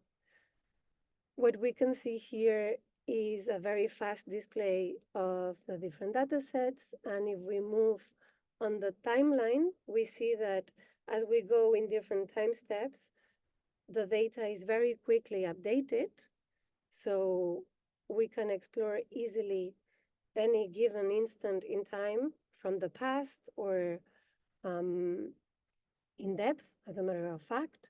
And we can extract data in a given area of interest or along a line. And the data that we see here is in full resolution. And this is because the viewer is accessing directly the ARCO data cubes in S3 that we mentioned before. And this is very important. It is done in real time. There's no step in between. The serverless data access allows this very performant access to the data and extraction of time series. This is from a viewer client. We will focus on a certain region where we can see differences in temperature. And in this case, we will draw an area of interest that is taking altimetry in situ and the model. And we will be downloading from the viewer the altimetry data and the in situ data. We check the data, we prepare the subset. So we check that the date range, the depth, and all the conditions are met for the different data sets. We download these two pieces of data, the subset of the altimetry, which is very exciting for most of us, I know. And then we will open the code, the text that we can actually copy paste in our code in the Jupyter notebook as an example of a programmatic interface to the Marine data store.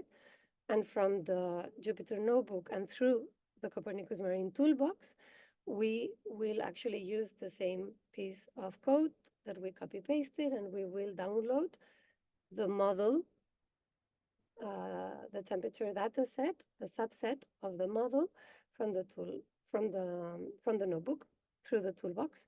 And we can plot here what we have downloaded. So we have the 3 different data sets for the exact same data, region of interest and time step.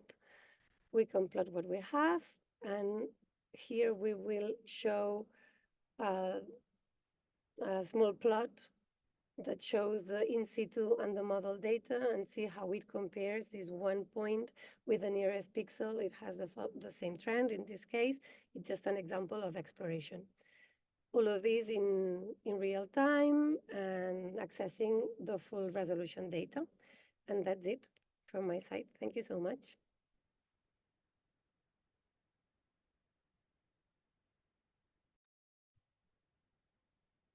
Thank you, Laia, very much for your presentation and also for giving a practical demonstration of how you can explore all the Copernicus products. Now we go to the last presentation for this session from myself. So, and I will, okay, so, and in my presentation, I will,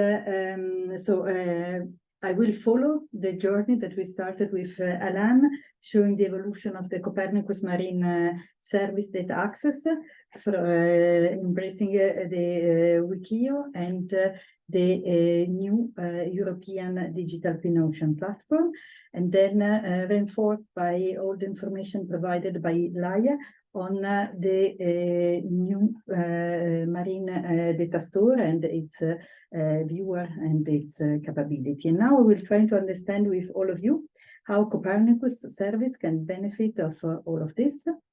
So after a short introduction, I will show you the European Digital Twin Ocean platform and its main characteristics. And then I will look at the benefits and opportunities that it offers for both the users and the producers of the Copernicus Marine service and the challenge that it represents for us all. So in the past 3 years, major achievement been done. So as explained in the previous presentation, that have been highlighted with the transition to the marine data store and all the innovation that is bringing with it. And last but not least, there has been very recently the pre-operational release of the European Digital Twin Ocean platform that enable the access to both the two major European marine data assets that are Copernicus and EMODnet. And in the future, our challenge will be how to benefit and how Copernicus can benefit and can contribute to the European digital twin ocean. So the question is, how will this asset make Copernicus Marine Service thrive, and how will Copernicus Marine contribute to EU-DTO? Here is just a very simplified schematic of the European DTO platform as a concept. And you can see that there is a part that is what is called data lake, is where there is access to the marine information, where we can clearly see Copernicus and EMODnet.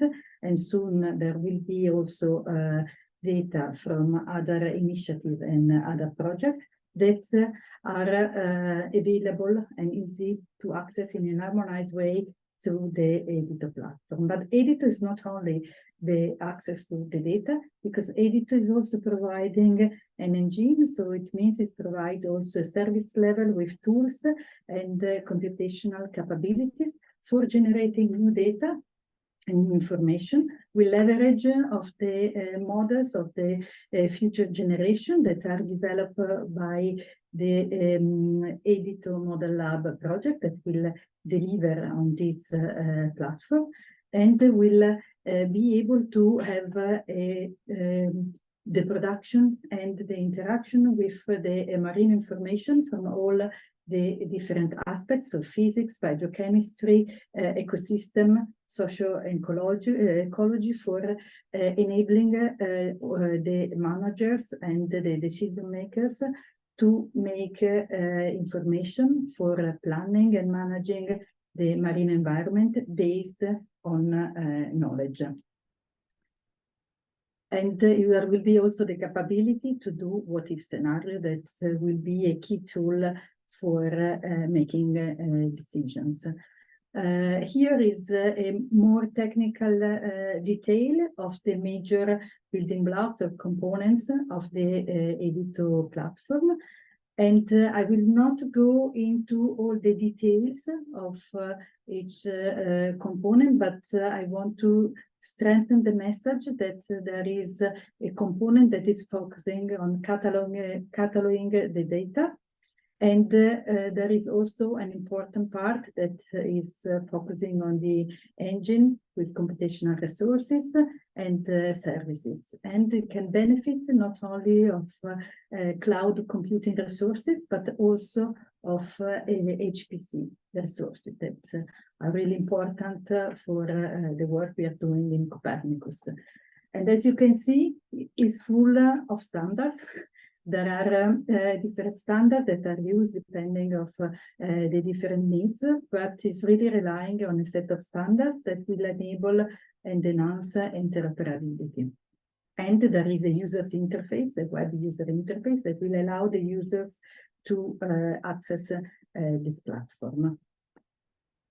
So how will the existence of this opportunity that the EU-DTO is offering will offer the opportunity to improve the Copernicus Marine offer, and it will allow to respond more quickly to user and policy needs, because will also increase the flexibility of the offer, and will, for example, be facilitating the coastal extension of the service. And this is done because will allow to have a digital environment, a single digital environment where European researchers can work together. It means that this can shorten the cycle that goes from R&D to operation, making us faster as Copernicus producer to answer a question from the users. And at the same time is also revolutionizing the science, bringing together fields that were previously separated, and this is achieved having access to marine information coming from different sectors, and this will enhance the development of tools and information that will encompass different aspects of the complex marine environment.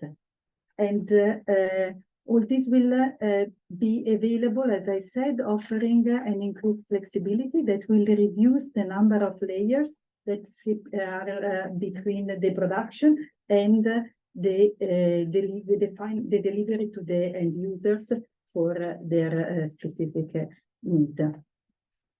And as you can understand, this is challenging for all. And I would like to conclude with this citing John Bell from the Digital Ocean Forum last year, saying that this is why we got to the moon and back. It's because people were inspired and people felt part of it.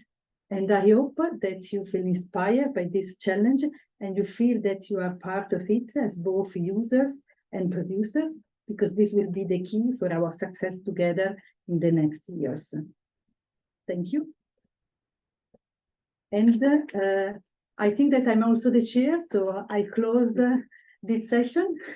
We do not have a Q&A session for this part, but I think that if you can drop your questions in the Q&A, and we will answer to your questions.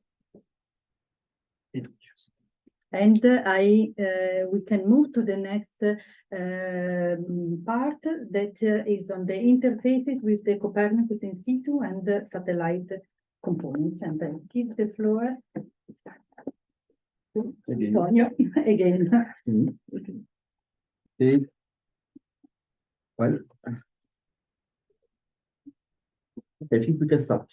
See that all invited people are online. So good afternoon again. It's nice to see that there is still many people following us. We are, I can say, several hundred of people listening from many countries, not only in Europe but all over the world. And we are now going to have a closer look to how Copernicus Marine Service is interfacing with the data provider, which are our Space Agency and Eurobus, and the European Environmental Agency for what is in situ data. I welcome today Inga Lips, which is the Secretary General of Eurobus, Estelle Obligis, Marine Application Manager at the European Organization for the Exploitation of Meteorological Satellite, or EUMETSAT, and Nuno Miranda, Sentinel-1 Mission Manager, and Jose Miguel Rubio Iglesias, which is the responsible of the in-situ component at the European Environmental Agency. Good afternoon. I can see that everybody is online. Good afternoon. Can you hear us, or hear me at least? Yes, Nuno. We cannot see you, but we can hear loud and clear. Good afternoon, Antonio. Good afternoon, Estelle. So, as the agenda is quite tight today, we have still many presentations and discussion that will come. I will leave quickly the ground to our panelists. So we start with the first round of questions. We start from space. So Estelle, EUMETSAT has been so far a key reference to provide data needed for the development of our products, in particular Sentinel-3, but not only, also other international contributing missions. And so I would like to invite you to briefly summarize the mission you have taken to ensure that all this operates at this place, and which are the main achievements of these last 3 years. Thank you. Okay, thank you very much, Antonio. So I must say that this last year we have implemented together an excellent collaboration, fruitful and excellent collaboration. We are implementing this collaboration through different tools, and in particular this operational coordination working group that we have together twice a year.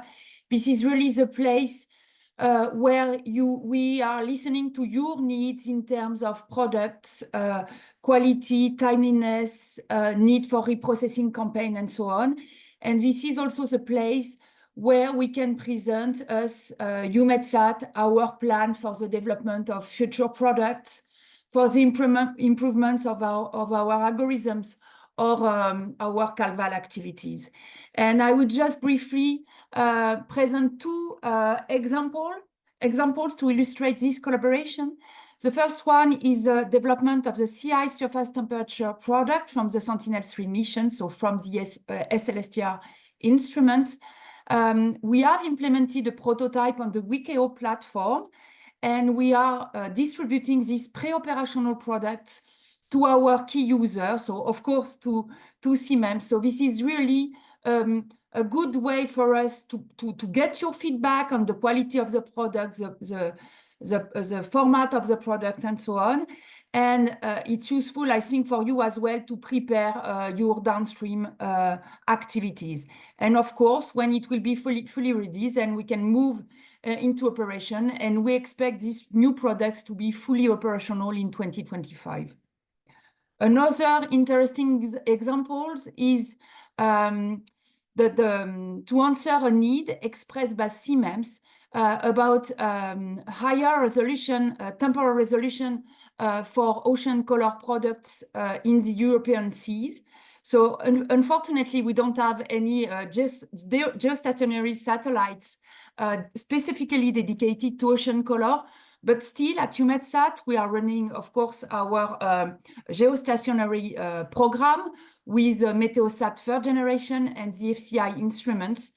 So we are developing, or we are performing a feasibility study to assess the performance of an ocean color product from this geostationary platform. And of course, CMEMS has been deeply involved since the very beginning in the implementation of this activity. So we have a regular relationship with CMEMS, very fruitful collaboration. Thank you very much, Estelle, for the telling examples that I could say the first one is a bit in line also with what Alan was explaining before. We are a bit anticipating this, and the same is for the geostationary. We can maybe unveil that very soon we will have, most probably, very high temporal resolution ocean color product, hopefully, for the FSI. I had the occasion to look at the first results, which are looking very, very promising, and now we have to transition this to operation. So very good collaboration. I just, out of curiosity, if you have any suggestion or what could be improved in the schema that we have set up, or maybe nothing? So it's a difficult question because, as I said, I think we have an excellent collaboration together. Still, I see maybe two ways of improvement. The first one will be maybe to perform the exercise of a detailed mapping of the activities in the space segment and in the space component and in the service component of Copernicus, to be sure that there is no gaps, that there is no overlap. So this is something we could do, considering as well other entities like the SAF for EUMETSAT, so the OSISAF in that case. And another maybe area of improvement is to have an even stronger involvement of CMEMS in the very early phases of a mission development. So to collect really your requirements to be sure that the missions that we will design will fit your needs. And I think this is really key in a program like Copernicus, which is a user-driven program. Yeah, you're right. Yes, it's true that fortunately we have so many things ongoing that sometimes it's a bit, how to say, difficult to follow everything, and a mapping of all the activities would be welcome. And also for our involvement, but this is something that fortunately also with the mission of the Vissory Group, we are almost regularly invited. And well, I will take thank you very much, and I will move probably to Nuno and the ESA, which in a similar spirit provides to us unique satellite data from many missions. One of the key is Sentinel-1, which I will remember that is the key source of information for navigation in ice-covered area, and provide many also information for sea states. So, Nuno, again, I would like to invite you to tell us about the action that ESA has taken to ensure that the data flow of Sentinel data operates at highest efficiency for the Copernicus Marine Service. I leave you. Yeah. Can you hear me? Can you hear me okay? Yes. Yeah, okay. So thank you for the invitation, Antonio. Yeah, and thank you for the question. I think that the data that you, CMMs, and your service providers are receiving is basically just the visible part of the iceberg. Yeah? To make this happen, you mentioned that to make this data flow of a huge data flow happening routinely, it requires a lot of involvement from different people here in ESA and outside ESA in order to do the flight operation, to do the ground operation, and in order to generate this massive data. I think that massive data is one thing. The other thing that is important, it has been mentioned this morning, I think, several times, is the Copernicus data, Sentinel-1, but also the others. They are becoming reference data. And in order to do that, we need to have a strong involvement in CalVal and in quality assessment. So this is really a sustained effort that we are doing through the years in order to make sure that our data is really fit for purpose. None of the players that I've mentioned so far there are none that are more important than the others. I mean that the success of the mission of the Copernicus program really depends on the work that everyone is doing, and on the commitment that we have towards our services and the users in general. So it's a work that we are not doing alone, and I think that our colleagues from EMODnet have been mentioning that. It's work that we are making with you guys, because we need to talk with you in different forums that we have. We'll discuss more about it in order to make sure that our data is fit for purpose, and that we can evolve them according to your needs. So yeah, operational services are to some extent a bit conservative, but we are here for several decades, and we need to evolve, and we need to listen to you, to what's happened. In terms of achievements, there are many. Really, it was a tricky question. One exercise that we are doing is really to understand what are the impact of our missions in terms of science and publication papers, and we can see that the Sentinels is an order of magnitude in terms of any other satellites, and that is really an achievement. For what concerns Sentinel-1 in particular, I'm the Sentinel-1 mission manager, and for what concerns CMMs more in detail, I think that there are few examples that are worth mentioning. ESA has been probably the only agency that I'm aware of, maybe the Chinese, that have invested in imaging over ocean for ocean monitoring purposes, not for maritime surveillance. And having CMMs assimilating this data is really an achievement. It has been a long journey over several decades, building on the work of many people here at Esrin. But if you go back to the root of it, it's coming from the work of the Nobel Prize Klaus Hasselmann. So that's really an achievement, this one. Another thing that has been mentioned this morning as well is that in the Blue Ocean TAC, you start generating this year SAR high-resolution winds, coastal winds. I think that this largely relies on the R&D work that we have been moving forward at ESA since the time of Envisat and Sentinel-1. And so that's really an achievement that now CMMs is moving that forward. I think we are really looking forward to see this operationally now. And on the White Ocean side, it has been mentioned by Frode a few minutes ago. Sentinel-1 is very is very important. I think that the Sentinel mission has been the first one enforcing the usage of dual pole data systematically over land and over sea ice. And this has been a significant step forward for all the SAR-based sea ice applications.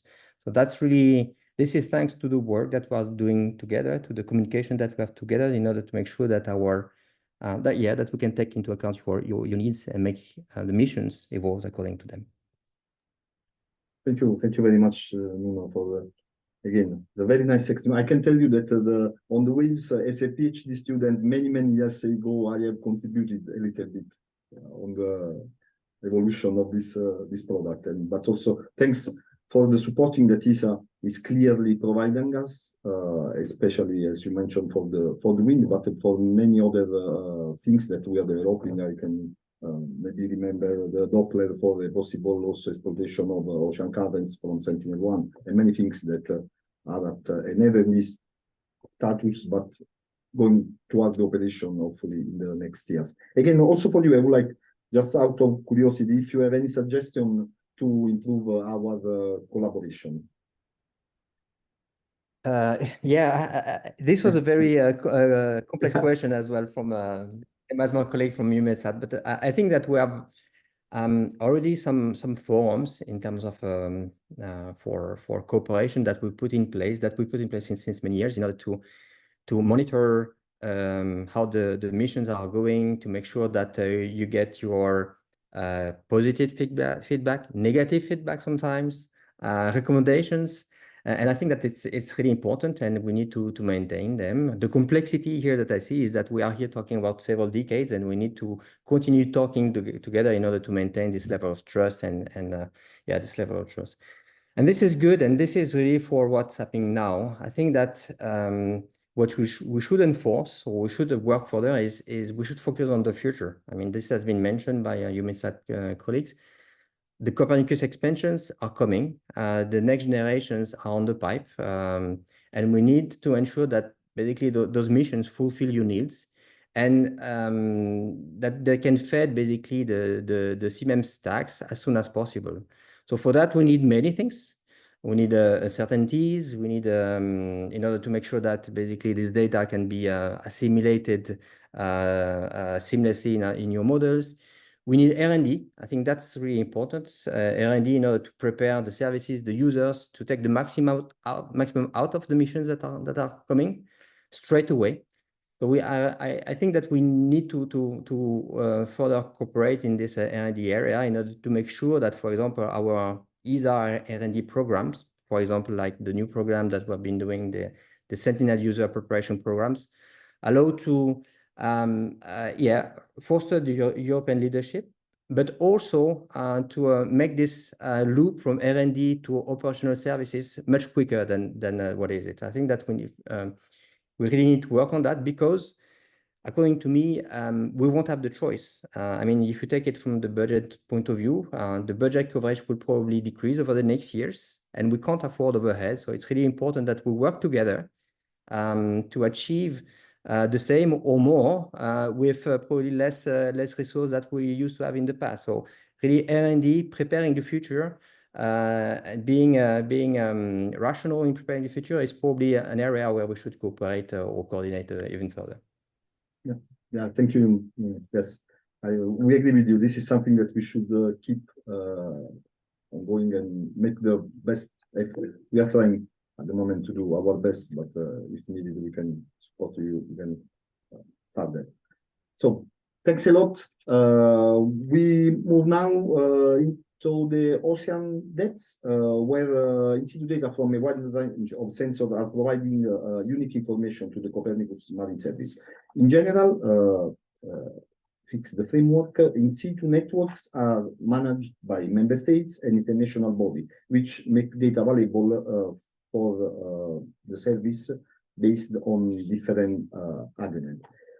So, Inga, given the extent and the complexity of this landscape at European and international level, Eurobus has been a key reference supporting us in the coordination of the countries' complex in-situ observing system. Could you please summarize along which lines these coordination activities have been developed, and again, what are the main achievements that you have seen in the latest period? Thank you very much for this invitation here, and I'm really glad to be another General Assembly presenting and advocating also for EuroGOOS, because EuroGOOS has been in many slides during this day, and it was very nice to see that. So if to think about the different coordination activities, then a lot of coordination is done at the EuroGOOS regional systems level. We have regional operational oceanography systems, which unite, besides EuroGOOS membership, also the other organizations.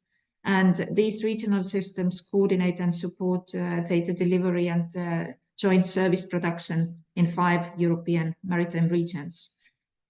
Important is that they also feed data to pan-European portals, bringing in this way the tangible added value to European cooperation, but also jointly enhancing the European leadership, we may say, in ocean observing, forecasting and services. But it has been also mentioned several times, the observation requirements today. So EuroGOOS community has contributed to defining the observation requirements via different dedicated workshops and projects. The last workshop was held last September, so I hope that we will conclude and come out with the recommendations also pretty soon. And the community has also describing the existing observational programs which are relevant to Copernicus Marine, so that providing this information. And one thing that also is very much worth mentioning is the rescuing of data which are not yet at EMODnet and Copernicus Marine, and this we have done together with the EEA in the frame of COINS project. And maybe from new achievements also, that over the last few years our community has encouraged also the faster data delivery from other observational programs than operational oceanography observations. For example, the CTD profiles from research vessels. Usually those data end up in different data portals within a year or even within a longer time period. But now we are facilitating that this data delivery would take only a few days to get from the research vessel straight to the use for the services. And of course, I can't go beyond the EuroGOOS new data policy that was adopted last year, and which is in line with the IOC data strategy. EuroGOOS facilitates the adoption and implementation of this new data policy also beyond its membership by all ocean communities. And this data policy is calling for sharing all marine data with the minimum possible delay, so that we do not hold the data too long, but they will be used by the users as soon as possible. And last but not least, as EuroGOOS is, I think I may say that, also a leading promoter and developer of the European Ocean Observing System, EOS. And we are working together with partners. Mercator Ocean International is one of them, and European Commission towards Pan-European Ocean Observing Coordination and Pan-European Ocean Observing System that is supported by the member states. And I think that the implementation of the EOS is very crucial to grant the continuous long-term data flow to Pan-European products and services, but also for the digital twin of the ocean. And I stop here. Thank you very much, Inga. And yes, we agree with you. Thanks for mentioning EOS, which is something that we are working together, like I remember, since now it's a long time, and we are looking forward to see one day something that is really in place and operational. And thanks also for helping us in organizing this workshop that you mentioned. We succeed to gather new requirements. I promise you to provide the first draft to, and then a very soon publication, hopefully before the summer break. We are working hard on it. So, and now it's time for the tricky question. So also for you, what you would suggest to improve our collaboration scheme? Yeah, It is a tricky question, but at the same time, as we always need to also progress, I think it's good to think a little bit ahead and try to find those new things, emerging things that needs to be done. And maybe I would start that Eurogos regional systems and task teams could be even more involved in the current cooperation, especially in designing, developing operational observation system that meets the digital twin requirements, so that we can comply with those, the upstream data delivery and downstream services. And it might also be beneficial to encourage the broader involvement of Eurogos members in Copernicus Marine product validation, especially including the biochemical product validation, because better engagement with the broader community will also help to open more data sources. If people are engaged, they are also interested to release the data. And many times today, it has been mentioned also the user requirements. Those really need to be very well defined. The users are demanding more and more. And to meet those user requirements, access to the in-situ data is really needed. So that we also need to maybe together a little bit change the communication and the messages that we are letting out, is that we do not unlock more in-situ data, not just for sake of having those data, but we need those to meet the end user requirements, because otherwise we cannot just respond to those needs. And therefore, I think that Copernicus Marine and Eurogos should facilitate also closer contacts and discussions between Eurogos members and national representatives in the Copernicus Marine User Forum, and try to promote a bit more together, maybe within those two communities, the service level contracts at the national level to improve the sustainability of observations that are needed for marine services. Because operational services, as we know, rely on continuous data availability, and therefore the long-term sustainability and also identification planning of key networks are really important. Thank you very much, Inga, for this very insightful comment. Yes, we agree with you. This is something that we should work a bit more on.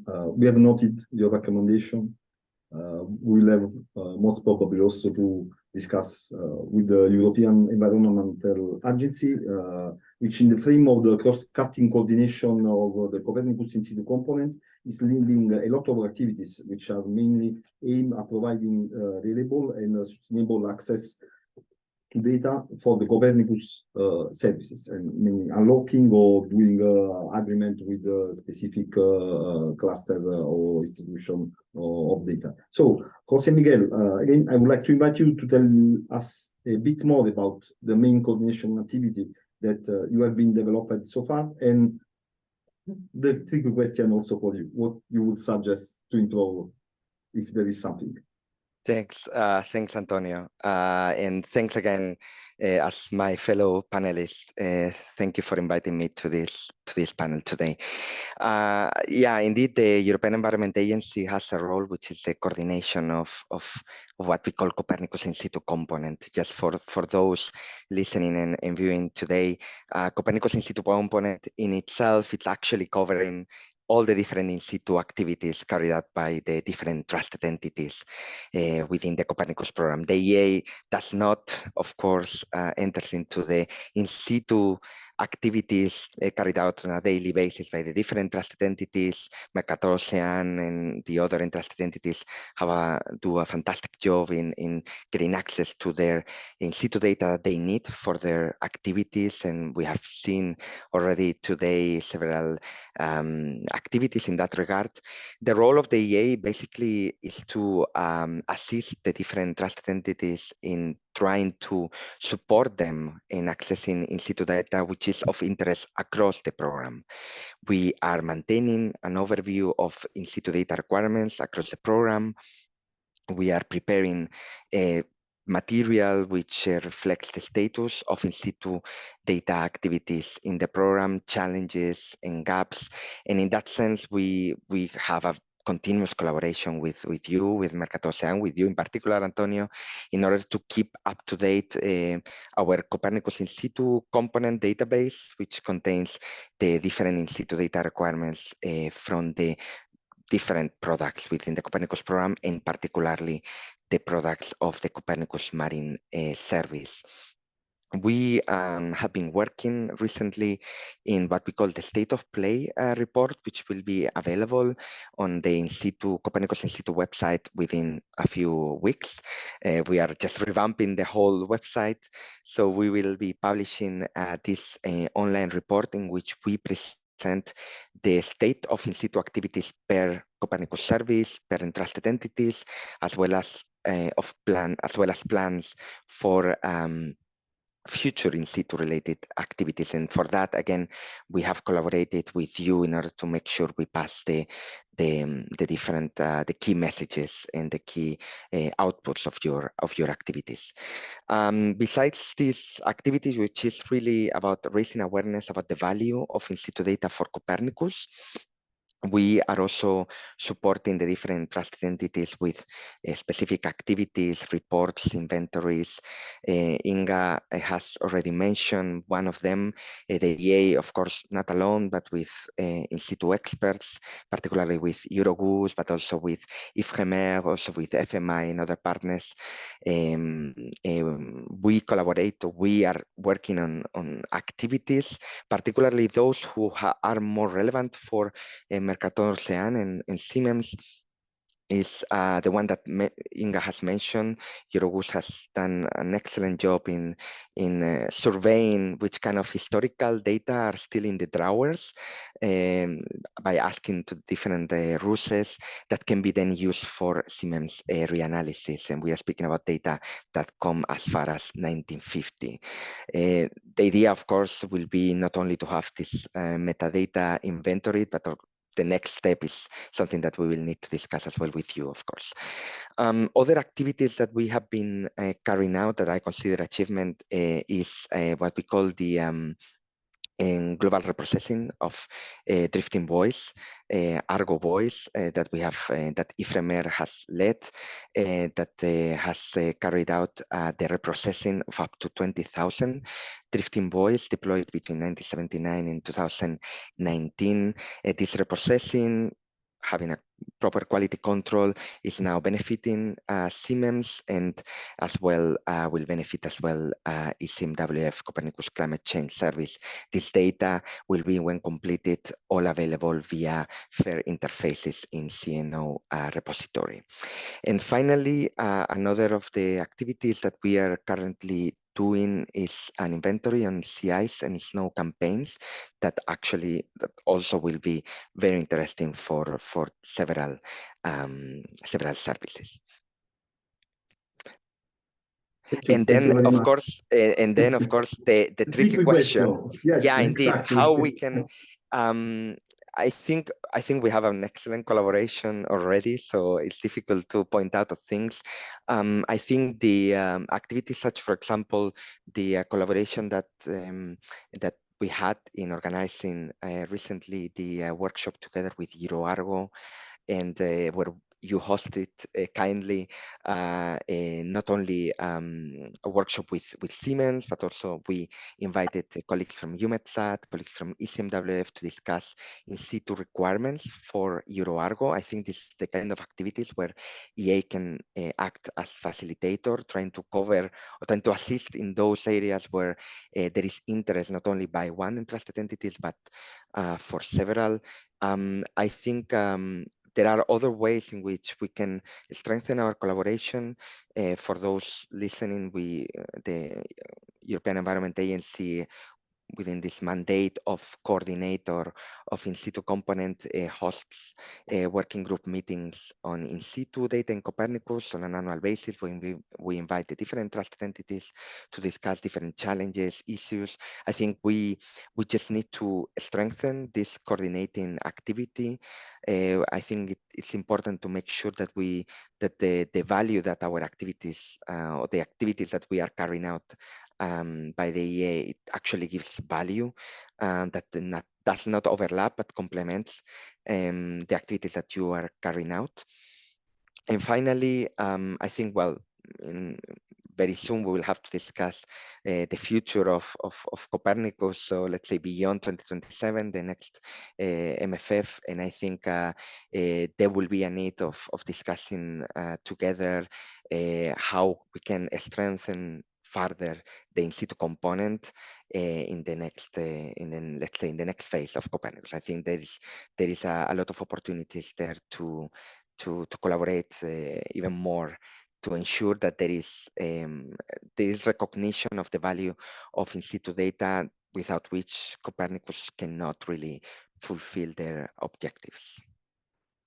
Yeah, thank you very much, Miguel, again, to pointing out some of the topics that are, yes, of great interest for us. We know that in-situ is a bit particular in the framework of Copernicus, so it's clear that it's needed a particular attention to this. We are ready also with as you said, we are in regular contact and we try to set up as much activity as possible and support you in any things that is possible. So I hope that this almost half hour of discussion has provided a bit more insight in what we do. We do many things, to say the truth, with all our partners from the European Space Agency, Eurobus, and the EA that are supporting us with the in-situ component. And again, there are no particular question Q&A session for this session, but again, you can leave your question or slide, and we will try to make our best to provide you answer. And again, thank you to the panelists. It was a pleasure.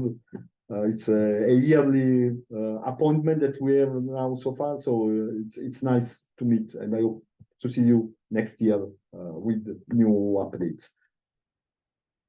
Thank you very much. So I think we can move to the next session, which Angelique, I will want to provide you the coordination. We are going to talk of the interface with the other Copernicus services, another important topic.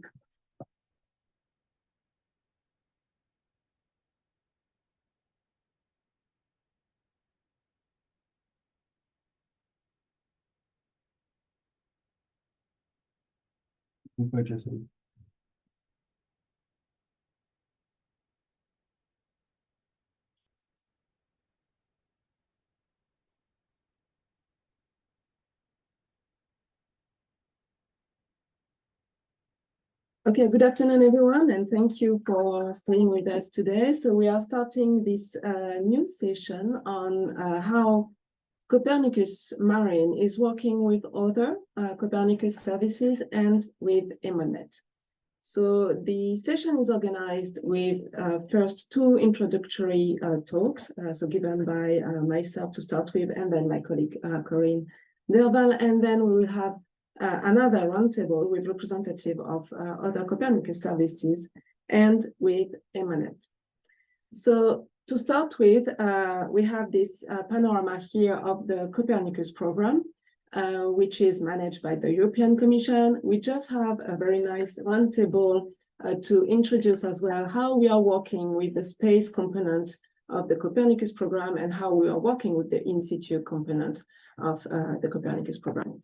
We will now jump into the service part, which is the central block that you can see on this slide, with the 6 services of Copernicus, which are implemented by different interested entities that you can see in this slide. So obviously, the Copernicus program is organized with different services, but in the end, if you look at our planet and how the different components of Copernicus are working together, well, it's all connected. So to follow that, Copernicus services are also working together to deliver as much as possible as one. So this can be done in different ways. The first one is to provide service-to-service lines meaning that one Copernicus service is also delivering for another Copernicus service.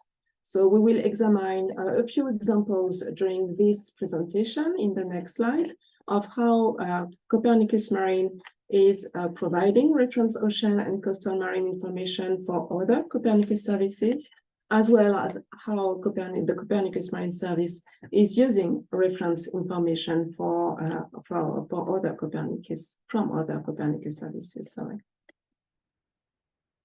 Another instrument for which the Copernicus services are working together are the Copernicus hubs, and we will have much more information in the next presentation. But basically, the Copernicus hubs are single entry points to data and products that are generated by different Copernicus services on specific regional and thematic areas. So right now we have 4 Copernicus hubs that you can see here with the coastal hub, the Arctic hub, the health hub, and the energy hub. And the next presentation will dive into the Arctic and coastal hubs that are managed by Mercator Ocean. Okay, but now we will dive into examples, more concrete example on how we are interfacing the Copernicus Marine Service with other Copernicus service, the Copernicus Marine one, sorry. And we will start with the interfaces that we have with the Copernicus Climate Change Service.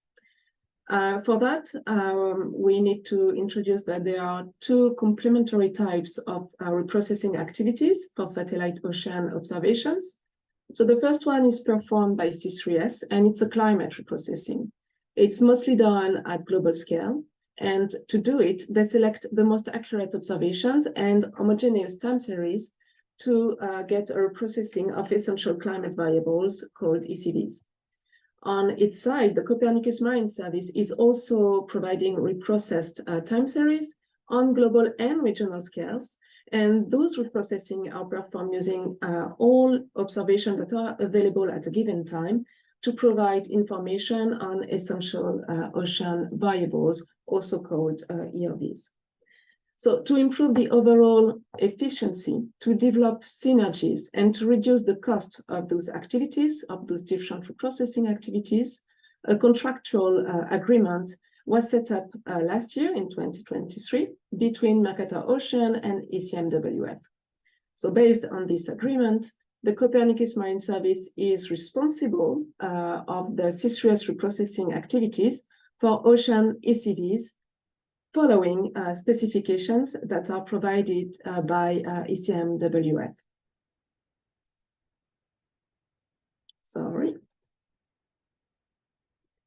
So a total of 11 essential climate variables are produced. You have the list here. So sea level and sea surface geostrophic velocities, sea surface temperature, sea ice variables such as sea ice concentration, sea ice age, type, drift, sea ice surface temperature and thickness, as well as chlorophyll A and remote sensing reflectance.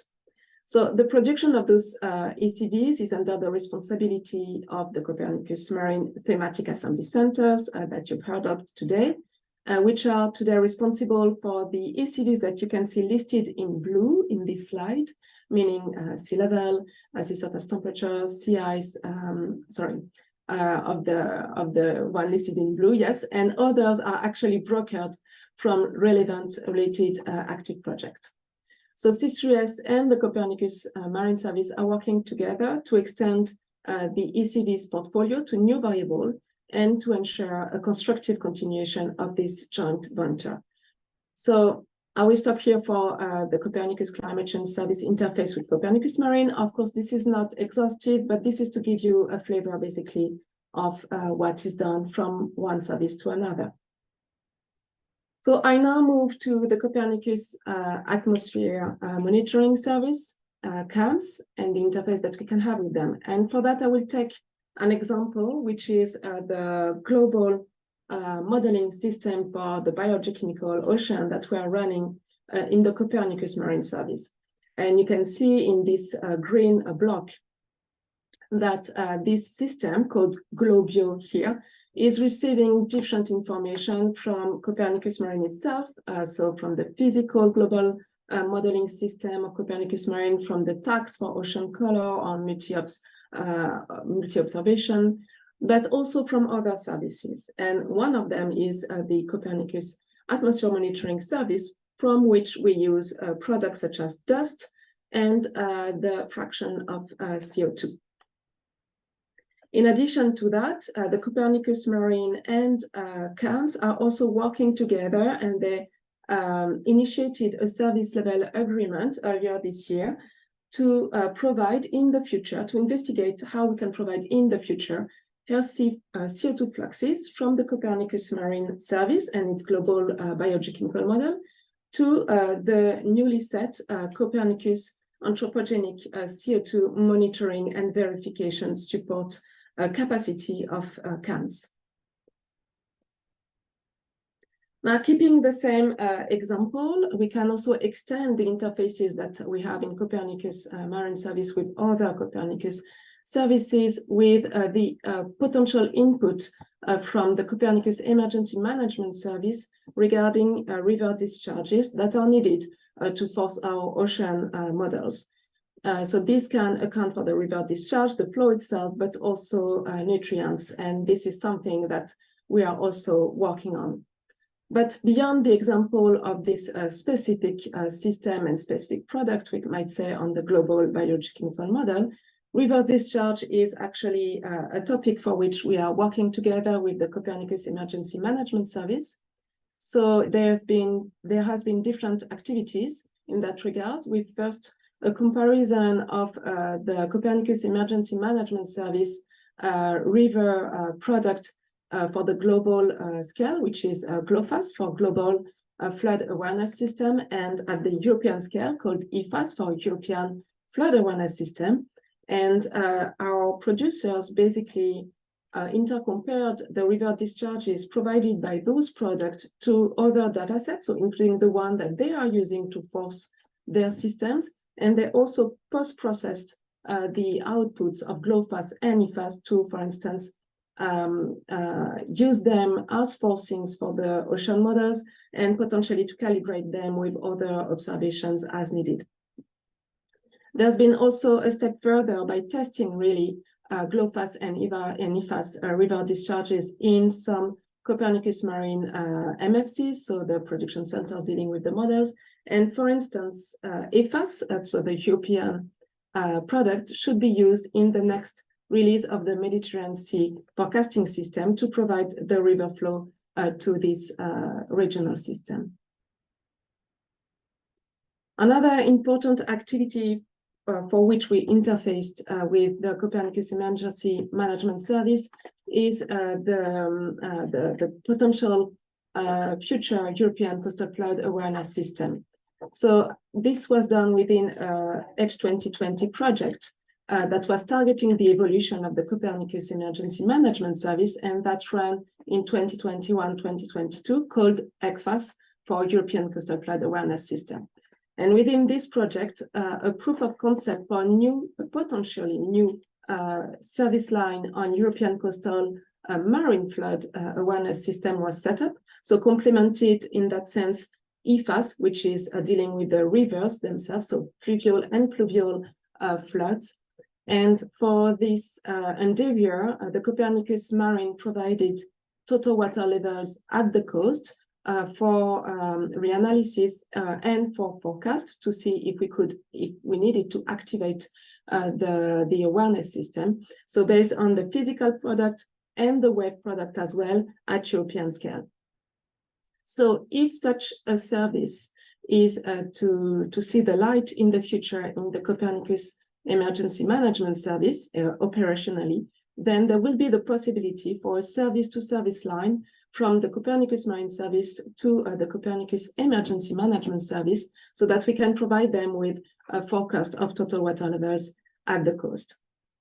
Meanwhile, as this is not yet operational and still a possibility, we discussed with the Copernicus Emergency Management Service the possibility to include ECFAS as a pre-service in the Copernicus Coastal Hub in 2024, until it could be integrated in the Copernicus Emergency Management Service. And this activity is ongoing, and we are looking forward to its integration in the Coastal Hub in 2024, this year, later this year. This is just an example actually on the ECFAS platform, where you can see the total water level for all the coastal points of Europe, and you can see a time series of the total water level for a given point here in the Bay of Biscay. So that was just a further illustration. And obviously, this was just some insight on how we interact with a selection of Copernicus services. So I could not provide interfaces for all of them, but we will get further discussions after the next presentation during the roundtable. And we will now jump actually to the next presentation, which will be done by my colleague Corinne Derval, and that will introduce the Copernicus Coastal and Arctic thematic hub. Thank you.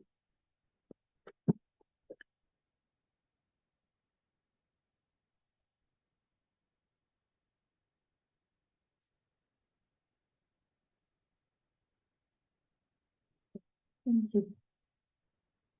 Thank you very much, Angelique. So my name is Corinne Derval, and I'm responsible for the portfolio and stakeholder engagement team at Mercator Ocean. As Angelique mentioned, my presentation will focus on the Copernicus Arctic and Coastal thematic hub. So Copernicus thematic hubs are a DEFIS initiative to help new users and existing users fully benefit from the complete range of Copernicus offerings. These thematic hubs are designed to serve as a unique entry point for users focused on specific policy areas. The overall objectives of these Copernicus hubs are to facilitate the access to data and enable both new and existing users to take advantage of Copernicus, to help implement EU policies, to facilitate the use of Copernicus at a national to local scale, to cross-fertilize between Copernicus services, and to facilitate the thematic collection of needs and gaps. 4 Copernicus thematic hubs were launched last year. ECMWF is the interested entity responsible for the energy and health hubs, while Mercator Ocean International is responsible for the coastal and Arctic thematic hubs. And these hubs are not new Copernicus services, but thematic organization, gentle thematic organization of existing Copernicus services. And these web portals are proof of concept, and they are relying on WEkEO infrastructure. So first, the Coastal Hub web portal is an entry point giving access to coastal data from all Copernicus services and Sentinel data. It is a user-friendly portal that is not designed for scientists, but to facilitate thematic access to all services offered by Copernicus for all users. So on this portal,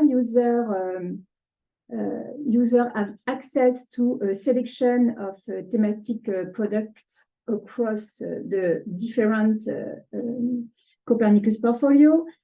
So data directly connected to Copernicus service server. That means there is no duplication of data. A powerful visualization tool for exploring the data. A selection of use case through the Copernicus use cases to show how Copernicus data is used to make decisions, and a dedicated user support service that responds to users the same as the Copernicus Marine one, which also includes a chatbot. So this coastal thematic hub initiative aligns with various EU directives like Marine Strategy Framework, Flood Water Framework, for example. Now, similar to the Coastal Hub, the Arctic Hub provides a unique access point to data relevant for monitoring the Arctic region, both inland and at sea. This portal is built in the same way as the Coastal Hub portal and offers the same functionalities and services, such as the selection of thematic product, the data directly connected to the Copernicus service servers, the visualization tool, selection of use cases, and dedicated support. So this Copernicus Arctic Hub is a new framework to support EU Arctic policy by facilitate the use of Copernicus satellite and service components for addressing climate change, for example. So yes, on this web portal, users can find infographics that summarize the different parameters. Thanks to this infographic, user can see in a nutshell the diversity of the data they can access, satellite, in situ, and model data, classified by thematic, geosphere with the land use, land temperature, for example, the atmosphere, including wind, air quality, the biosphere with biomass, the chlorophyll, the vegetation, the hydrosphere with water quality parameters, ocean current, and cryosphere with albedo, glacier, among others. And as a coastal hub, the Arctic Thematic Hub offers a variety of data related to the Arctic. On this infographic, the data, whether satellite, in situ, or model, is classified by variable families, so atmosphere with weather and climate, emission and forcing data, ocean with ocean dynamics, chemistry, biologic data, the cryosphere, including sea ice, snow water content, ice sheets, and glacier, the land variables with the temperature, the albedo, and finally the climate, including long-term data, climate projection, and bioclimatic indicators. And finally, I show you here an example of the type of information the user can obtain here thanks to the coastal hub. This slide shows the land cover classification product from the Copernicus Land Service, providing a classification for 71 distinct thematic classes, including information on ecosystems, for example, which can be combined with other Copernicus products, such as from the marine products from the Sentinel-2 chlorophyll at 100 meters of spatial resolutions, or salinity, to have a more complete information on river discharge, for example, here in the Gulf du Lion. So this coastal hub makes it possible to combine different type of data from different services, just as the Arctic Hub does for polar application. And yes, these two, this is my last slide. These two new web portals have been launched at the EU Space Week in November 2023. Thank you very much for your attention.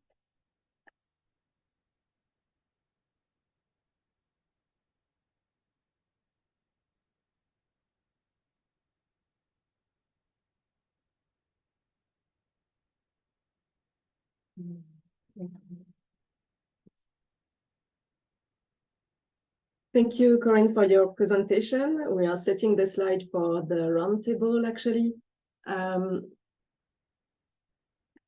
Okay, almost. Thank you so much, Vincent. All right, so we will now discuss in more depth, after those two introductory presentations, how we interact with other Copernicus services and with EMODnet. And for that, I'm very pleased to introduce our panelists for this large roundtable, actually. And we will start with Carlo Buontempo. So actually, all panelists, please turn on your camera if that is not done yet, so that we can see you then during the panel discussion. So starting with Carlo Buontempo from ECMWF and head of the Climate Change Service for Copernicus. Peter Salaman from the European Commission Joint Research Center and head of the Copernicus Emergency Management Service. We also have Andres Meiner, head of the Geospatial Information Services Group at the European Environmental Agency and representing today the Copernicus Land Monitoring Service. Thank you for joining us, as you have also your General Assembly today for the Land Monitoring Service. Then we have Laurence Crosnier from ECMWF, head of the Copernicus Atmosphere Monitoring Service and its upcoming anthropogenic CO2 monitoring and verification support capacity. We also have Raquel Carmo from the European Maritime Safety Agency. She is a project officer for the Copernicus Maritime Surveillance Services. Dennis Brucker, head of the Copernicus unit at the European Satellite Center and representing the Copernicus Security Service on support to European external and security actions. And finally, Kate Larkin from Sescape-Belgium, head of the EMODnet Secretariat. So with this large roundtable, we've heard many things regarding how the Copernicus services are working together, how also we are working with the Copernicus hubs. So I would like to ask you all the following quite straightforward question, which is, could you please summarize for us the interactions that you had with Mercator Ocean and the Copernicus Marine Service in 2023, and explain what are the plans for interactions for 2024 and beyond. So I suggest that we start with Carlo Buontempo from CIS. Sure. Well, thank you. And good afternoon, everyone. Pleasure to be with you today. Well, the two questions are straightforward and easy to answer, because as we have seen in previous presentation, between the Copernicus Climate Change Service and Mercator Ocean, and in particular the Copernicus Marine Service, there is a very close collaboration in relation to the production of ECVs. So this is something we sought and we are keen to expand on, because it's important to play together in the production of the CCVs. We need to be sure that whenever possible, we do our utmost to ensure that the different production lines are orchestrated and harmonized so that we can save money when possible, but also ensure to harvest synergy. So this is what we have been working on, and there is a contractual relationship between us now in place.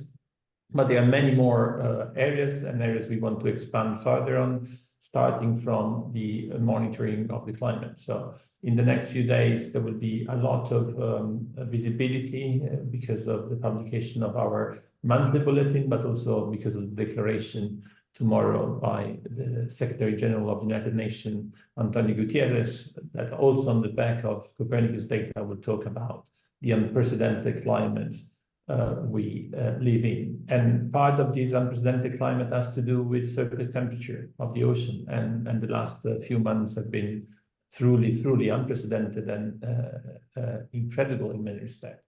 Well, this won't go away. And not only the temperature, but also the sea level rise represent probably the most eloquent signal of the changing climate. And so this calls for even a stronger coordination between services to ensure that we can keep providing the global community, the general discourse on climate, with the most up-to-date information about our changing world. So, I mean, I think I must be brief considering the time we had, so maybe I leave it here, but there are many areas we are already working on, and we are keen to keep working on to support the policymaker and the decision makers in these areas.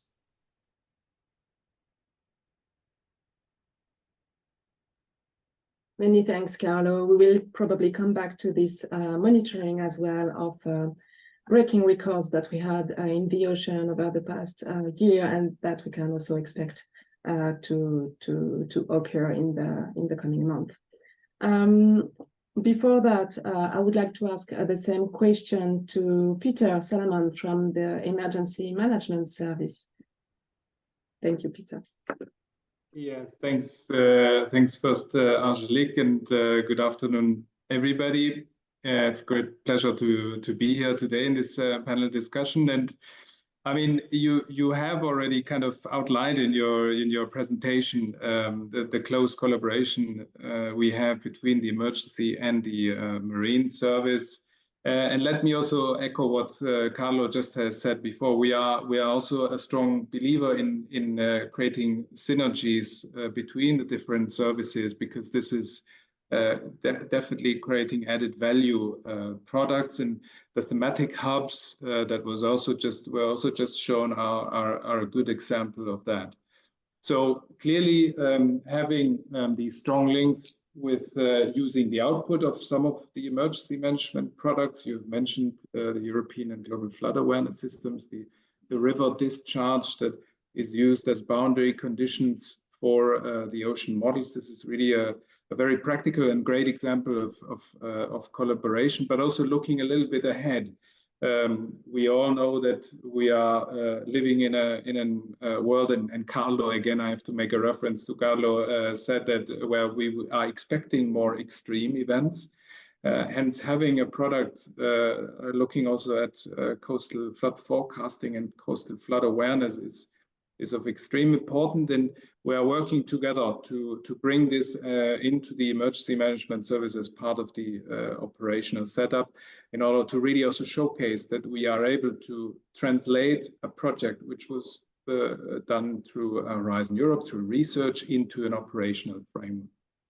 In the same line, actually, we actually have a new project already ongoing in Horizon Europe, the Focus project, where we also collaborate together with you on new innovative coastal products. In particular, we'll be looking at how we can support your need to have nutrient influxes from rivers into the oceans, making use of the hydrological model setup that we have in the emergency management service. And so also here, this could open up a new avenue of collaboration. And then last but not least, something I think that is worth mentioning as well is our regular scientific exchange through your scientific advisory board in the Marine Service, where I think we are regular keeping ourselves or each other up to date on latest developments and where we can go further together. So I'll stop also here and hand back to you, Angelique. Many thanks, Peter. You touched on different things which are really relevant, and actually we will have more information on the Horizon Focus project that just started this year tomorrow during the first session. And also we will have, so you mentioned the Scientific and Technical Advisory Committee of Copernicus Marine, for which other Copernicus Services are observer, and we will have also the view of the STAC chair tomorrow, Neville Smith. So that will be tackled in the first session. Thank you very much. So with that, I would like to move on to Laurence Crosnier for CAMS and the CO2 MVS upcoming service, as you were also the service that I highlighted first in my presentation, and then we can go to other services as well. Thank you, Laurence.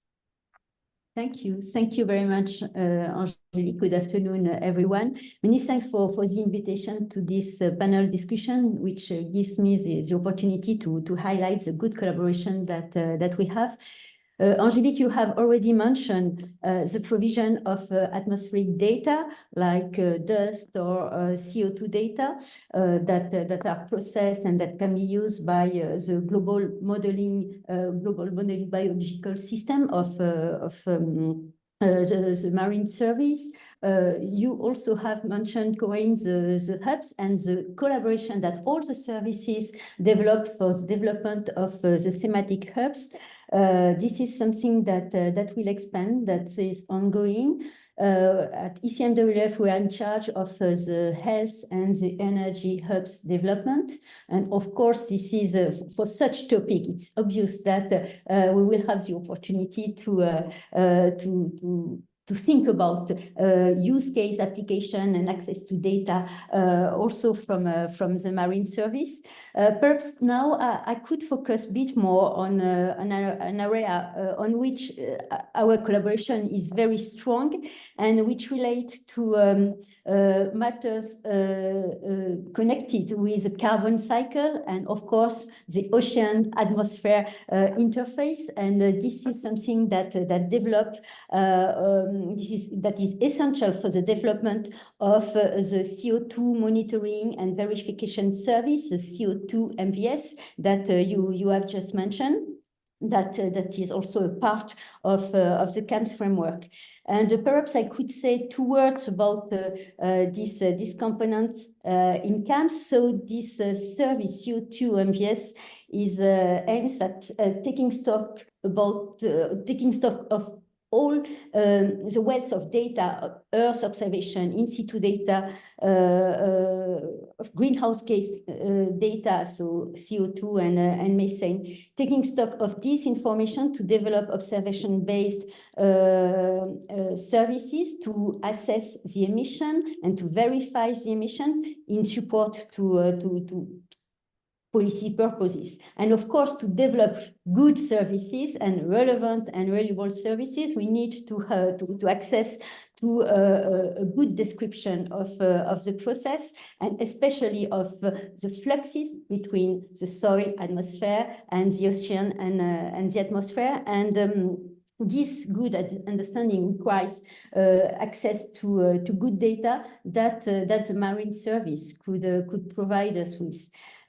So this collaboration developed, this is not new, this topic is not new, because the Marine Service has been already part of a research project, the COCO2 project, which was an Horizon 2020, I think, research project, the kind of precursor of CO2 MVS. The idea of the COCO2 was to test methodology, data, develop also modeling approaches that will be operationalized in CAMS in the future, to be able to develop this CO2 emission verification